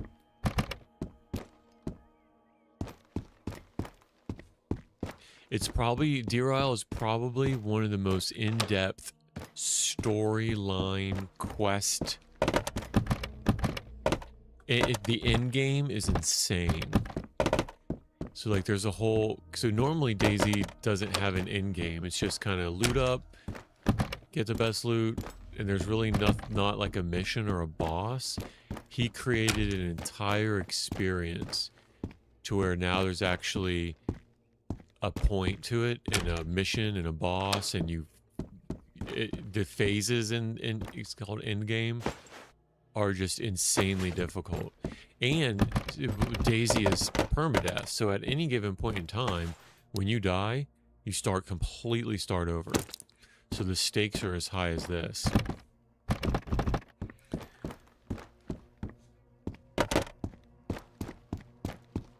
Yeah, it's a lot of fun. Oh, yep, I hear him down there. So you'll see like some screenshots that I took of other players going through. So that's me in like admin mode. So I can be in admin mode, which is like God mode. Like I can flow around, I can take pictures. I'll video other people as they complete the in-game missions in like a third-person perspective, and like take screenshots for them, and so it's pretty neat that I can like share all that media with the people who play on the server, you know? And the thing about DayZ too is the cheaters can kind of ruin it. So you really want to, like, especially on official, there's no admins to like watch out for cheaters. So having a good admin mod team is pretty important. So like I'll hop on and check out new players that I haven't recognized in the Discord. You know, just make sure that everybody's, you know, the investment people make in their time, right? It's not ruined by cheaters. So, you know, if somebody's got a lot of VAC bans on record, right? I'll just keep an eye out for them and kind of protect, kind of like God mode, like protect the other players that are playing as an admin. Because I got a lot of sweats on there that spend so much time just on their characters, on the mission, trying to get to in-game and collect loot, figure it out. Because there's so many things you got to figure out and different steps to optimize your run. You would hate to die to a cheater and just ruin it all. Okay, he's yelling down there. But he's not making himself known. I want him to peek. Sounds like he's on the roof, yeah? I could go back one and go up and check the roof. I'd have to go back one or go back two. What the heck? Which part? What are you looking at? The screenshots? The screenshots of that so that's me in God mode. I'm invisible, so it's like an ant farm. Like I don't want to interrupt them. I don't want to get in their way. They really don't even know I'm there in a lot of cases. But I'll take video and photo for them, and screenshots and clips, and then when they're done, they can go back to Discord and see, like, because they can't get those screenshots with that view. It's only first person. So to be able to have videos of, like, you know, I'll stream it too, like their runs and their progress and different bosses they overcome. I think I have to go back one more to check that roof.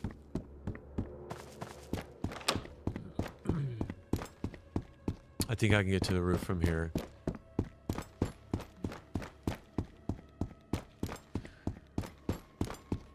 Like one that makes you mess with the cheaters? Yeah.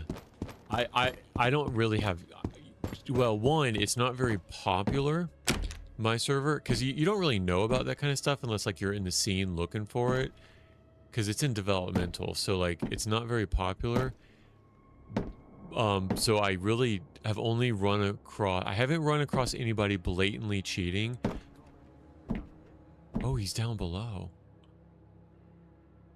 But I have run across people with, like, VAC bans on their system that they've been banned before for cheating, and I don't even mess with it. I just kick them out and ban them. I don't even...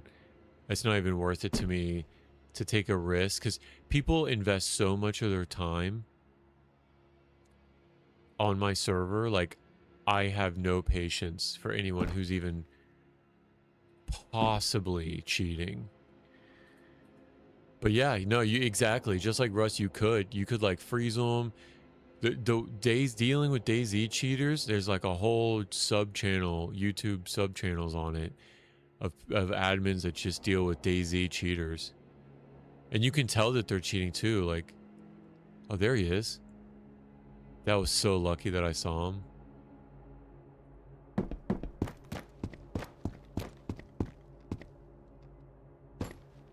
Did I lose him? Oh, what the heck.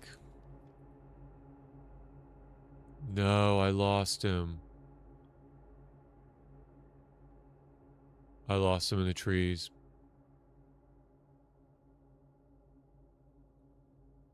He's going up that way.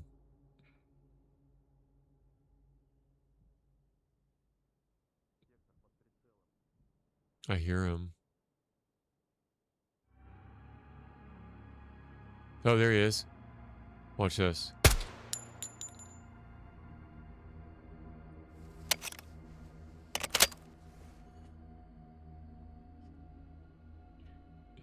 You just bought DayZ? No way, bro.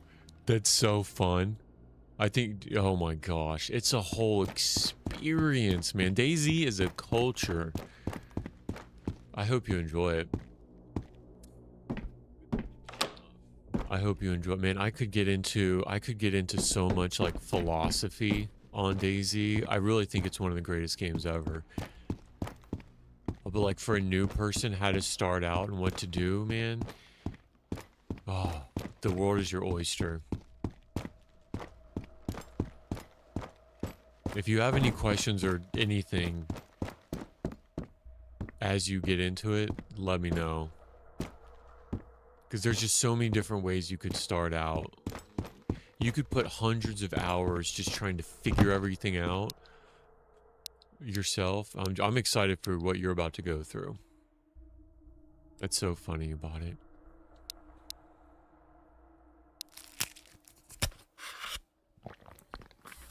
I will say, I've watched a lot of streamers play too. It's a very enjoyable thing to watch other people play. More than this even. More, in my opinion, more than this. I think the PvP aspect on it is super intense. Because you're on a normal map, like an official map, you got 59 other people. Yeah. Yeah, that's going to be a good clip. Because I go, watch this. Clunk. You got 59 other people, all in some phase of their runs. Some of them could have had their account for months, and their character's Gucci. Their character's just decked out, and they got the best weapons and everything. Some people could just be starting out on the beach, right? So you're with 59 other people on this map. And you gotta survive. Like, it's nuts concept of a game. Alright. There's still someone to the left there. And I did not check the roof. Let me check the other side while I'm here. Because I got him, but I did not check to the building to the north. I'm excited for you in DayZ. I hope you enjoy it. It can be super frustrating and punishing but don't have gear fear. Like, I say that, you're gonna go through... Oh, there he is. You're gonna go through a phase where you're gonna love the gear, and you're not gonna take risks because you don't want to lose it. Let's see, that guy down below was number 3, and that guy right there was number 4. You're not gonna want to lose the gear. But at a certain point, I can't tell you this because it'll just come naturally to you. At a certain, it's different for everybody. Some people aren't even there yet. At a certain point, you'll come to the realization that you know where all the gear is going to spawn. You know the spawning mechanics of it. And gear is going to be so easy to get. You'll know exactly where to go to get exactly what you want. That it's more fun to just push the limits, push the engagements, you know, you're going to want to push the envelope more and more. That's when the game really opens up and you start to get those good experiences. I'm happy. I'm excited for you. I'm excited for you.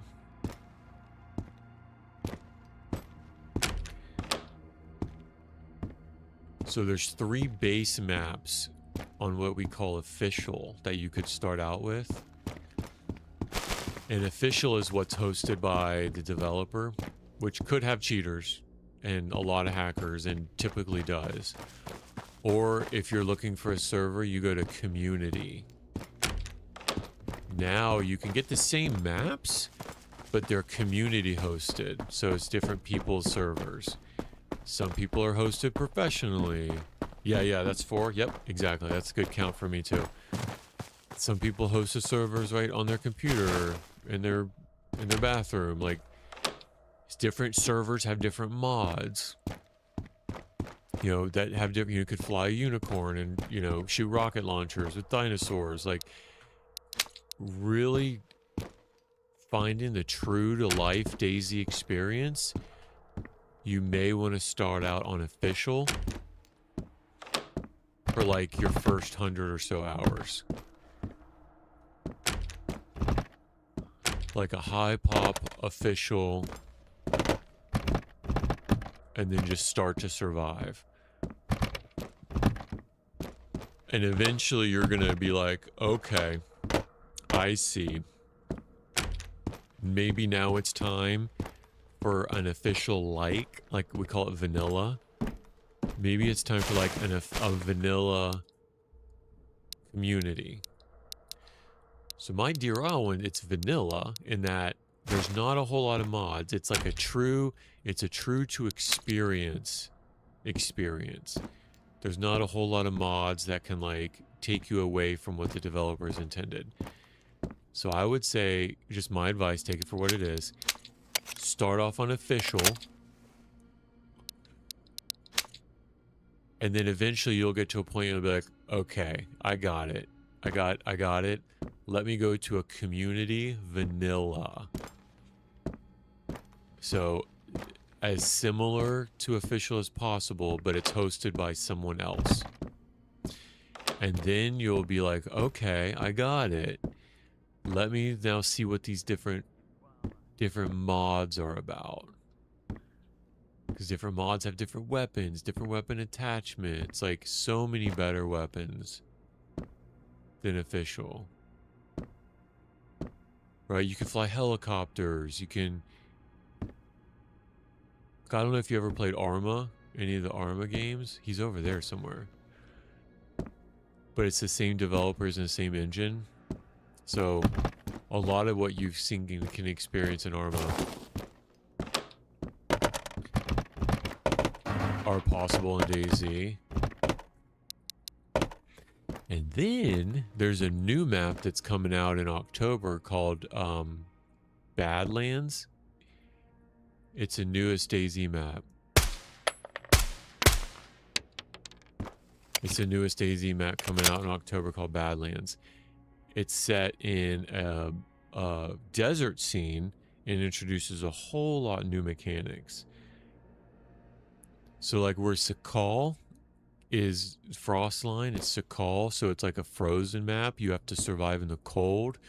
Nosdara, you have to survive in the heat and manage your heat and not get too overheated. And there's sandstorms and water is an issue.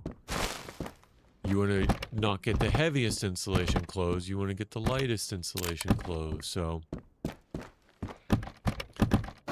you came at a really good time.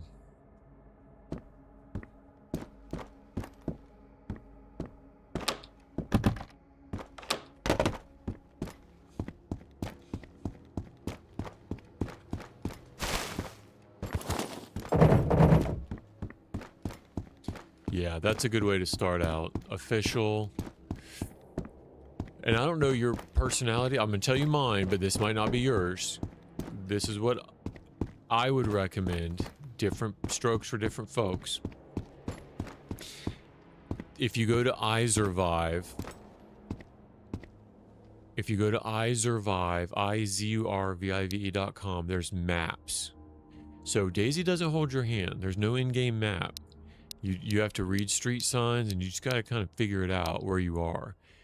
There's online maps on iSurvive.com, and the maps are they're gigantic. It would really help to know like where things are. You might just want to freeball it and just kind of learn as you go, or pull up a map and start. If you really want to learn, you know, go to iSurvive, learn the maps, find a street sign, look up the name of the town because it's not in English. Find where you are. Like navigating it, that's a whole experience in and of itself. But some people would say like iSurvive kind of takes away from the learning experience of like trying to figure out where you're going. I don't think I would play without it. Personally, I just don't have that much time. So you may want to check out the map.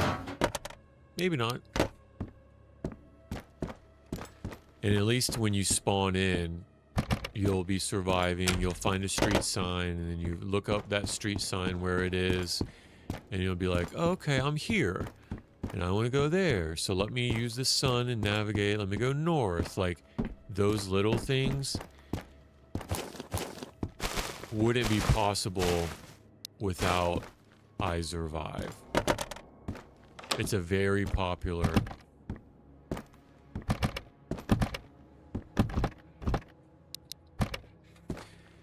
And if you really get into it, there's a channel on YouTube of a guy that gives tips and tricks and mechanics and really breaks down like a lot of the mechanics. Wobo, W-O-B-O, Wobo tools. So you can look up like where certain things spawn, what percentage chance they have, what tier are they in, where do you find certain loot, what are these buildings, what are, like, he breaks down weapon spread. It's probably one of the best community resources. Oh, they're massive, brother. I've never seen maps in any game as big as these are. When I say massive, it's indescribable how big they are.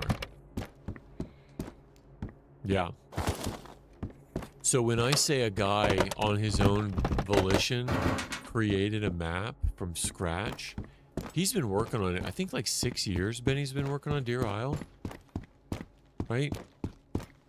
Now, the Deer Isle map does not show up on iSurvive. There's another DayZ map website called XAM. Just Google XAM DayZ, and you'll pull up the Deer Isle map is on XAM. And it also has a lot more of the DayZ maps. iSurvive is just a little bit easier to read, like if you're new. But XAM is a really good. Once you get to start to understand the loot, it's more detail about where the loot is spawning. Because it's got better filters. You can filter like all the police stations, all the fire stations. You can filter all the wells.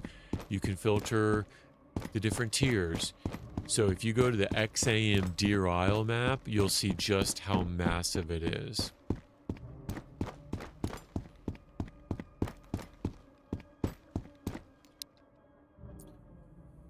Alright, let me take this mag out, clear that, drop that.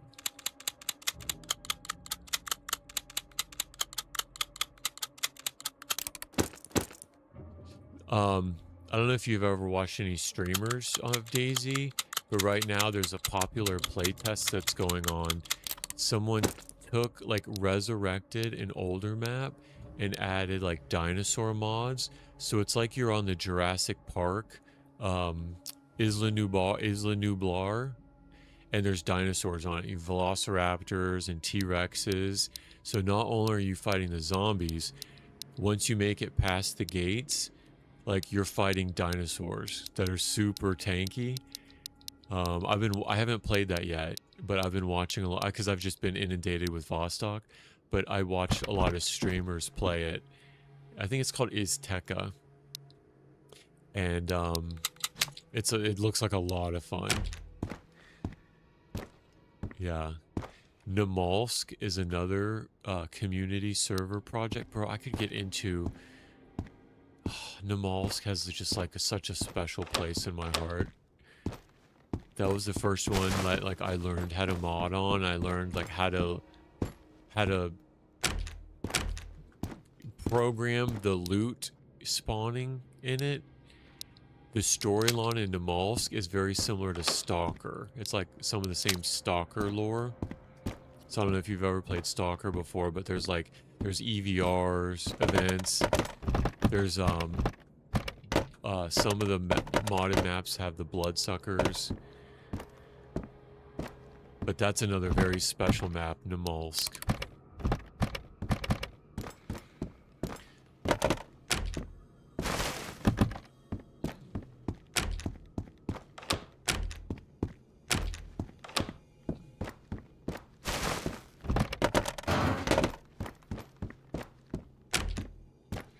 Yeah, so if you do start out though, use your VoIP, your voice over IP, because there's like an unwritten rule in DayZ: no mic, no life.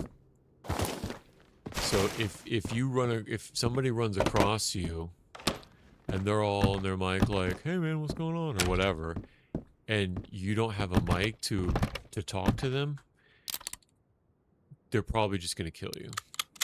I'm just being real, or they're gonna try to. But if you have the VoIP, right, and you got a push to talk button, like on your mouse or something, and you're like, "Hey man, what's up?" and you engage with them, you can meet some really cool people. If you tell them you're new, bro, the community, they'll help you out a lot too. They'll play with you, they'll run with you. But just so use your mic a lot. Try to talk to people, try to talk your way out of sticky situations, like make deals with people. You know, there's so many different ways you can play. But yeah, your mic, voice communication is such an important part of the experience. There's also, and I'm trying not to spoil anything. There's also another concept that you'll hear people say. It's don't trust anyone, right? Don't trust anyone. No matter who you come across, chances are if they get the drop on you, they want to take advantage of you. If you get the drop on them, they're probably going to lie to you until they can get the drop on you. Like, that's a common mistrust is huge in DayZ. Like, you really want to trust but verify. So there's a big bumper sticker. Don't trust anyone, right? That's not what I say. My philosophy is a little bit different. My philosophy is not don't trust anyone. It's don't trust everyone. There are some people you can trust. And like me, for instance, I'm not scummy. There are some people you can trust, and you'll have the time of your life running with them. So it's not don't trust anyone, just don't trust everyone. Let people kind of vet them out, but once you got them, you'll be all right. You'll have the time of your life. You'll have some of the most amazing runs with the most random people from different countries. Best friend, super sweaty gamer, has been talking about jumping back into DayZ after listening to you and figure out I'm gonna give it a go. Hopefully just carry me. Dude, yeah. It'll be the hardest, because when you spawn in with somebody, there's no guarantee that you're even gonna spawn in the same location. Right, there's zero guarantee that you're even gonna be close to each other. So half of it, you might spend a couple hours being like, where are you? I don't know. Where are you? I don't know. How do I get to where you are? I don't know. I see a barn. It's like, well, there's 10,000 barns on these maps. I see a barn and a power line and a water tower. It's like, that means absolutely nothing. You might spend hours just trying to link up with each other. Oh yeah, people lie a lot in DayZ. Yep.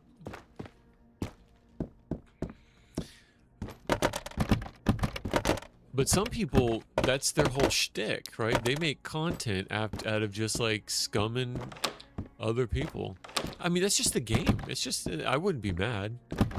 It's just the game, you know? And then you'll learn you won't put yourself in positions to be scummed like that anymore. Like, it'll happen a couple times, but then like you'll figure out the distance you need to stay away from somebody so that they can't get a cheap shot.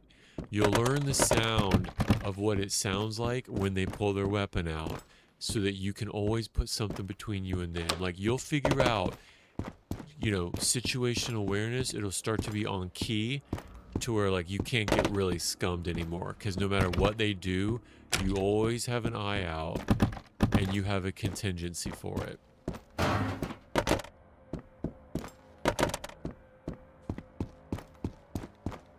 All right, you got a plan, you got PACE, P-A-C-E, you got a primary, alternate, contingency, and an emergency. So in your plan, you always got to pace yourself. And listen, if you guys are serious, if he is serious, super sweaty about DayZ, if you guys want to hop on the Deer Isle server, I will plug it. I don't get anything out of it. But if you guys do want to hop on, I'll go in admin mode and I'll teleport you guys right next to each other. If you guys want to, like, if he wants to teach you the mechanics, you know, no cheaters will mess with you on my server. You might run into other people, right? But you know they won't be cheaters. If you guys start out, I'll teleport you in God mode so that you're right next to each other and you can start off your runs together and he can teach you from ground up. I don't mind doing that at all. I'd love to do that. If he's interested or you're interested, he might not know anything about Deer Isle at all. But yeah, just reach out on Discord and post a message in Discord and just let me know. It'd be my pleasure to curate something like that for you guys.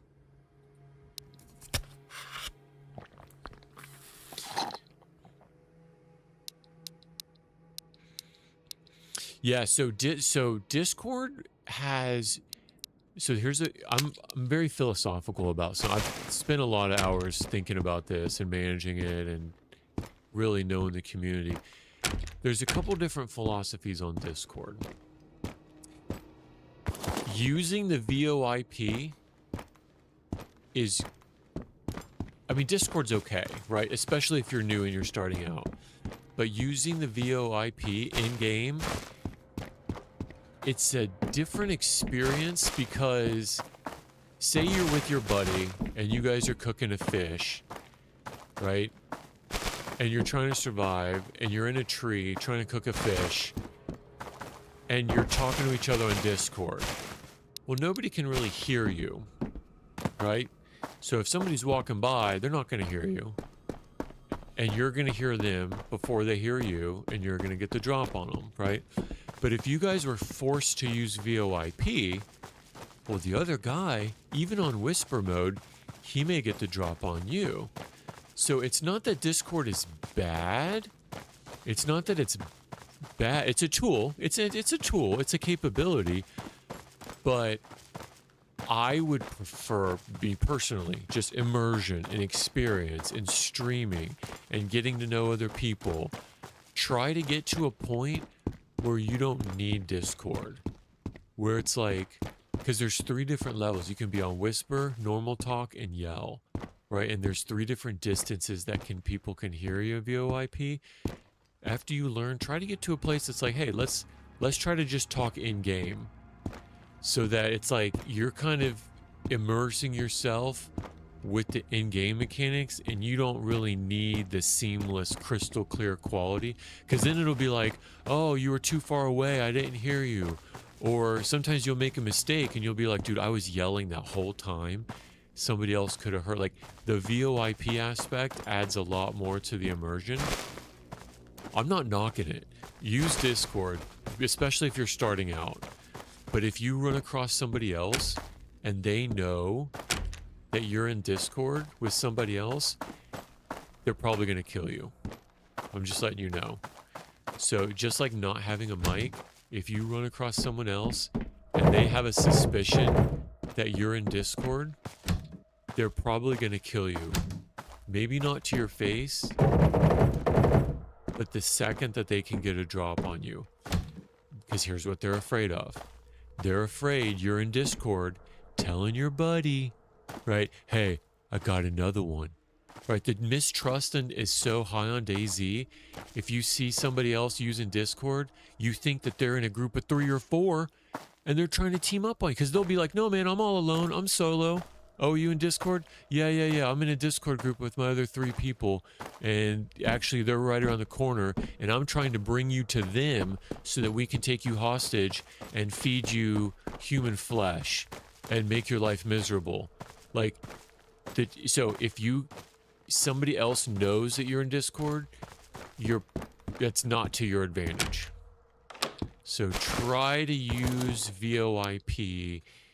Try to get to a point in your development where you're comfortable doing it, but have no shame about doing it as you're learning. I'm just, later on, you'll see what I mean. You'll get to that point.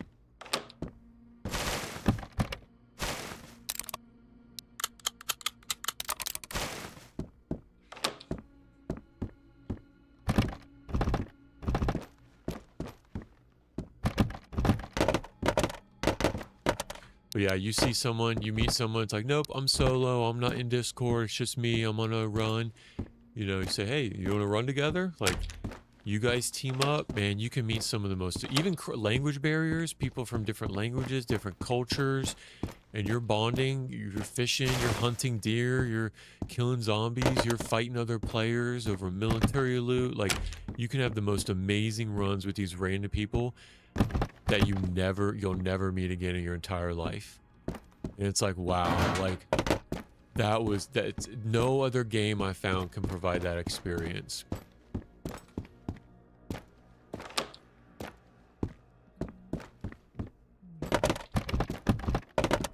Yeah, so it's not don't trust anyone, it's don't trust everyone.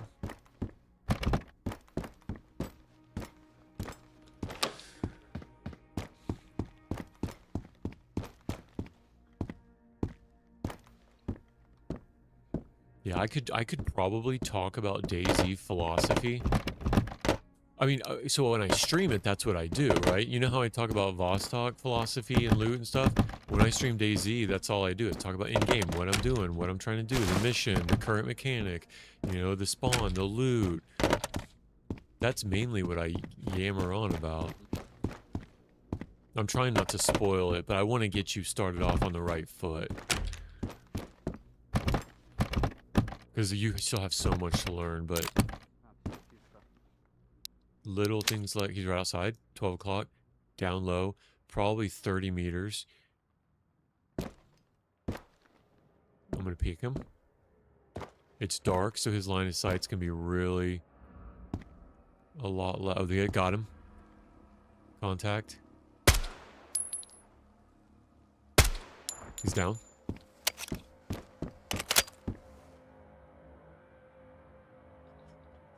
That was a good call out.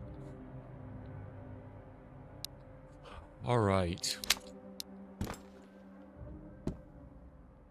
That's 5. That is 5.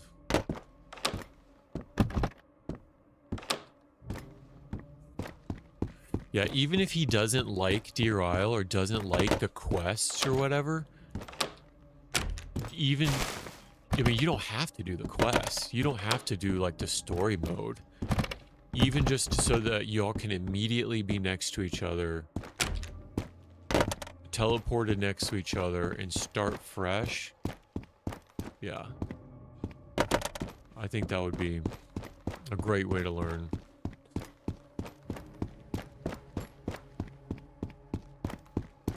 And I've done the opposite too.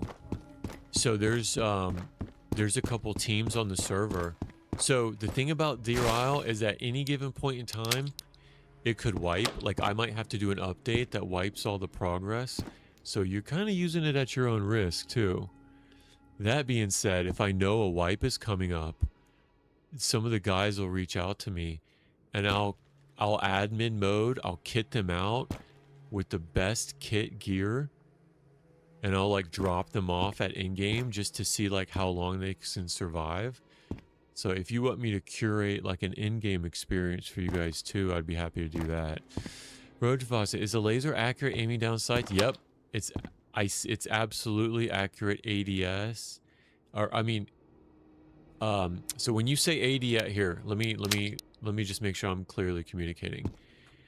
When I say ADS, this is what I mean. Right? ADS like this. There's also what's called high ready and low ready. High ready you can fire and low ready. And then when you're ADS, there's canted aim. So there's ADS, there's canted aim, and high ready. The laser makes canted aim and high ready pinpoint accurate. Right? The laser makes canted aim and high ready pinpoint. If you have the laser off, you're canted and you're high ready, the spread is uncontrollable.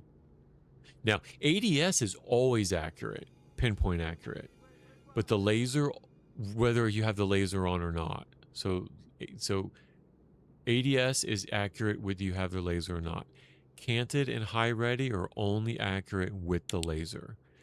But if you're going up the steps like this, without the laser and canted, bro, you're going to hit them anyway, right? But just my own preference, I don't like canted and I don't like high ready unless I need, I really don't like high ready. I prefer to ADS everywhere, right? Because DayZ, that's just what I'm used to in DayZ in clearing. I just can't personally get used to high ready or canted. So the laser doesn't really matter when I ADS. It's just for looks. It's for fun. It's for clips. And the green color is really pretty. Yeah, the ACOG is awesome. See him? I didn't want him to go in there. I was hoping I could aggro him. Did I get him?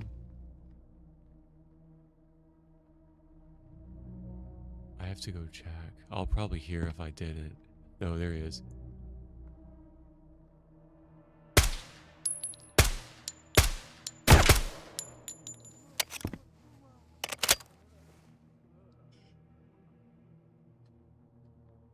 Six. Yeah, the ACOG is cool because all you can be pinpoint accurate right at the tip top, and that's where the bullet's gonna go. Because otherwise, from this distance, if I would have had the leopard, that's the size of his entire head. You know what I mean? So if it was like down, imagine at the other doors, how big that reticle dot is if he was going in that door. It's huge. So that's why, yeah, that's why I like the ACOG.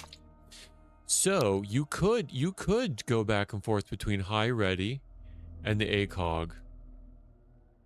But on DayZ also, I'm just used to swapping sights like this that it really doesn't bother me. But for you, you're probably better off going back and forth between like canted like this, right? Like getting your keybinds down to being like canted and then ADS, canted, ADS, canted, ADS. Whereas I'm just more comfortable, my play style is swapping to the EOTech. Canted aim, okay. I may have swapped the keybinds around, but if you ADS, I think it's let me look. So check your right here, canted aim V. I probably reprogrammed this. I have it programmed to one of my mouse buttons, but you ADS and then you hit the V, or you ADS, which is for me is right click, and then you hit your canted button. So just check and see what the keybind is. Canted and high ready both allow you to fire, pinpoint accurate with the laser. I just prefer to be ADS, which means I want to switch to a hollow. I hope that was clear. I tried to articulate it the best I could. Which, I mean, yeah, there is a little bit of a, you know, swapping back and forth. I've dropped it before, more times than I can count. You know, just pitching it. It's just what I'm used to. Oh, because you could have the ACOG on this, and you could have a second, like an MP5 secondary. Right? You could have like an MP5 secondary with your ACOG on there, and you could clear the buildings with your secondary and leave the K16 for your long. I prefer to get better at one system, but it's just all a matter of preference, I guess, at that point. Right, because I could be clearing buildings with the holographic EXP with an MP5, just as fine. But, yep, at that point, it just comes down to preference.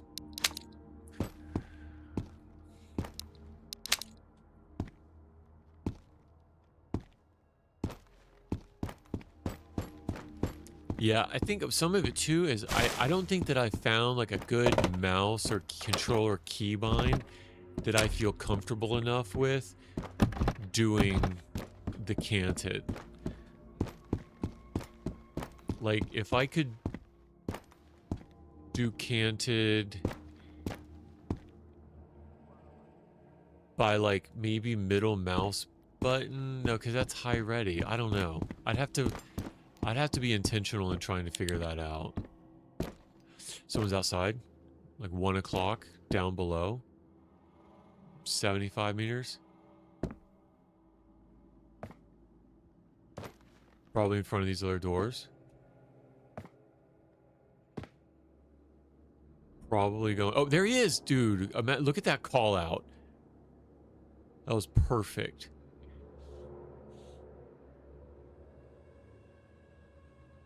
Okay, so he's going up the steps here.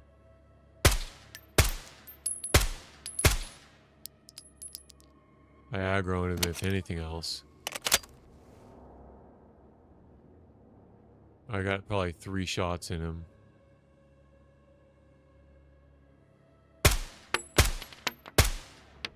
He's down.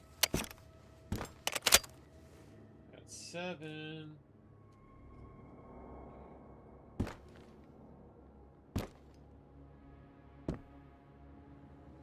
Three more.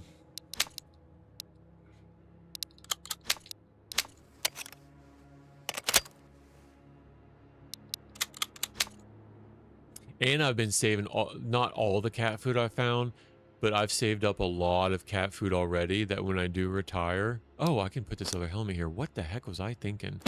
Not swapping that out earlier. When I do eventually retire, I'll have plenty of cat food already stocked up, so I won't have to like go out on cat food runs.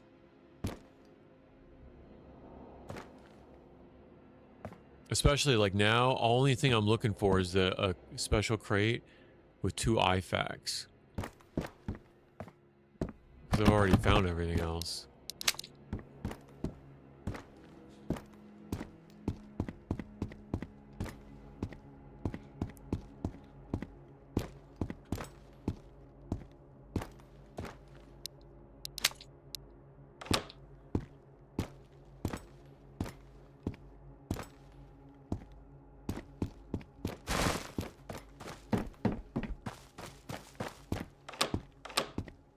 Oh, I'm at 7 already? I can't believe it.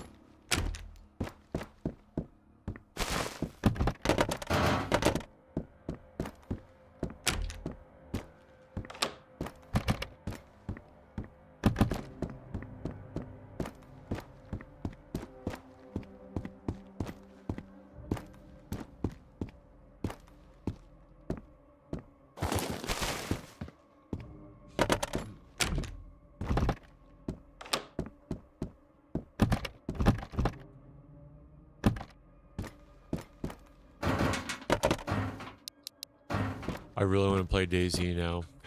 I'm not gonna lie. I want to stream DayZ.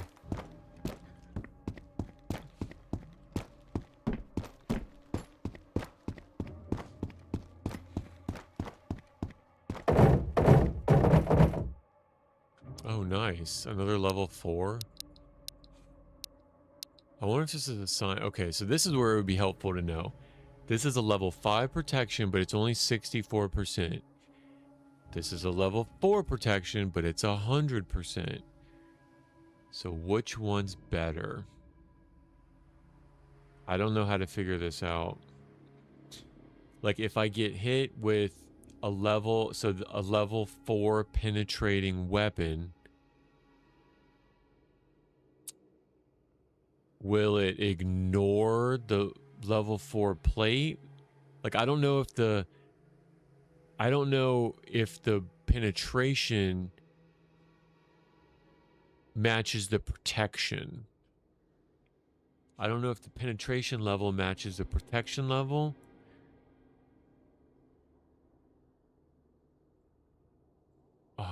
I wonder how we could, maybe the Discord. Let me think about a way I can ask that question coherently, and I'll try to ask it in the Discord.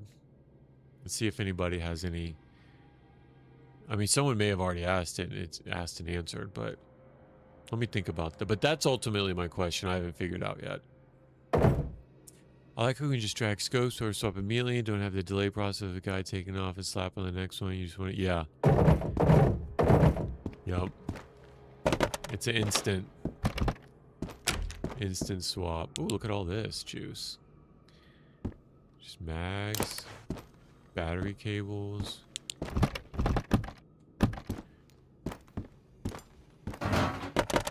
Yeah, the only mods that I've put on the Deer Isle server, it's true to how he's developing it. I haven't added anything, no mods, except 2 mods.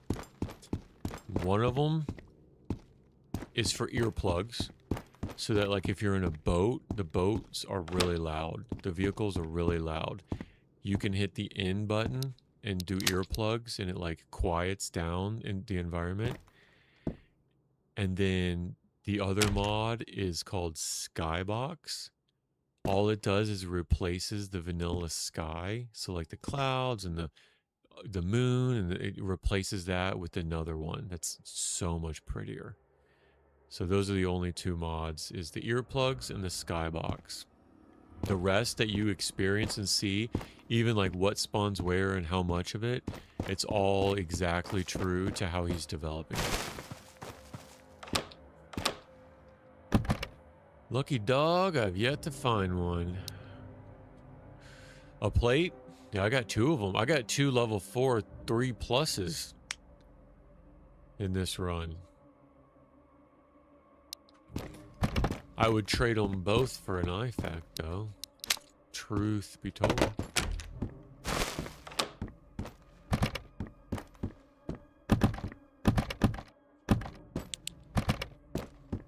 That's the second fishing book. I think I've passed a religion book. So all we would need is cooking and, what's the other one? I forget.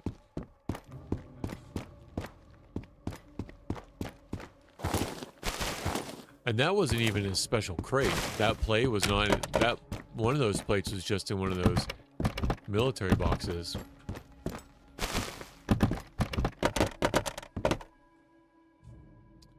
Oh, more cigars? I gotta take that. It's part of my retirement plan. I think I'll get rid of the mess kit for it. I got plenty of those. And I think they're reusable. I get rid of the Cobra. I don't need that. I'd rather have the cat food. The meat. I don't need the PBS. I'd rather have the food.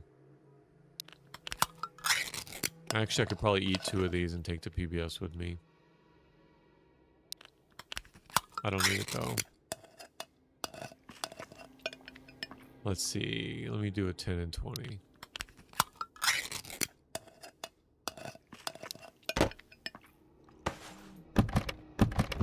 Oh, nice. Oh, fishing. That's what it is.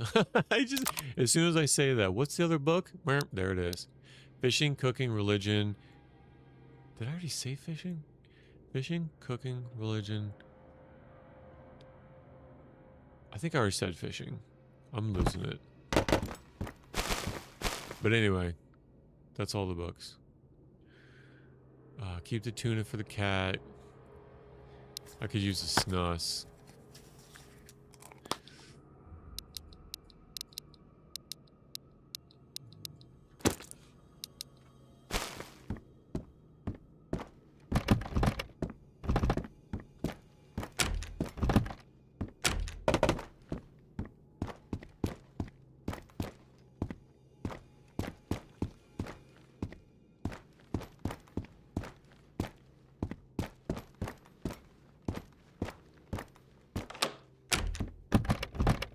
Yeah. Oh, there it is. Children. We found them all. I found all the books so far. This is children book. That's what it is. Fishing, cooking, children, religion. Yep. Found all 4 books.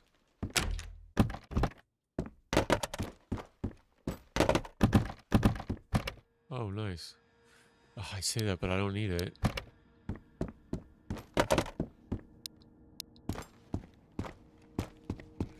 Alright, what time is it? 2 o'clock? I can go up on the roof.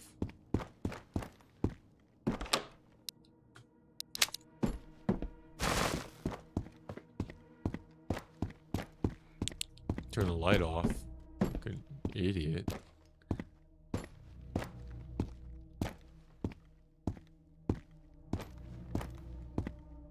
Looks good. This quad here, so I'm looking in front of all these buildings right here, in front of all the buildings over there, and in front of all the doors in this building over here. See if I see any movement in the stairwells.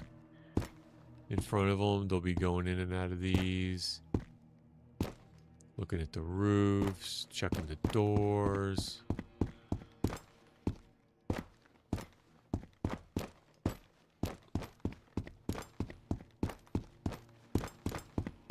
Fishing, cooking, really. Yep, exactly. Yep, that's all 4. Did you find them all? I think you were looking for them, right? In this run?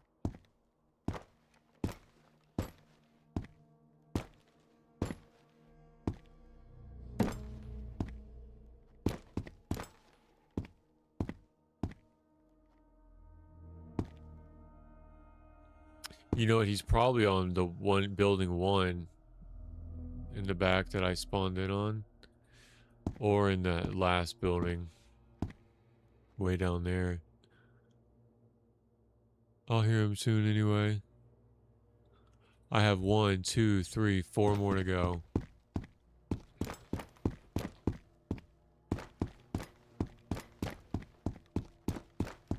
It'd be really nice if I could 10 out of 10 these guys, not have to worry about them. With like 3 buildings to go. Way to rub it in. Did you find them? No, you didn't. I'm sorry. Look at that. You'll find them though. You'll get them. Hey, good morning, Suski. Good morning. Oh, guess what, Suski? Guess which task is not here anymore? You probably look at this, you would immediately see which task is not here anymore. That I got to there's not even a word to describe how good it was to click that remove task button. I found the harmonica, Suski. I found the harmonica. And a guitar. We stashed it already. But yeah, I turned the harmonica in for the 3 to the doctor for the 3 sauce kits. So now we're just looking for 2 of the IFAKs out of the special crates and wait for the Punisher. I'm getting more stuff from my retirement. It's getting closer and closer. More cigars. In one of these cabinets. In like one of these, not this one here, but like in one of the cabinets in the rooms, just sitting there. Just sitting there. I don't think it was a kitchen cabinet. I think it was one of the cabinets in like the living room area. Oh, and we're 7 right now. 7 out of 10.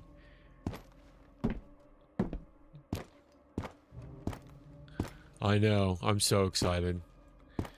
I'm so excited. That, you know who's more excited than we both are? That cat. The cat's excited because the more tasks we done, the closer that thing is getting rescued. And that cat is going to have a good way. I found them on my way out. Good job. Suski, Rowdy over on YouTube is also playing.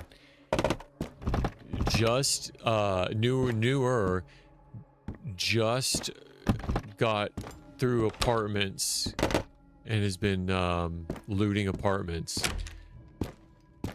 And he says he found all 4 of the books. He's on his way out and he's waiting for the BTR to leave. Yeah, don't get seen. Don't even peek it. Don't even look at it. Don't even peek the BTR. The BTR will destroy your day.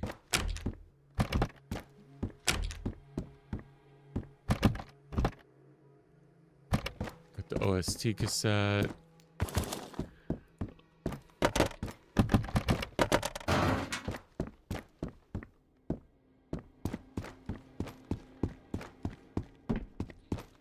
Yeah, Suski, it was fun watching that kid play earlier. Cause he was learning. And he wasn't doing too bad. He was hitting some good shots. He was hitting a lot of good shots.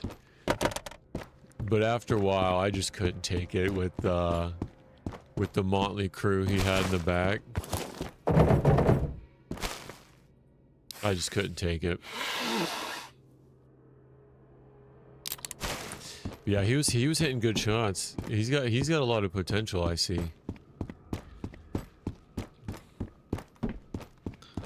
Yeah. It wasn't him though. I feel like if it was just him, like I would have stayed and like maybe engaged a little bit more.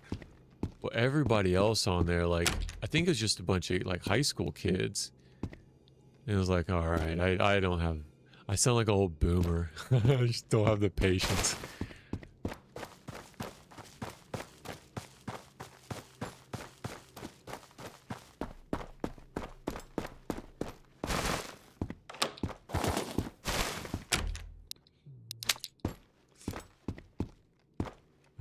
Yeah, I'm getting there.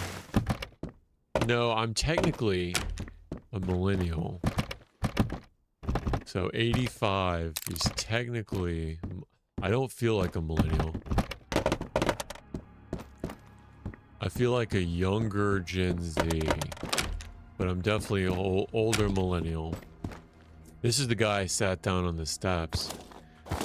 This is number, I think this was number 7.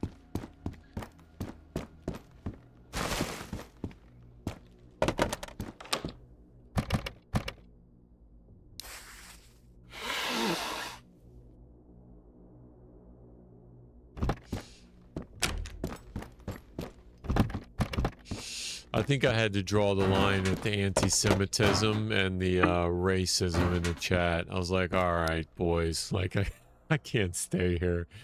I can't. If I'm gonna watch somebody, I gotta. If I'm gonna support someone with a view, I can't be a part of this. So that's where I had to draw the line.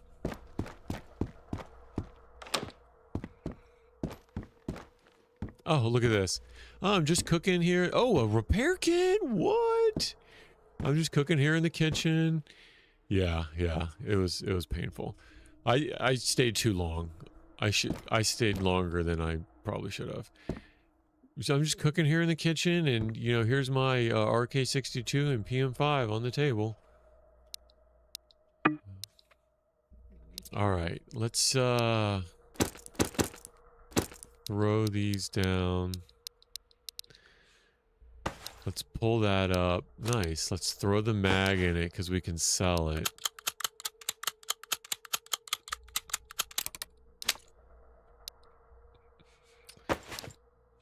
And I'm not going to want to hold on to that thing.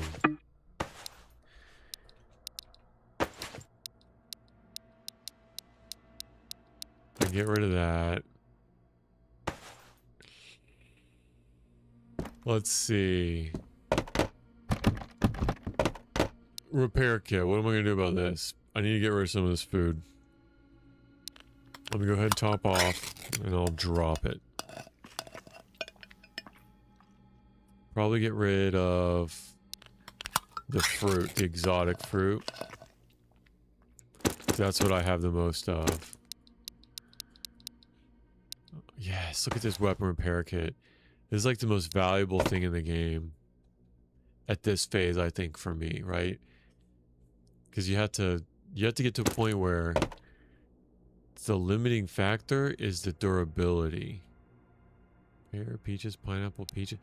Where did I throw that? Did I really throw that down? Limiting factor is the durability. Oh, there it is. Insane amount of food. It's so crazy. I feel bad leaving it. Like, Suski knows, like, this is a problem of mine. Suski's over on Twitch right now. I've been hungry before. If someone's been hungry before, telling them to lose all this food, it's like, that's a mental exercise in itself. Alright.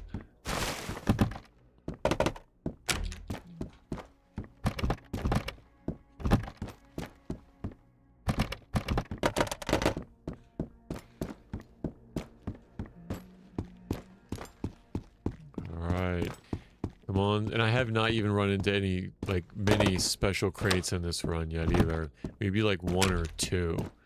Like, you don't have food in the shop. No, I know. I'm not saying it's reasonable, Suski. Reasonable people do unreasonable things sometimes. I'm not saying it makes sense. Not at all claiming that it makes sense. I know.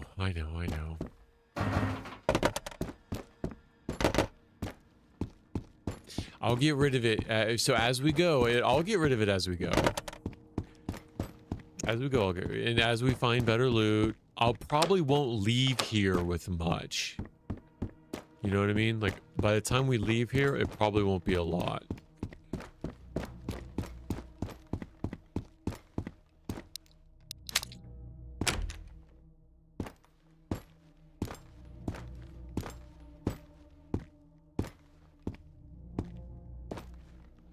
You know what I could do? I could put the leopard on this, save 2 slots. Because I can get rid of the pro. Just drop it, leave it. I know. I'm sorry. I'm almost done. I will leave it if I find other things. I don't have to take it with me for real, But for now, I know. I won't leave here with it. I promise you that. We won't leave with it. All. Most of it, but not all of it. We need more. We need the cat. Okay, so the cat food and tuna is staying though. I'll compromise with you on that because we have to feed. We have to get food to feed the cat. I don't think the cat will eat just anything. I hear it's picky, rightfully so, as cats colloquially are not the most flexible.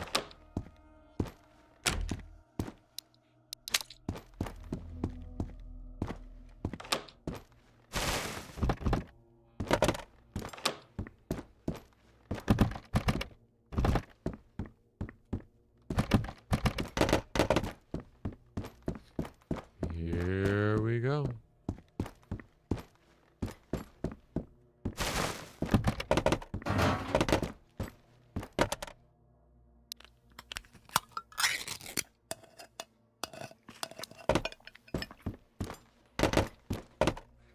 %, CD player. I'll swap. I won't take them both, but I will swap it out.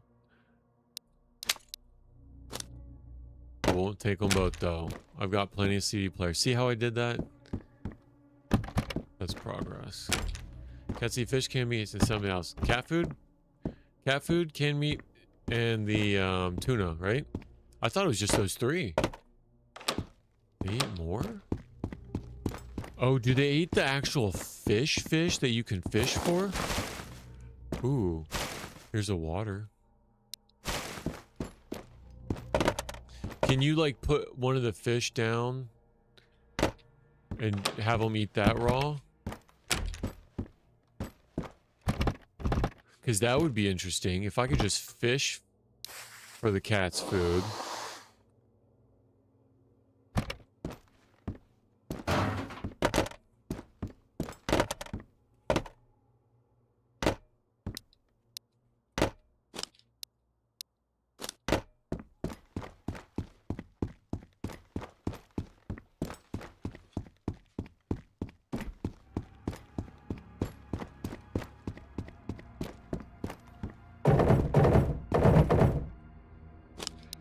Hey Suski, I thought of this idea.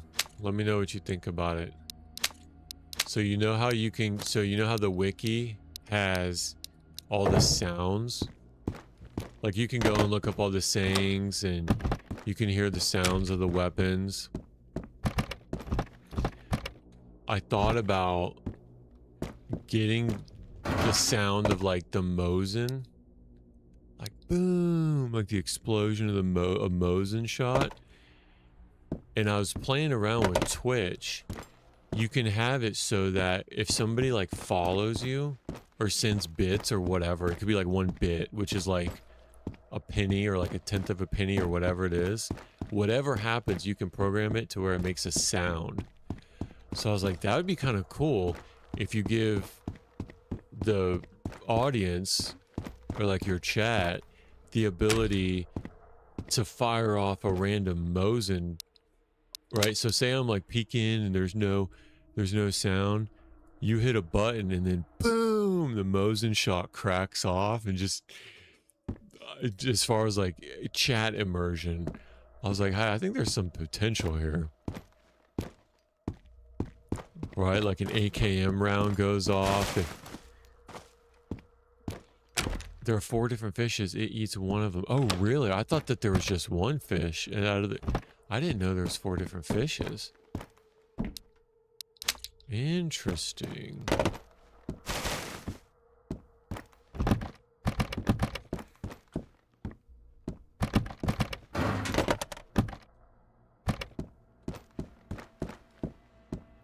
Yeah. I know, right? Tiro, yeah, like it would, but that's the point. It's to kind of like, you know, just increase that chat engagement. Maybe for like 1 bit, you can fire off a pistol. But like for 5 bits, it could be an SMG. You know? And then for 10 bits, it's the Mosin. You could have it like the different ones at the different rates. Because I think bits are cheap. I really don't know enough about it. It might not even be possible. Because I think technically though... Oh, there's some deodorant. I think you need this for a quest. It might be borderline like you're using somebody else's asset. right? Like you're using somebody else's sound asset and you're making money off of it. Like, I don't know if there's like an ethical line there. I don't know. So I haven't thought about it that hard, but I thought about the chat immersion aspect to be like, you know, if something happens in game, have a Mosin round crack by my head would be terrifying enough. Deodorant wipes it for course. Yeah. I already did that one. The deodorant has a really good mental though. As it should. You're in Russia and you run across a can of deodorant. Tell me that wouldn't increase your mental.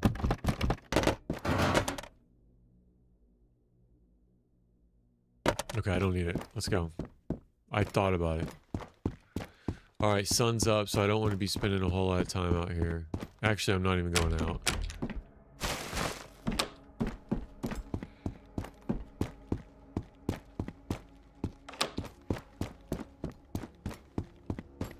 I think if you could come up with your own, or license free, I think if you could come up with your own asset, like if you could engineer your own Mosin round, you could still call it a Mosin, right? And that would work for like any of these games, like DayZ or whatever it would work for. So you probably couldn't use his asset, but if you could sound engineer your own Mosin shot, I think that would be really fun.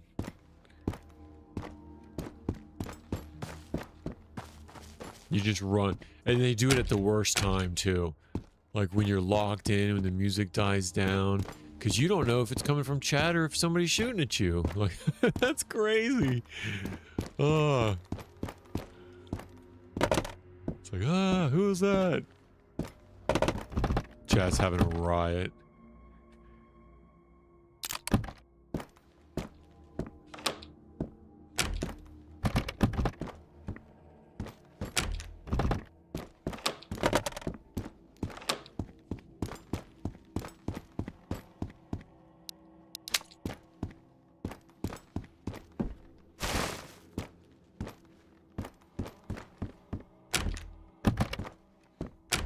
Canned meat and cat food in your backpack. The cat chooses the canned meat. Oh.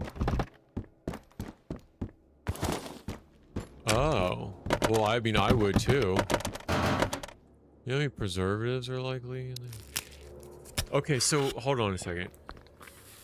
So if the cat is in your backpack, so is this what you're saying? If the cat's in your backpack, as long as you also have the food in your backpack, the cat will eat it. You don't have to take it out to feed it. Is that what you're saying? Is that what you're telling me?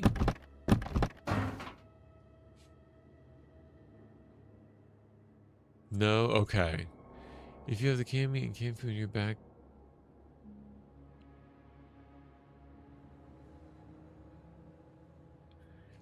So you mean if you just lay them both down on the floor, then he'll pick one over the other? I don't think I know what you mean.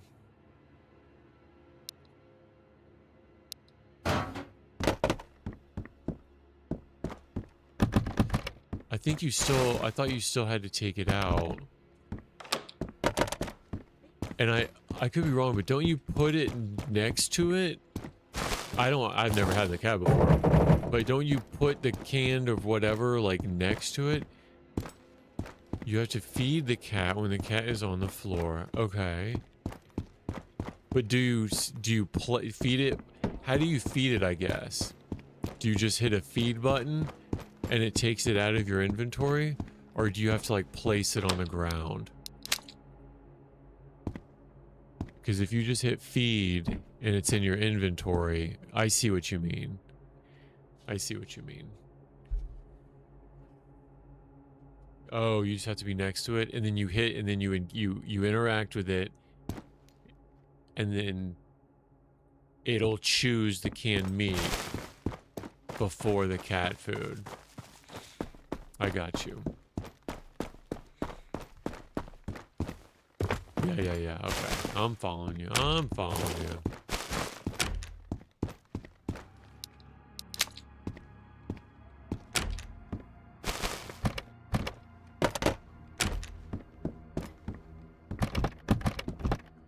Yeah, it was one of these. I found it, the harmonica in one of these cabinets. Just a random cabinet.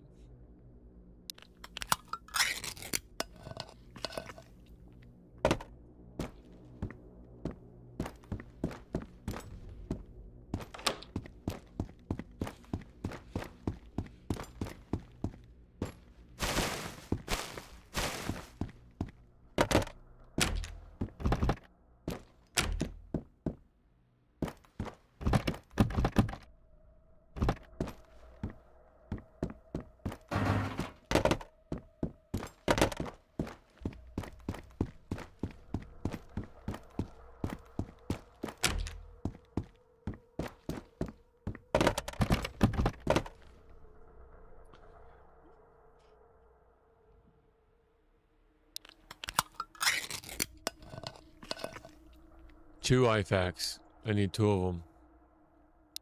We're almost there. Almost there. I feel it now. I mean, now that I found the harmonica, it's probably gonna spawn like crazy now, right? Isn't that how it goes? Isn't that typically how it goes? As soon as you find what you need, you find it in abundance.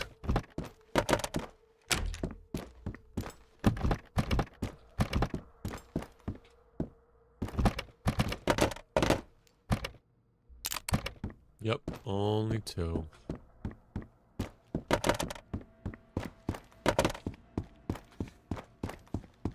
And I'm pretty sure I've only seen the one in a special crate. I think that's where I found it. I do have NVGs. Check it out. They're so nice. But they run the battery down so fast. I mean, I have extra batteries, but I only found them useful in Vostok in the terminal at night. So the only time that I slept was when I was going to terminal because I was scared out of my mind to go there in the day. So I slept, went to the terminal, had NVGs, super helpful.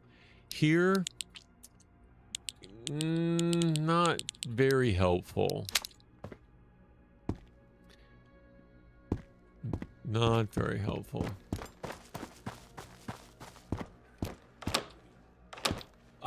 I mean, yeah, kind of. I feel like it's more grainy. I think they're more grainy and it's a clearer picture without them. But I can't really tell that, like, they illuminate. I don't know.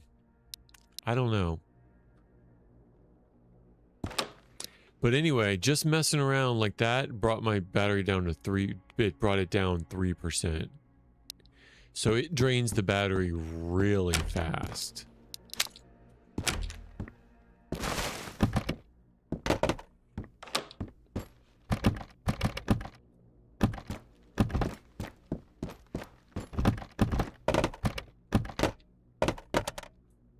Look at all this.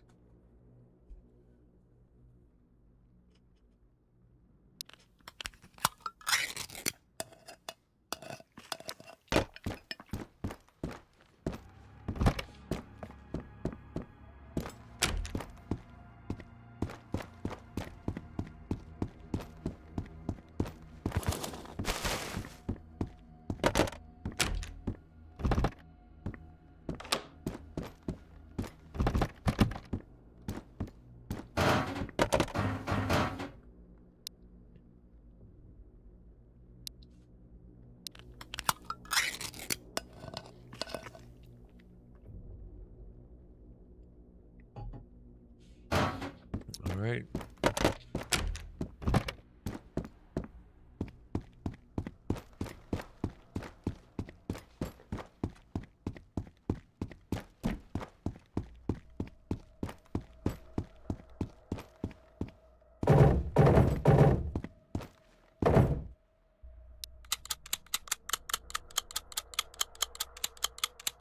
Oh, you know what? I didn't even think of this. If I had my exposure, so my exposure is all the way up. If I had my exposure down, they probably work better. But I have my exposure all the way cranked up. So that I just thought about that. I'm like, why don't they work better? Because my exposure's up. For y'all's viewing pleasure, obviously. Oh, piece of candy. Oh, nice. A shotgun suppressor. I don't need it. I don't need any of this.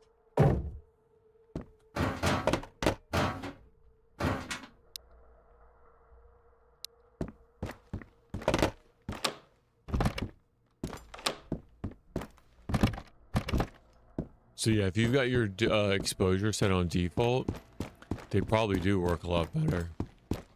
Next time it's nighttime at midnight, I'll turn my exposure down and I'll see if I can tell a difference. I just thought that's probably why.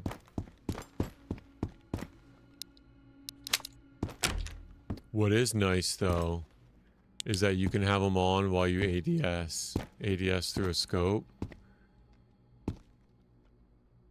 Because some games like will only let you do that if the scope itself has night vision.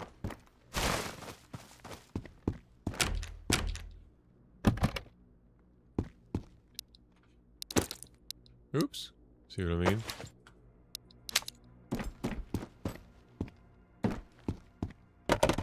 I heard someone.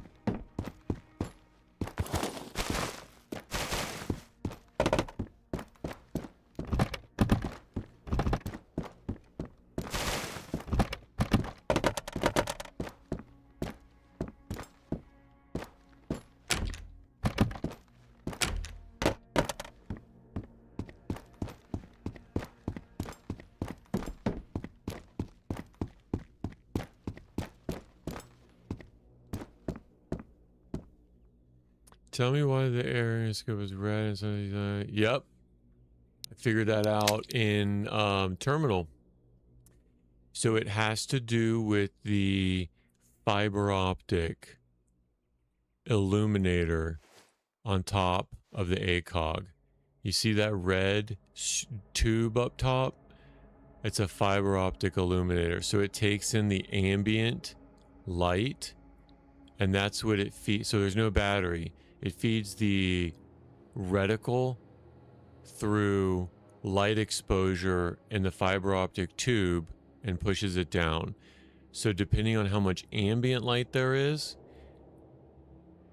see the tube up on top? That's what determines the color of the reticle. So you can kind of look through and see like, hey, is it sunny outside? Is it getting to be nighttime? You can kind of use it as a clock, I guess. That's a good question, Suski.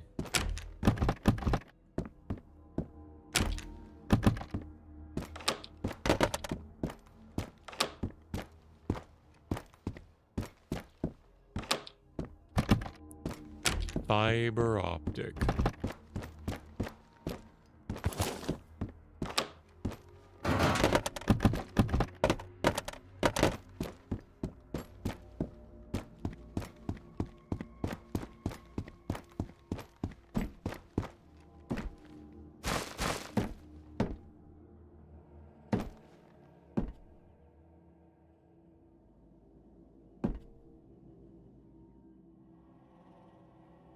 It'd be really nice to find these other two Yahoos so I could just get on with this.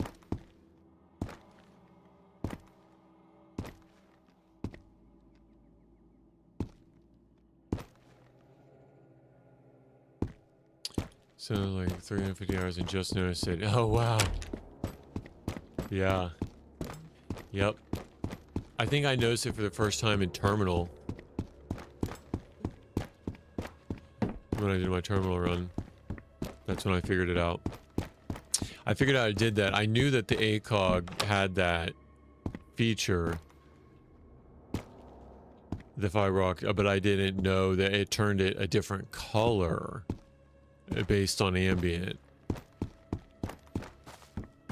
But I knew that it was illuminated through ambient.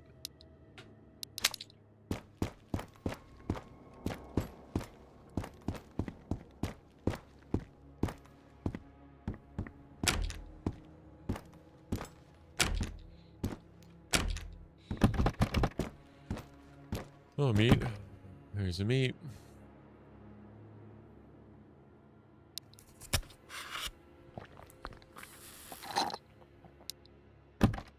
Well, you learn something new every day, right?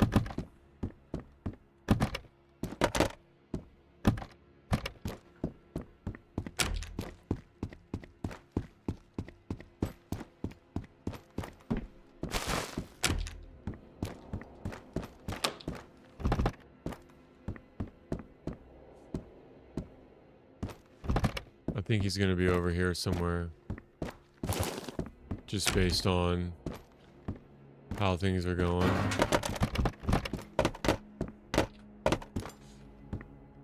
gonna hide right here. Here's where I was when the other guy walked me down. I shot him across. I'll show you. I was on the first floor, and he was right there. And he was walking right down there, and I took a shot. At an angle, I took a shot. And then he started yelling and cursing, and then he came in, ran in at me. Before I knew it, he was through the door. I barely had time to, like, when I noticed, to switch to fully automatic. And I had to pre-fire the door, because I couldn't tell, like, when he was going to peek it. But I know he was going to peek it muzzle up. I pre-fired, and he ran right into the bullets. I think I hear him.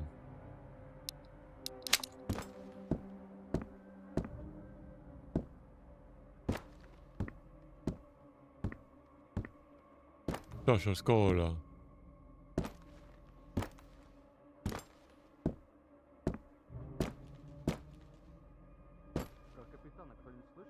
Yep, I heard him.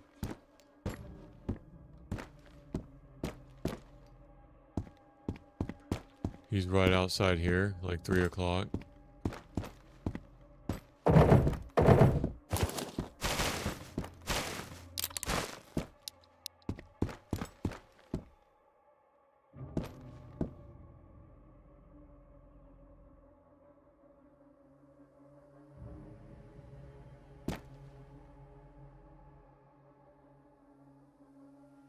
Didn't I say I thought it was over there?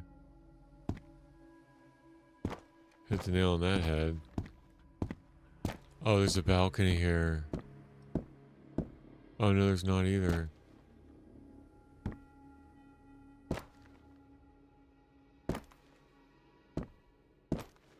Oh wow, that's sketchy. I could poke my head through the curtain here. Alright, let's go try to find an opening.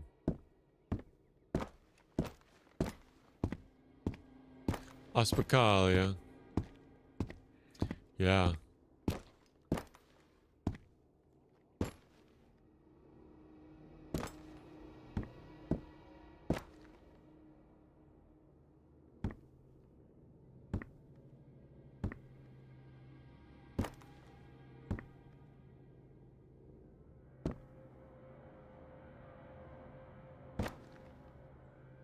It is Friday. You are Thursday. Oh no, it's Friday for you. I think he's on the roof. Or in this stairwell right here.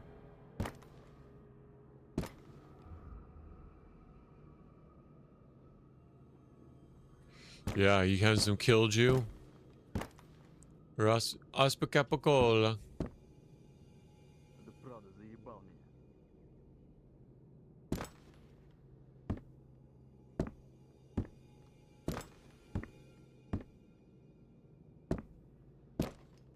He's around here.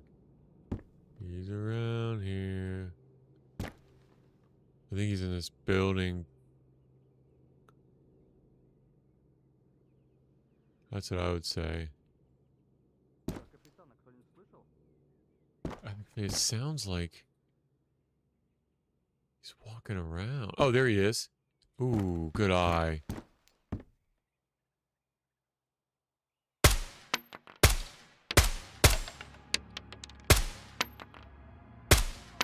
He's down. That's 8. 2 more. Aspacapacola.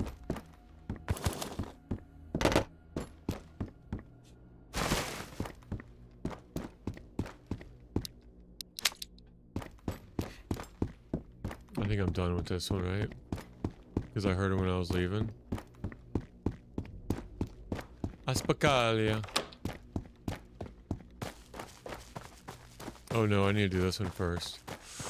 Ooh, sketchy.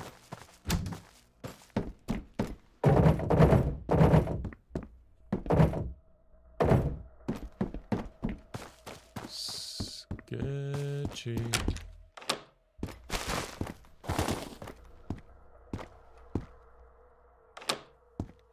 Summer cottage and have a capicola. Wonderful. Wonderful.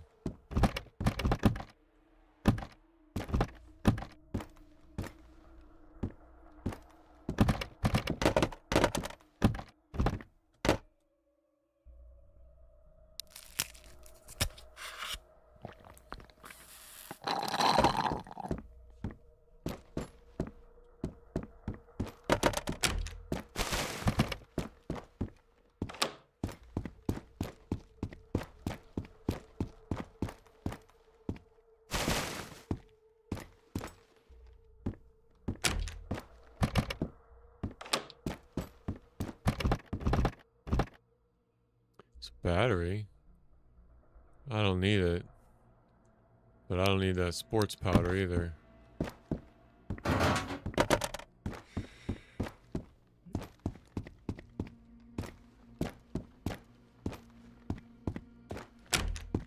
Cosmical bozo. Here he is. Now we can finish the quest. Now we can actually finish the quest. Finally, bozo.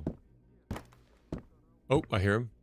Probably 100 meters, 12 o'clock down.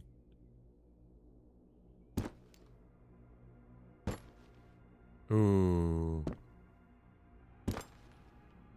Oh, definitely this way. Bozo.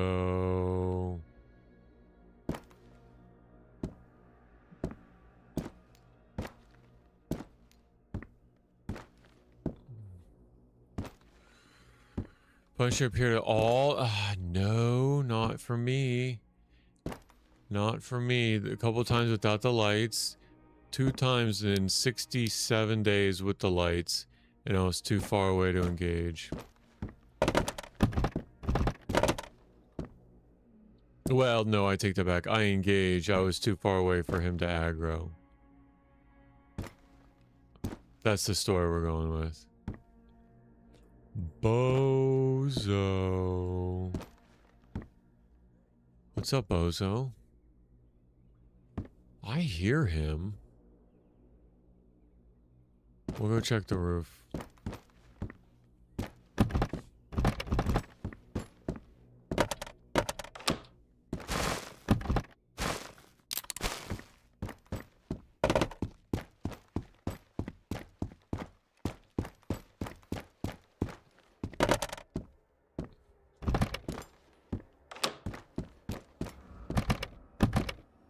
I'm ready for the Punisher, though, when he does show up. Tego! Oh, it's okay, Tego. Don't apologize, man. You're young. You got bigger fish to fry. The world is your oyster, Tego. I hope you had a good day.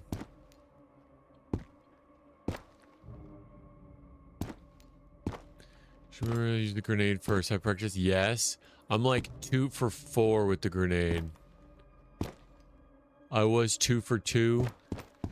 And then I missed. No, actually, I think I'm 3 for 4 with the grenade. I think I've only missed with the grenade once. But to be fair, one of them I already put like 3 rounds in, and the grenade just kind of like, it probably just finished him off. So I don't know. I really don't know if the mechanic works that way, but that's what I'm telling myself. He probably only had a little bit of health left to begin with, and the grenade just kind of tipped him over the edge. Don't die. I hope you end your stream good. Thanks, Tego. I appreciate your encouragement. I hope I don't die either, man. I hope I don't die either. I'm gonna try everything in me not to let you down, Tego. And I mean that. I mean that. Alright, here we go. Everything in me. All my wit. All my skill. All my awareness. Just gonna think, don't let Tego down. Don't let Tego down. I've got 2 left. So at least they're not respawning anymore. Pretty good chances here. Pretty good chances. Golly.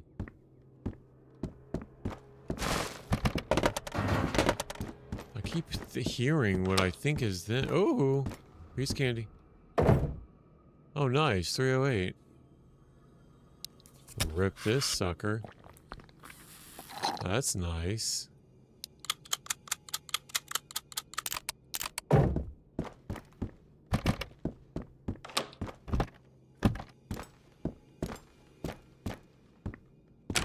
Tego, we'll be on tomorrow too. If you want to stop by and chit chat, let me know how your week went. We'll be on tomorrow.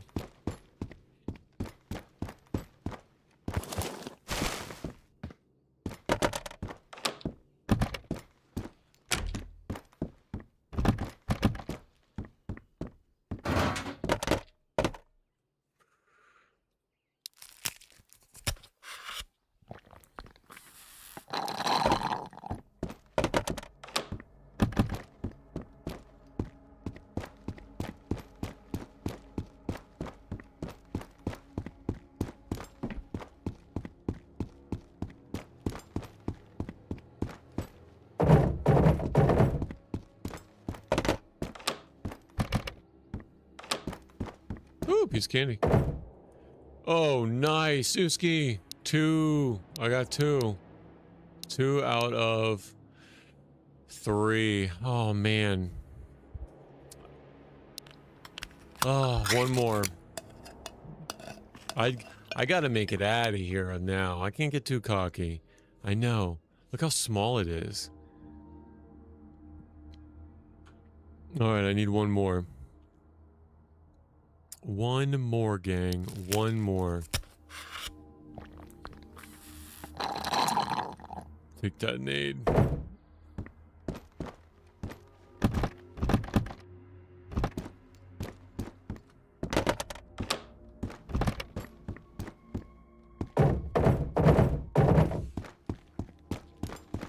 A very lucky day. That RNG is treating me well. 1 stream day, the harmonica, and 1 IFAC, and the guitar. I already took the guitar back. And the guitar. I want to go by the fire. Play the guitar music at the campfire. So maybe we'll do that at the end. Listen to all the songs that you can do on the guitar. I heard there's 4. I think there. I could be mistaken. 3 or 4. Multiple. I can't remember if it was 3 or 4. But there's multiple. Listen to all of them.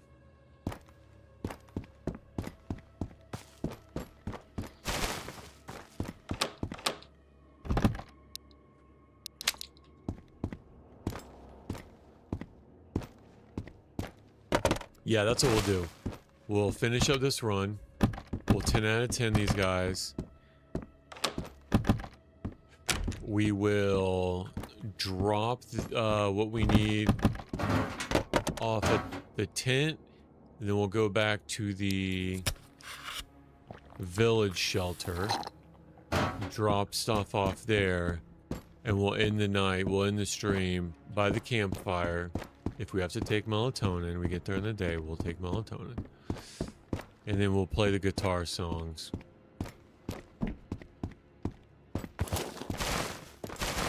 But you know, before that, here's what's gonna happen.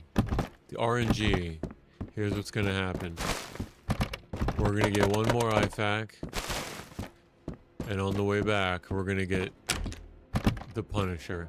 Some roasted chicken around the campfire, playing ZZ Top. Ooh. Roasted chicken around the campfire. Sounds great to me.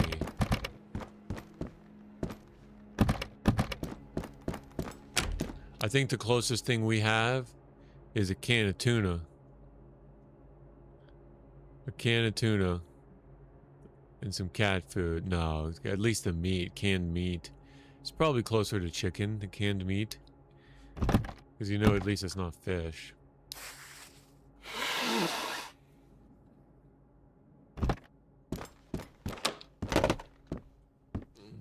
Have you considered looting only the special crates? That's a good point. Just look for those and don't look for anything else anymore. But what if I find a key? Or another harmonica? I understand that might be very selfish of me. But that's the mindset. Keys and other harmonicas. Now, if it doesn't make sense, if that's unreasonable or irrational, I'm open to feedback. But you're right. Because what I need is, the IFAC is only going to spawn in the special crate. You're absolutely right about that. But the thought process is, well, if I find another key, a key would have a special crate in it. So there's a chance. And I'm here anyway. Right? I'm in the buildings anyway. I might as well look at all this stuff. But you are right.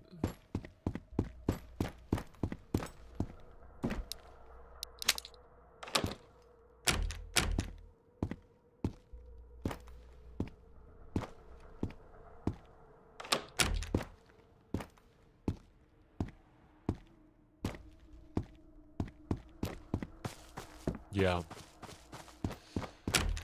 But that's what I'm thinking.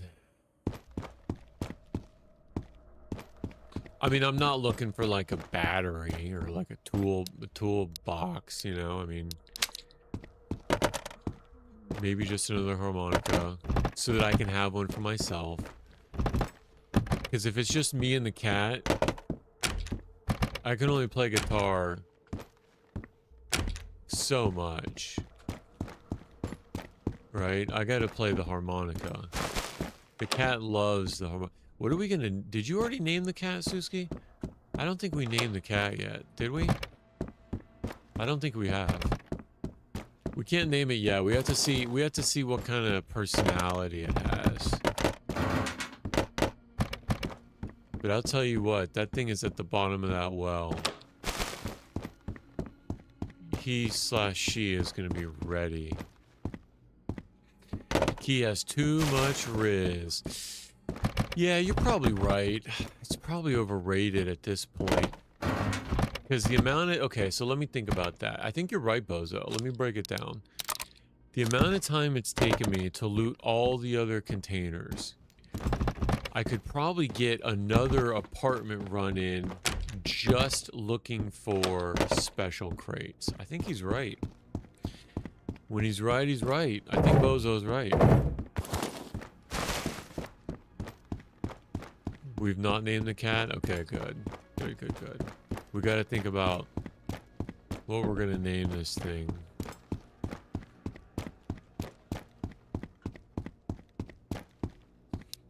But let's not count our chickens.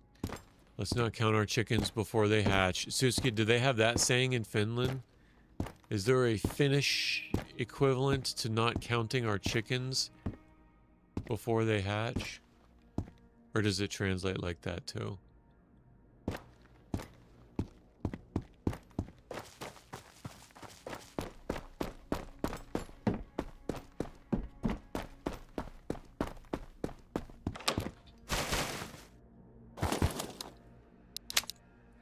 Bozo, I think you're right. By the time it takes me to actually look at all these containers, if I just look for the special crate, I could probably do multiple apartment runs.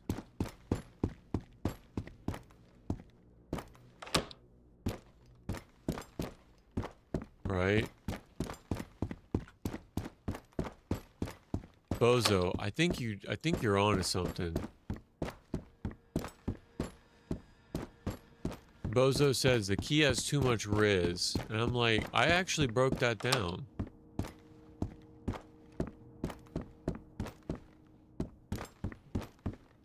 You know the saying, but it doesn't translate. Oh, that's so funny. I kind of want to know. I kind of want to know what it is. Bozo, you're a genius. Did you know that?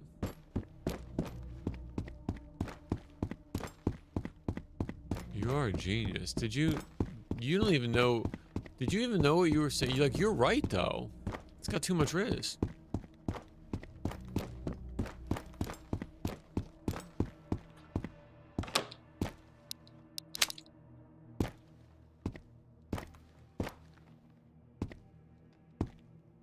Professional burger flipper.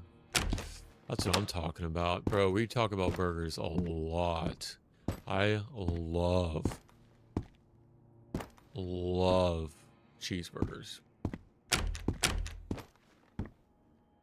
I do a cheat meal once a week. And I hope it's not at Five Guys. Because I tell you what, $26 last time I was at Five Guys for a burger and fries. I hope it's not at Five Guys. I mean, good for you if it is. I'm not, there's no shame. It's just, man, I love Five Guys burgers, but I don't think I can afford it.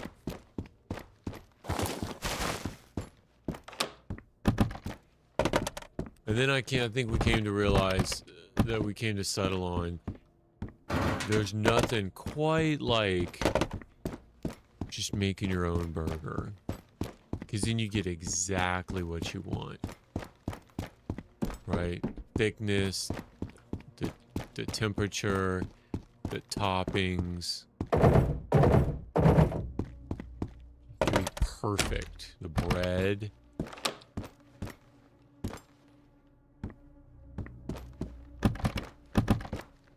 Yeah.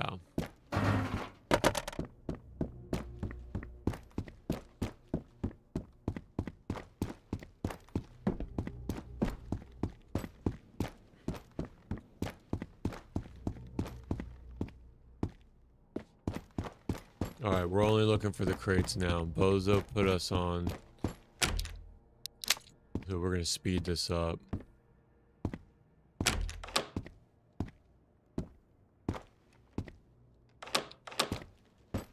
One more. There we go.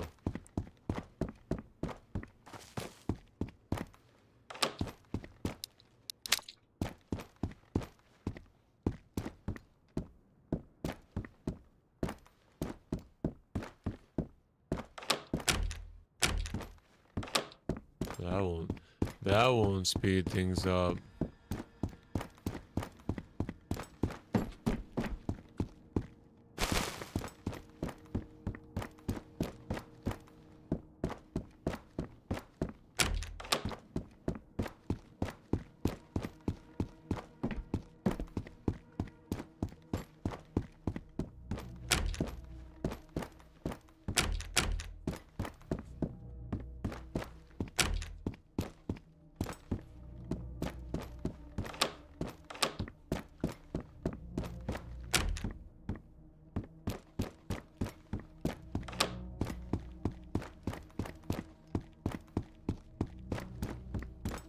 We're flying through this now, just focused on the crates. Because at this point, it's not like I'm looking for a harmonica, right? So, like, I don't need all the rest of the loot. I didn't scan any of that. I'm looking at it and just run into the military.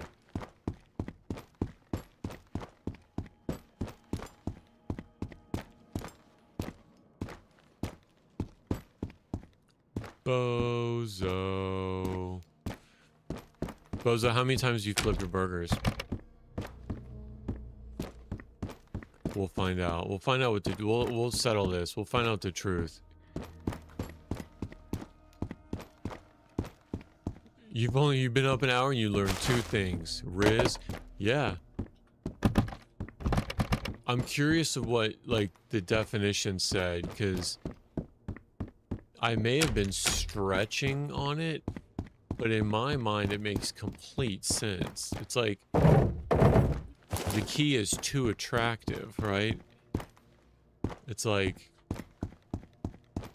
it's not all it's cracked up to be. It's like it's too attractive. It's got too much riz. It's like, whoa, wait a minute.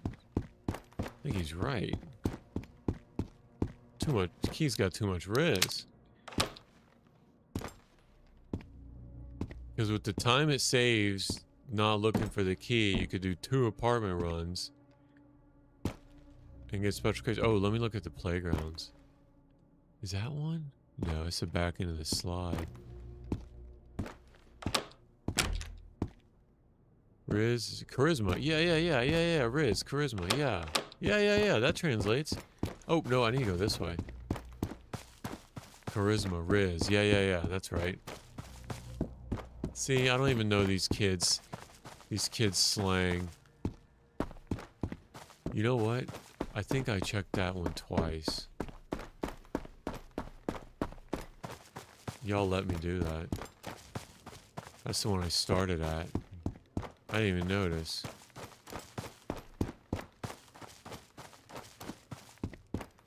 Riz me up before you go home.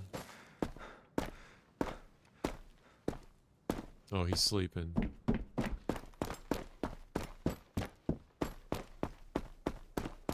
Here we go, we're sending it. Last building, boys and girls. Could be someone in here.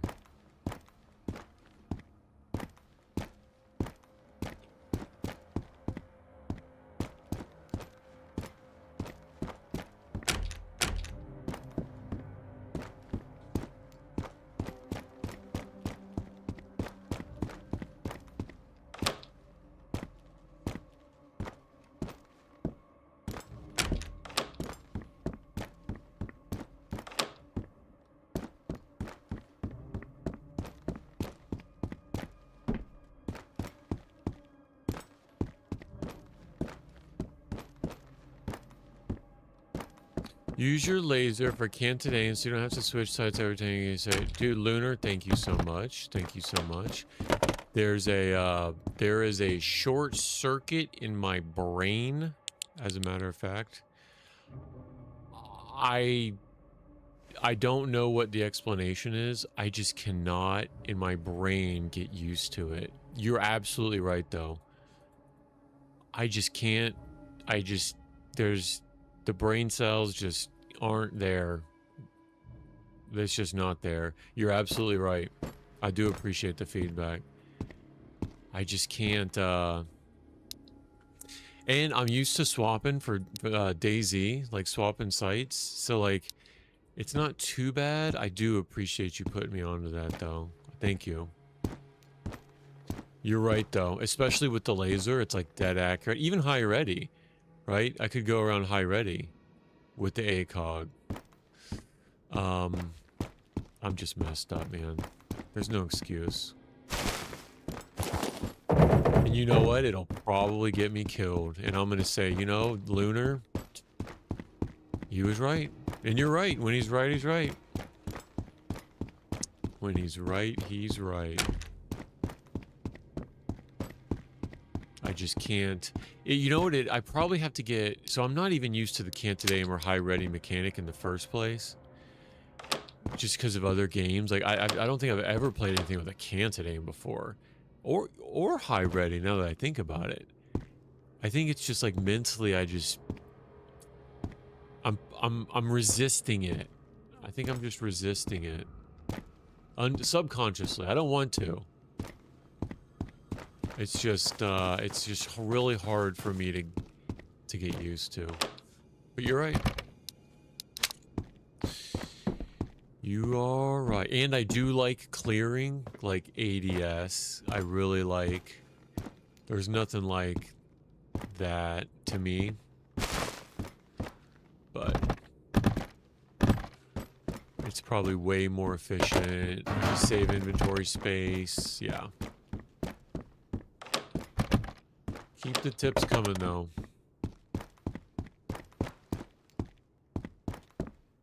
I wish I could change. I wish I could be different. If I found a good keybind for it to make it easier, as easy as it is for me to like muscle memory, ADS, and tilt, I think if I found a good keybind for it, I would be more comfortable with it. But then I go get used to the ADS and I lose my canted AD, or I go get used to the canted, I lose my ADS lean edge. It might put me back in other first-person shooters. I don't know. You're right, though. Can't get used to high ready, canted aim seems more natural. Yeah, I do like it. It's smooth. You know what I mean? It's like, it's so smooth just to do like a quick tilt. It's smooth. What it is, I gotta find a better keybind for it. There's something that's like more natural. Like, I don't know. I don't know what that would be.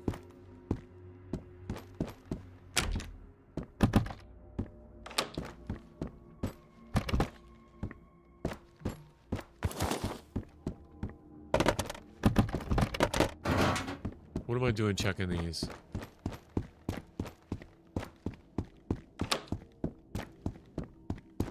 Alright, I gotta do the radio tower, the concrete... What are we calling them? Tubes? No, the concrete, they're like, they're not... That's not a pipe, right? Those aren't pipes, they're... What's the real word for those? It's like what the water flows in under the street. They're like... There's got to be a better technical word for it.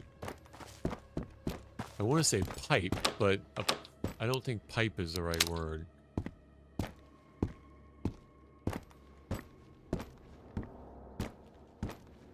Assemblies. That's pretty generic. Keybind of the thumb. Oh, that's a good one. So if I'm here... Okay, so right now my thumb is my NVGs. No, that's a good one. Maybe the top... So if I'm here... Boom, boom. Okay. Ooh, let me think about that. Because I've got some knuckle buttons too. That I thought, as we're talking about it, like the knuckles might be a little bit more natural. I'm sure that's what it is. It just comes down to something comfortable like that.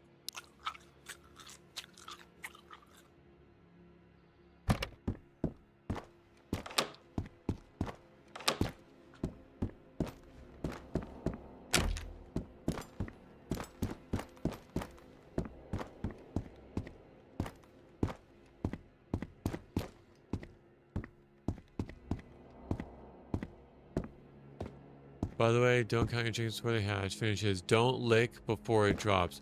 Ooh, that does not translate. That does not translate. Don't lick it before it drops. What are we not licking, though, before what drops? Like, I gotta know the back. I gotta know the lore. I gotta know the lore behind that. What in this world could possibly don't lick before it drops?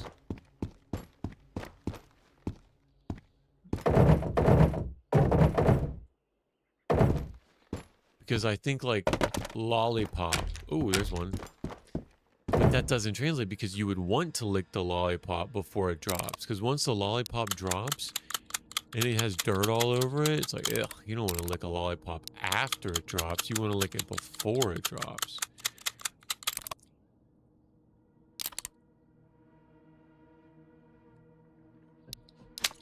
So what are we not licking before it drops? Where did it come from? Or maybe you're like, dude, Brandon, that's why it doesn't translate. Did you not hear me the first time?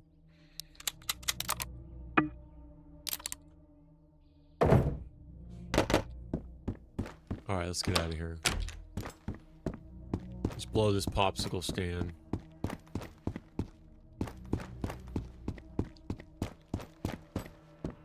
Don't lick it before it drops. I'm gonna say that now instead of don't count your chickens before it hatches. People at work are gonna be like, what is he talking about? I don't know, bro. Well, you know what they say, don't lick it before it drops. In English, people would look at you like you had 3 eyes. What? What? Lick what?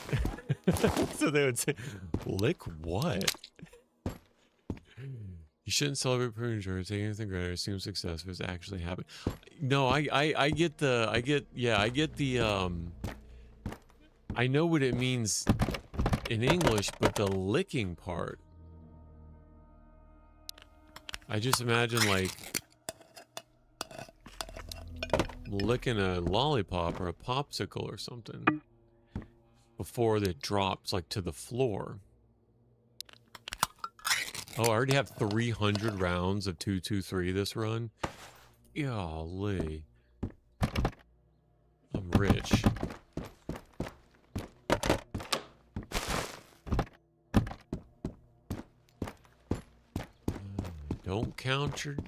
Don't lick before it drops. You know what they say, don't lick before it drops. What? I'll probably get sent to ethics. I'll get like an anonymous ethics report on me, like HR will be calling me, Brandon, we need to have a talk. Yeah, you have to take this ethics training about sexual harassment in the workplace. I was talking about chickens. Licking chickens? No.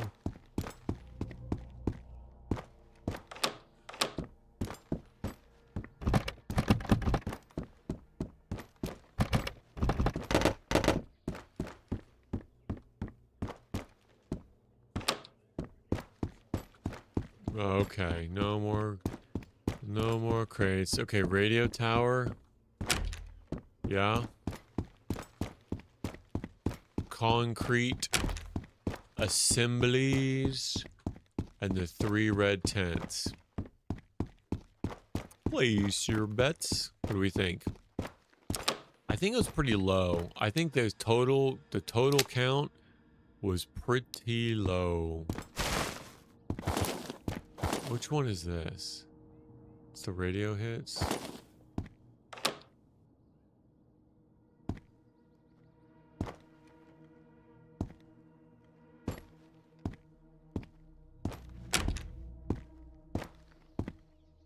Sending it. Like here, I could do full auto and get ready for high ready here in full auto, right? But then as soon as I want to go ADS again, I want to switch to semi. I don't know. It's just a hard.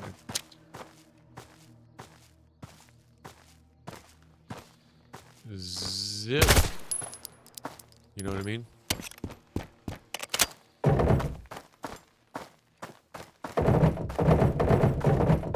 We were right.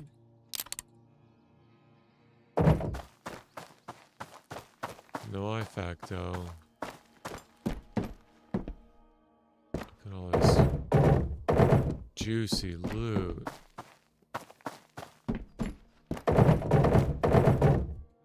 You know, don't lick before it drops.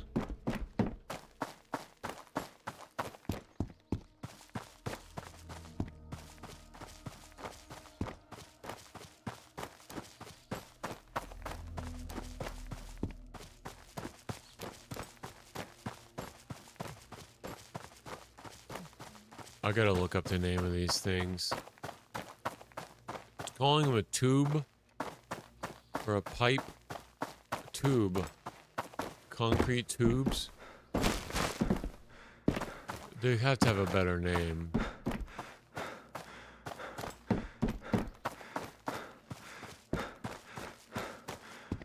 Alright, there's one more spot.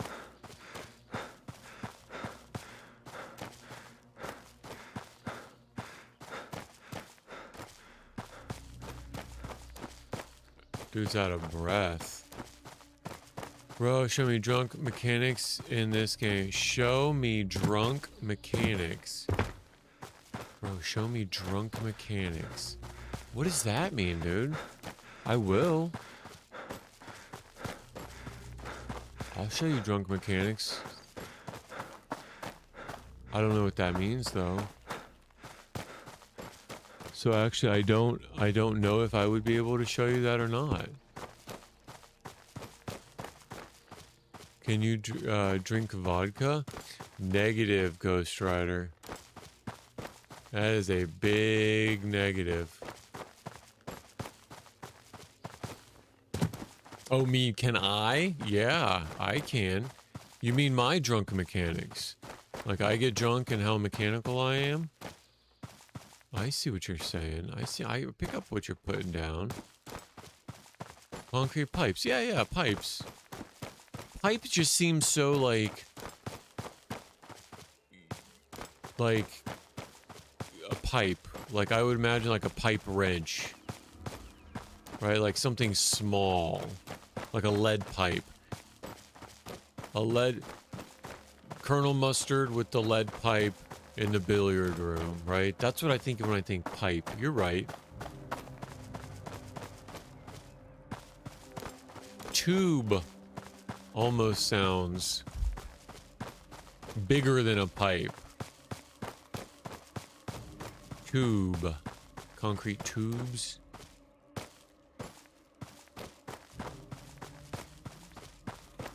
But yeah, cup here, I can drink vodka and show you my mechanics. No way ever in this game. See the little red skull up there in the top right? Yeah. All the time, 67 days I've put into this. I ain't about to go getting tipsy and messing that up. Actually, I can't remember the last time I had a drink. So no, I'm sorry. I don't think this is a stream for the drunk mechanics.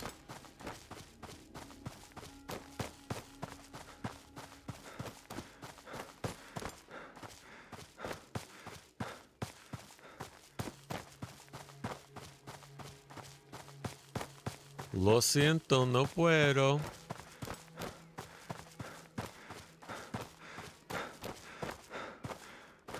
You know how mad I would be if like I was even a slight bit inebriated and something stupid happened and I died. I'd be so mad. But you know where we could do that? When we get back to the village. We're going back to the village. That's definitely a possibility. We'll play guitar by the fire. That would be the time. Though, I don't think those are the same mechanics that you're talking about, though. Am I going the right way? I'm not even going the right way. You don't, I mean, those mechanics are easy. Those are lounging around with a fishing pole and a guitar mechanics. Are you talking about CQB, clearing buildings, trying not to get shot in a permadeath zone? Because there's no way I would do that. Especially vodka, my god. Last time I had vodka, ugh. Ugh. I can't even remember last time I had vodka. I remember one time I did. I think it was a White Russian. And I haven't had them since. Ugh. That gives me PTSD.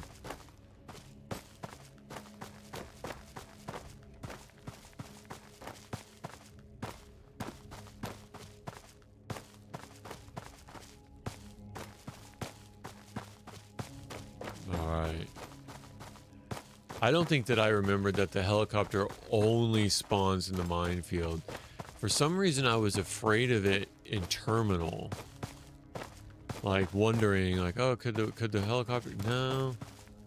Helicopter in terminal would be diabolical. But now that I think about it, it only spawns in the border zone. The BTR does, but you really, and it did. The one time I went to terminal, it did spawn. I don't know why I thought that the helicopter did too.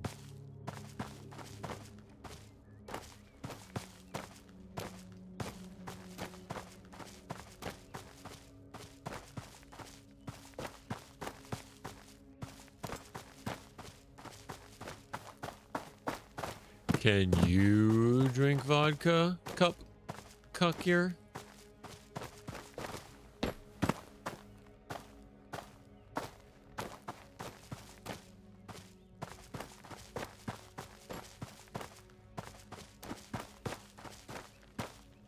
Did you see a vodka? It might be a mod, bro. You may have seen somebody do it as a mod. I don't know what to tell you, man.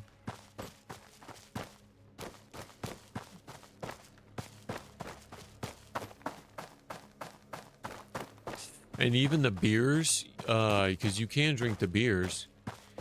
Even the beers that you drink, I think it's just hydration. It doesn't like loop you out or anything or mess with your vision or nothing like that.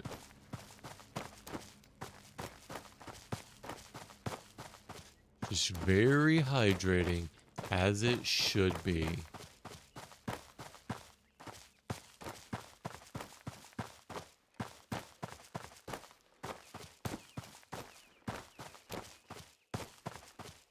Cylinders, Lunar. I can say concrete cylinders. I got it. That's what I'm going to call them. The concrete cylinders. That's perfect. Because it's describing the shape, not what they are. Well, the concrete describes. But anybody who knows what I'm talking about can say, yep, go to the radio tower, head due east out of the gate, and you'll find concrete cylinders. I think I got it.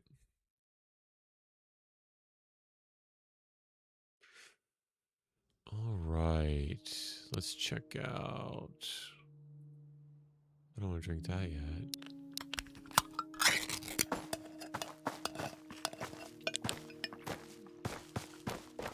When we go back, we'll take the we'll grab the guitar too. We'll take the guitar to the village. Beers and killers should get a character drunk. They're too OP. Yeah.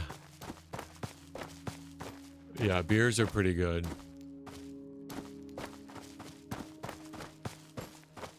Or maybe like in the immediate, it should hydrate you, but then like over time, it actually increases your dehydration rate. I think that would be, I mean, that's really complicated, right? We're just riffing. But I think that would be like a realistic mechanic. Like if you need something right away, boom, you can get that instant hydration. but then the rate which it decreases goes up. So it's like, no, you can drink it now, but you better find something soon. If you need an emergency, drink it, but you better follow it up with something. I think that would be realistic.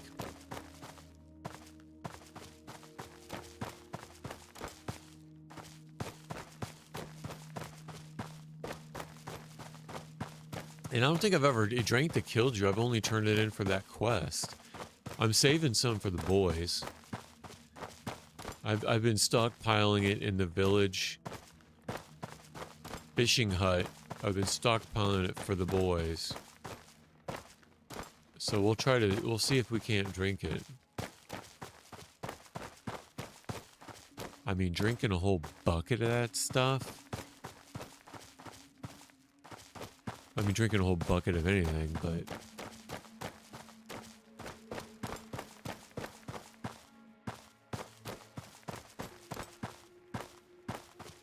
On the road again.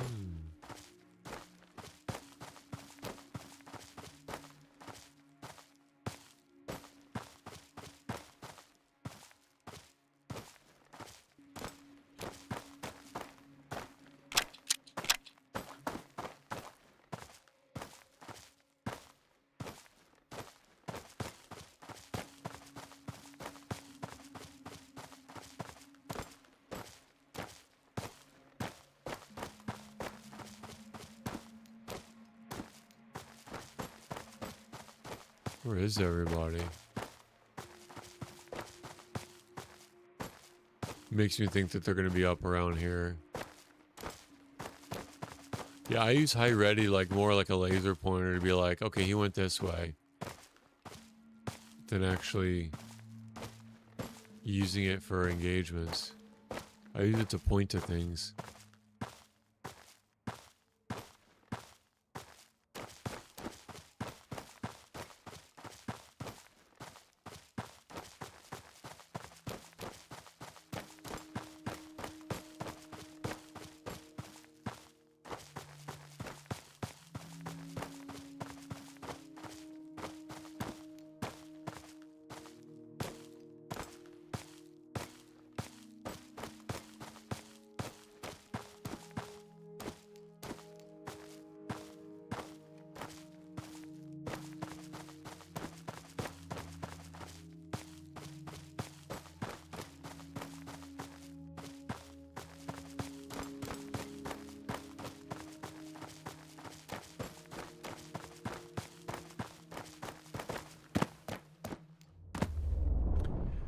Alright, we'll drop some of this stuff off, we'll grab the guitar, and then we'll go back to the village.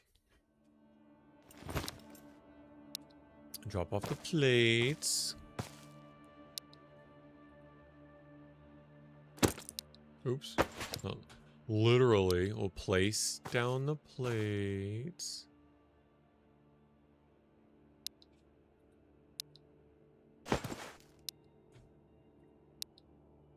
Oh, come on.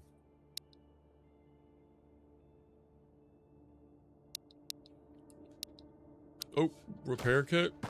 What's the 76%? I don't need this now. Ooh.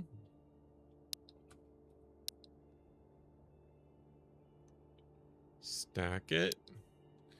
What else? I'll take the cigars back. Take the cat food 308, I can leave.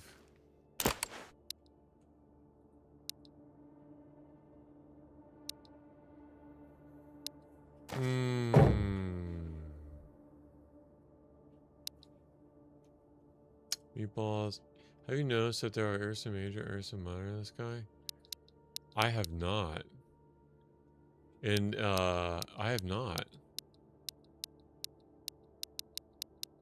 Saw, Venus tonight with Kate when we took the trash out. Venus is pretty clear. Press G to adjust iron placement. No, you're right. That's another mechanic. Thank you for that. I do. That's that's like another one of my mental. I know. Right? It's just I can't. ever remember. But you know where it is? G, it's like such a reach. It's such a reach. Like I gotta rebind it to something else. You're right. You're absolutely right. Thank you. Keep them coming. Keep them coming. Oh, in the game. No, I figured that's what you meant. I figured. I was just being a smartass. I figured. Take this back. Take these back. Take this. I'll probably start leaving some waters here, because this is where I've got all the mess kits.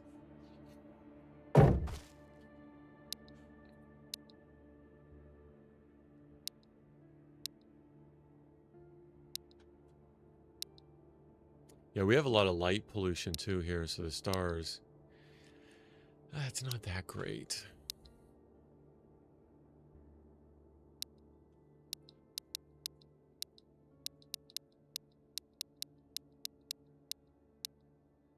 Take that back, take these back. Take that back, take the soda back. Alright, let's do just a little bit of food. Take a little bit of food with us. Could leave the batteries for my nods.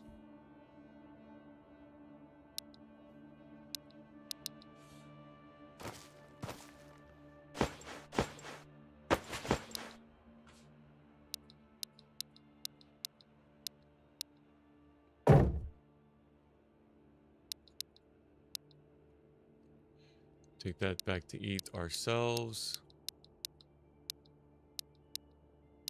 Alright. Oh, I can leave the ammo. What do I need that for?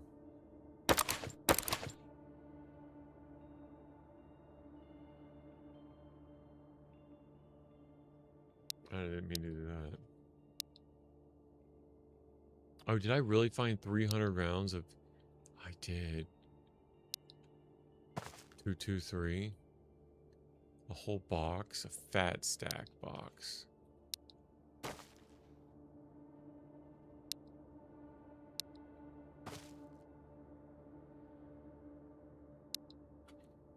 Let's see. Place this.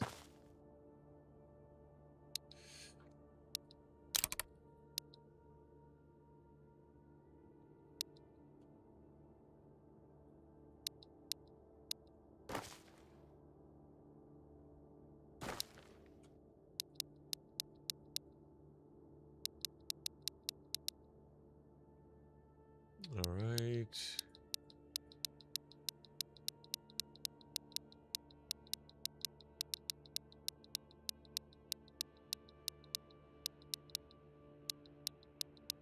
Sorry.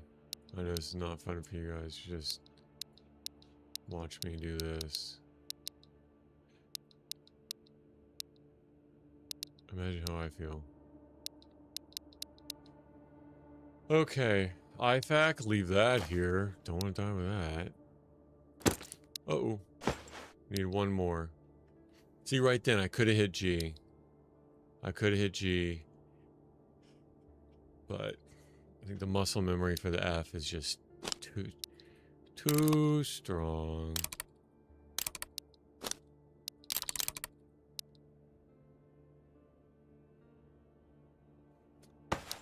Take the hiking pants. I need to put that back on the shelf. Taking the cigars, the cigs, the snus. Take that, take that. That's fine. I could take that. Top this off. Switch that out. Top that off. I'm good on ammo. Good on those. Do I need to take anything? Oh, the guitar. Almost forgot that. Any boom boom? Do I need to take anything back to the other? I don't think so. I already have.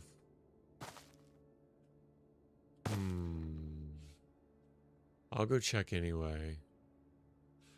But you know what? Both of these. I could swap these out. Take these back with me. Money. 100% 308 21s. Guccified. Alright, let's go. Stop playing around. Stop playing around. What are we doing? Playing a video game?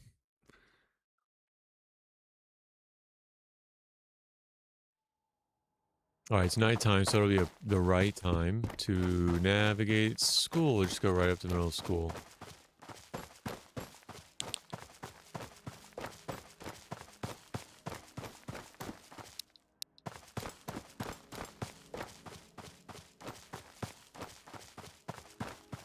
Yeah, I am anxious to hear all the different songs.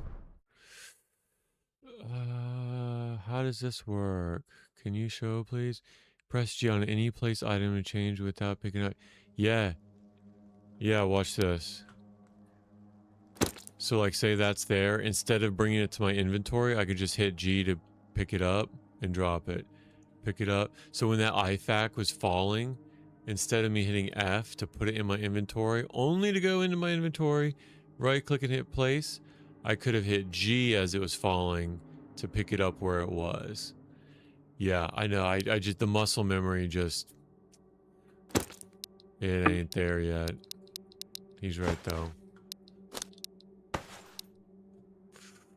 When he's right, he's right.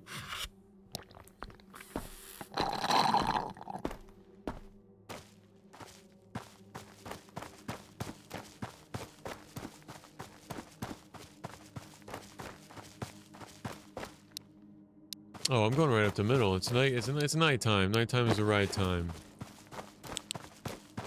What are we doing?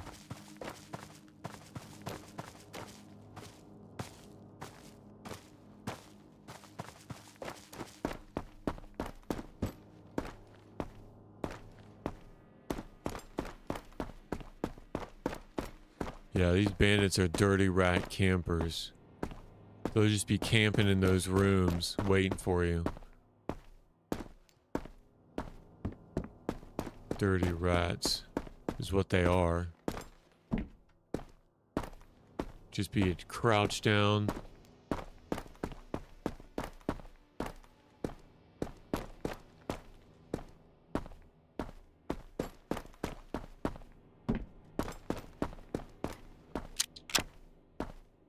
I hear one.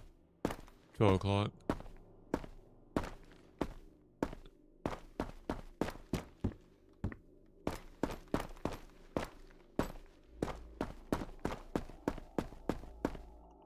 Those dirty rat bandits.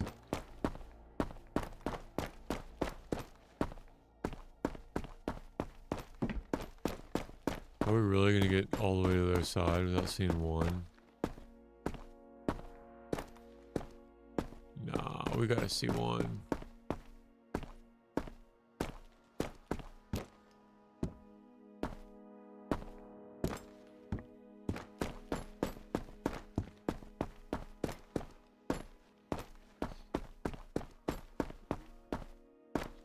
Helvetin rota. I think the Punisher says that, right? I think I recognize that from one of the sound bites on the wiki page. Helvetin rota.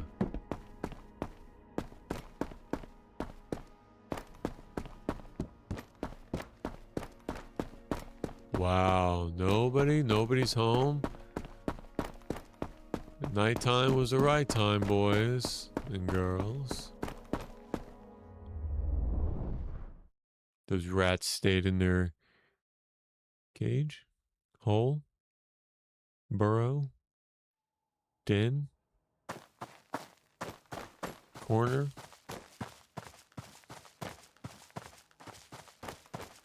Those dirty rats.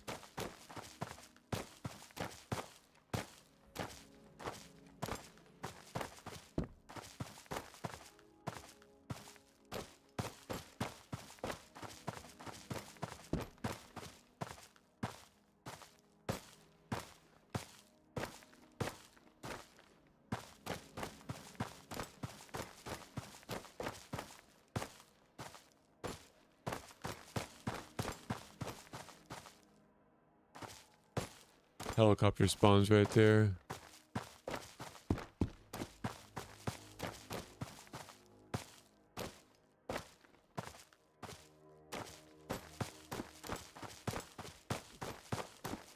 Oh. Nice.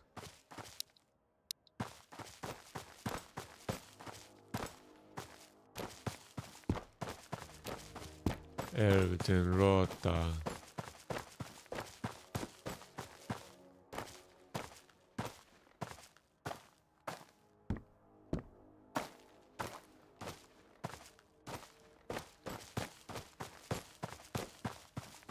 Alright, let's see if we need to drop anything off. I don't think I need to drop anything off at the attic. We'll go check though. What are we gonna lose? Our lives. We can lose our lives.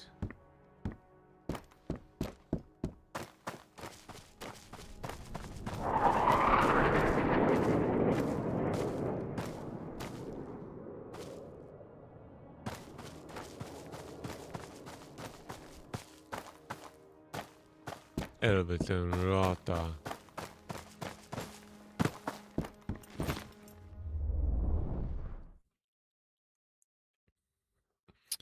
All right. Shed some light on this situation. We did it. By George, it's complete. It's a beaut, Clark.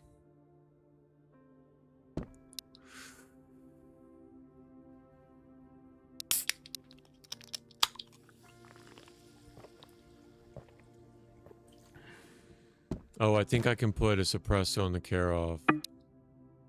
I think I can. I don't have one. Or do I? No. This is the Navy. Nope. I think I can, though. I don't think I need anything here, guys. Maybe put the cat food here.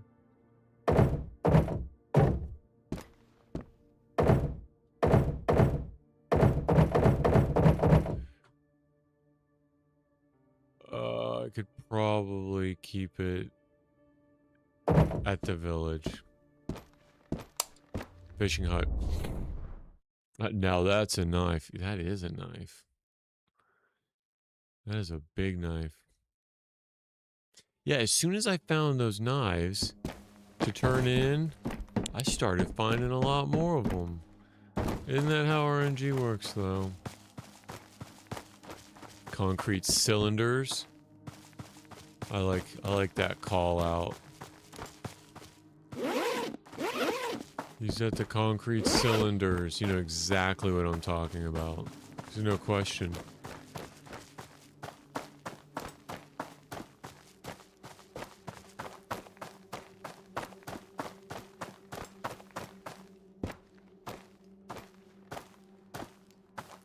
Is that Orion?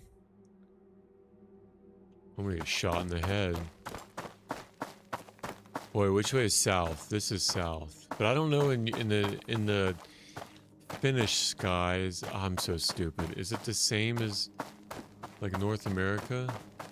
Would Orion still be in the south? I'm so dumb. Yeah, I think it would be, right? Because they're both in the northern hemisphere. I don't know. I don't know what I'm talking about.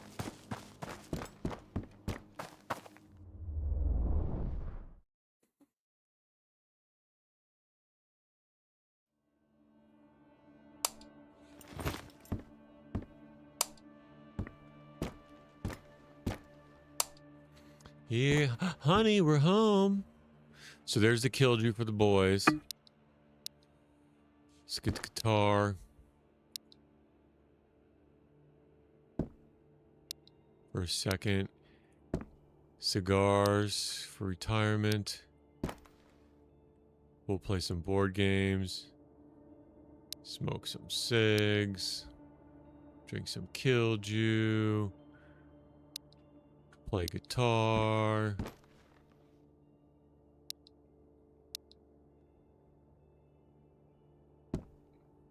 Oh yeah.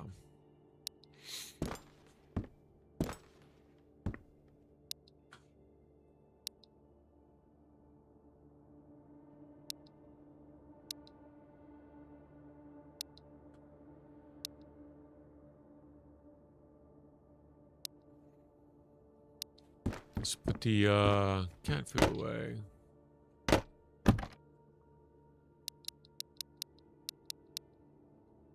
I produce.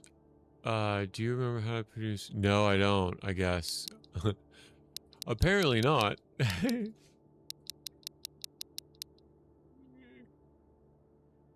Because I pronounced it and then you asked if I know how to pronounce it correctly. That makes me feel like I didn't do it correctly the first time.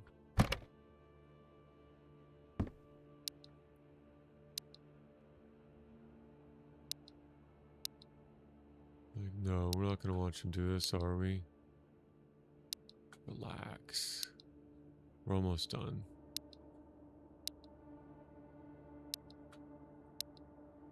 Put on some music. What do you want to listen to? Ruslana. I got the rest of them. We can do radio hits. Electrofolk. OST.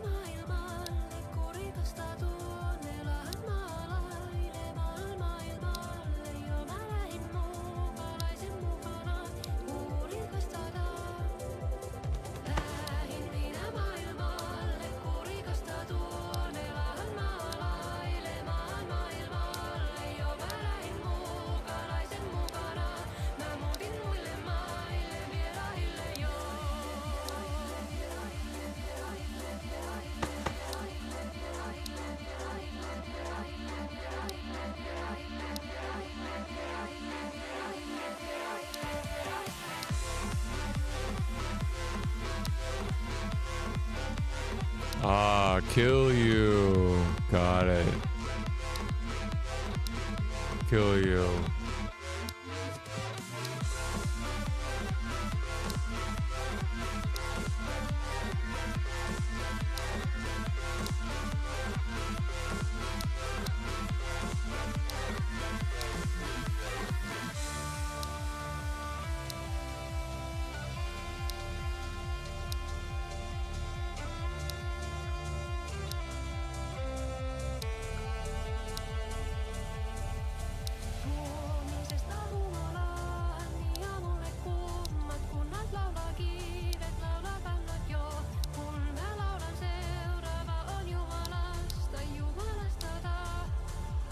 Yeah, me too. I like them all. I have no idea what they're saying. They're all really catchy. I didn't know I liked whatever this is.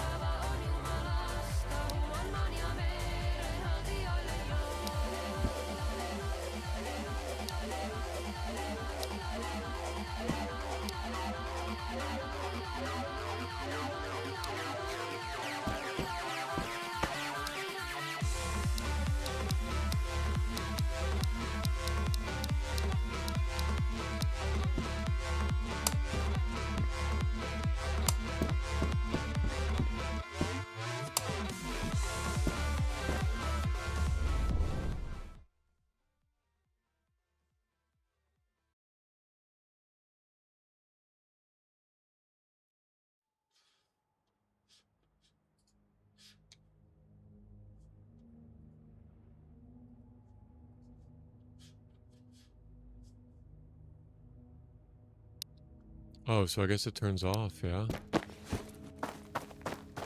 Alright.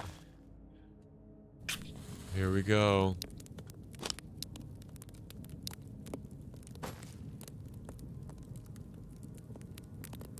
Look at that. Seat by the fire.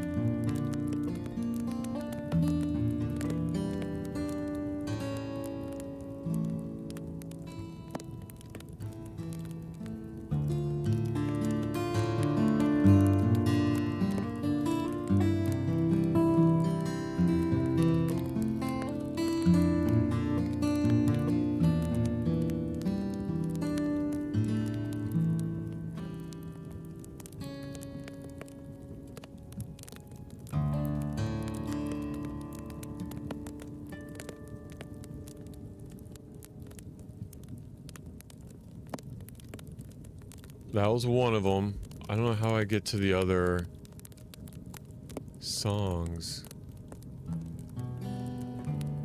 Oh, I think I just keep clicking.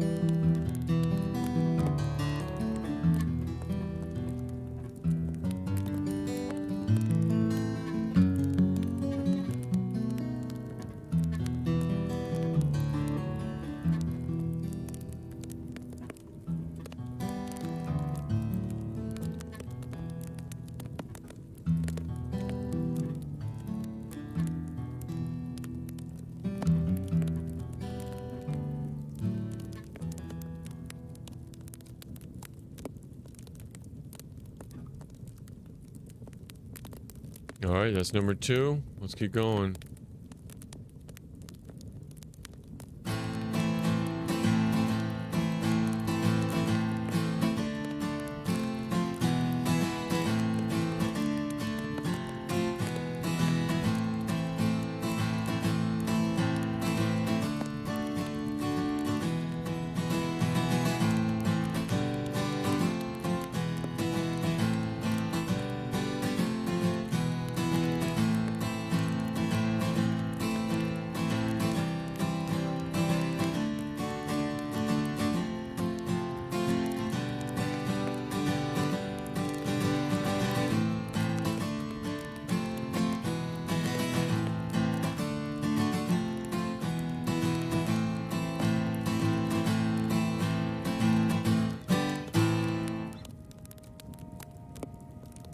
That's so funny, Suski. I don't know.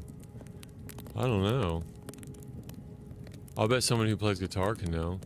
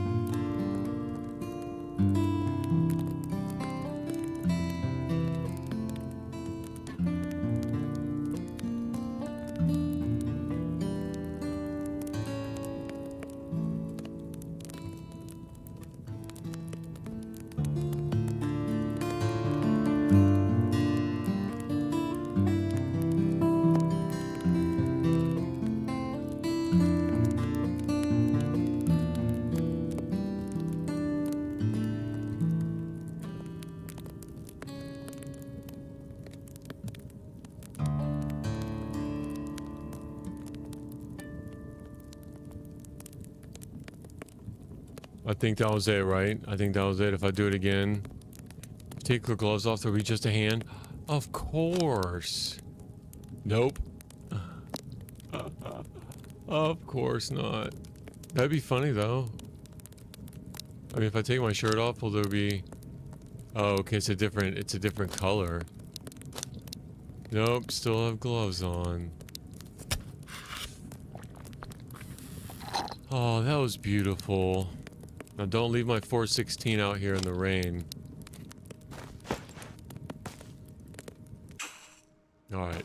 Only you can prevent forest fires.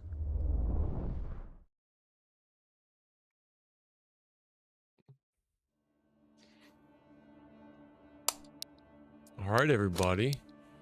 I think that does it. I think we did a good run. We got a lot of questing gear. Let's see, we got a guitar. Let me put this up before maybe we'll put it like right here. Or right here. Oh, where am I gonna put this? What's gonna be? Okay, maybe right here. Yeah, we did a great job. So we still need, let's do a task review, a quick task review. 1 IFACT in the flame beanie. That's it. 68 days. 68 days. One IFAC, flame beanie. We'll get there. We'll do it. Next, I feel it. One IFAC, it's all we need. It's all we need. And then the Punisher, that's easy, right? Just stay ready to engage. That's easy. We got the nades. He owes me money. He knows that. I know that. He's avoiding me, but we'll find him. We'll track him down. I think we're calling it. Night, everybody. Take care. Hope you had a great time. Hope you have a great night. Great day. Friday. See, it's already Friday. Friday day for you, Suzuki. Have a great day. Enjoy your time at the summer house. Everybody, have a great night. Have a great day. Thanks for the, let's see.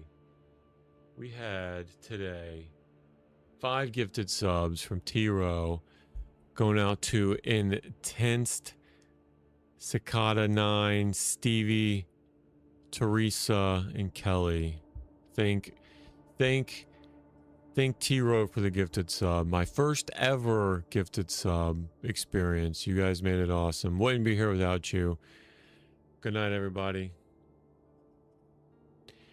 Take care, take care.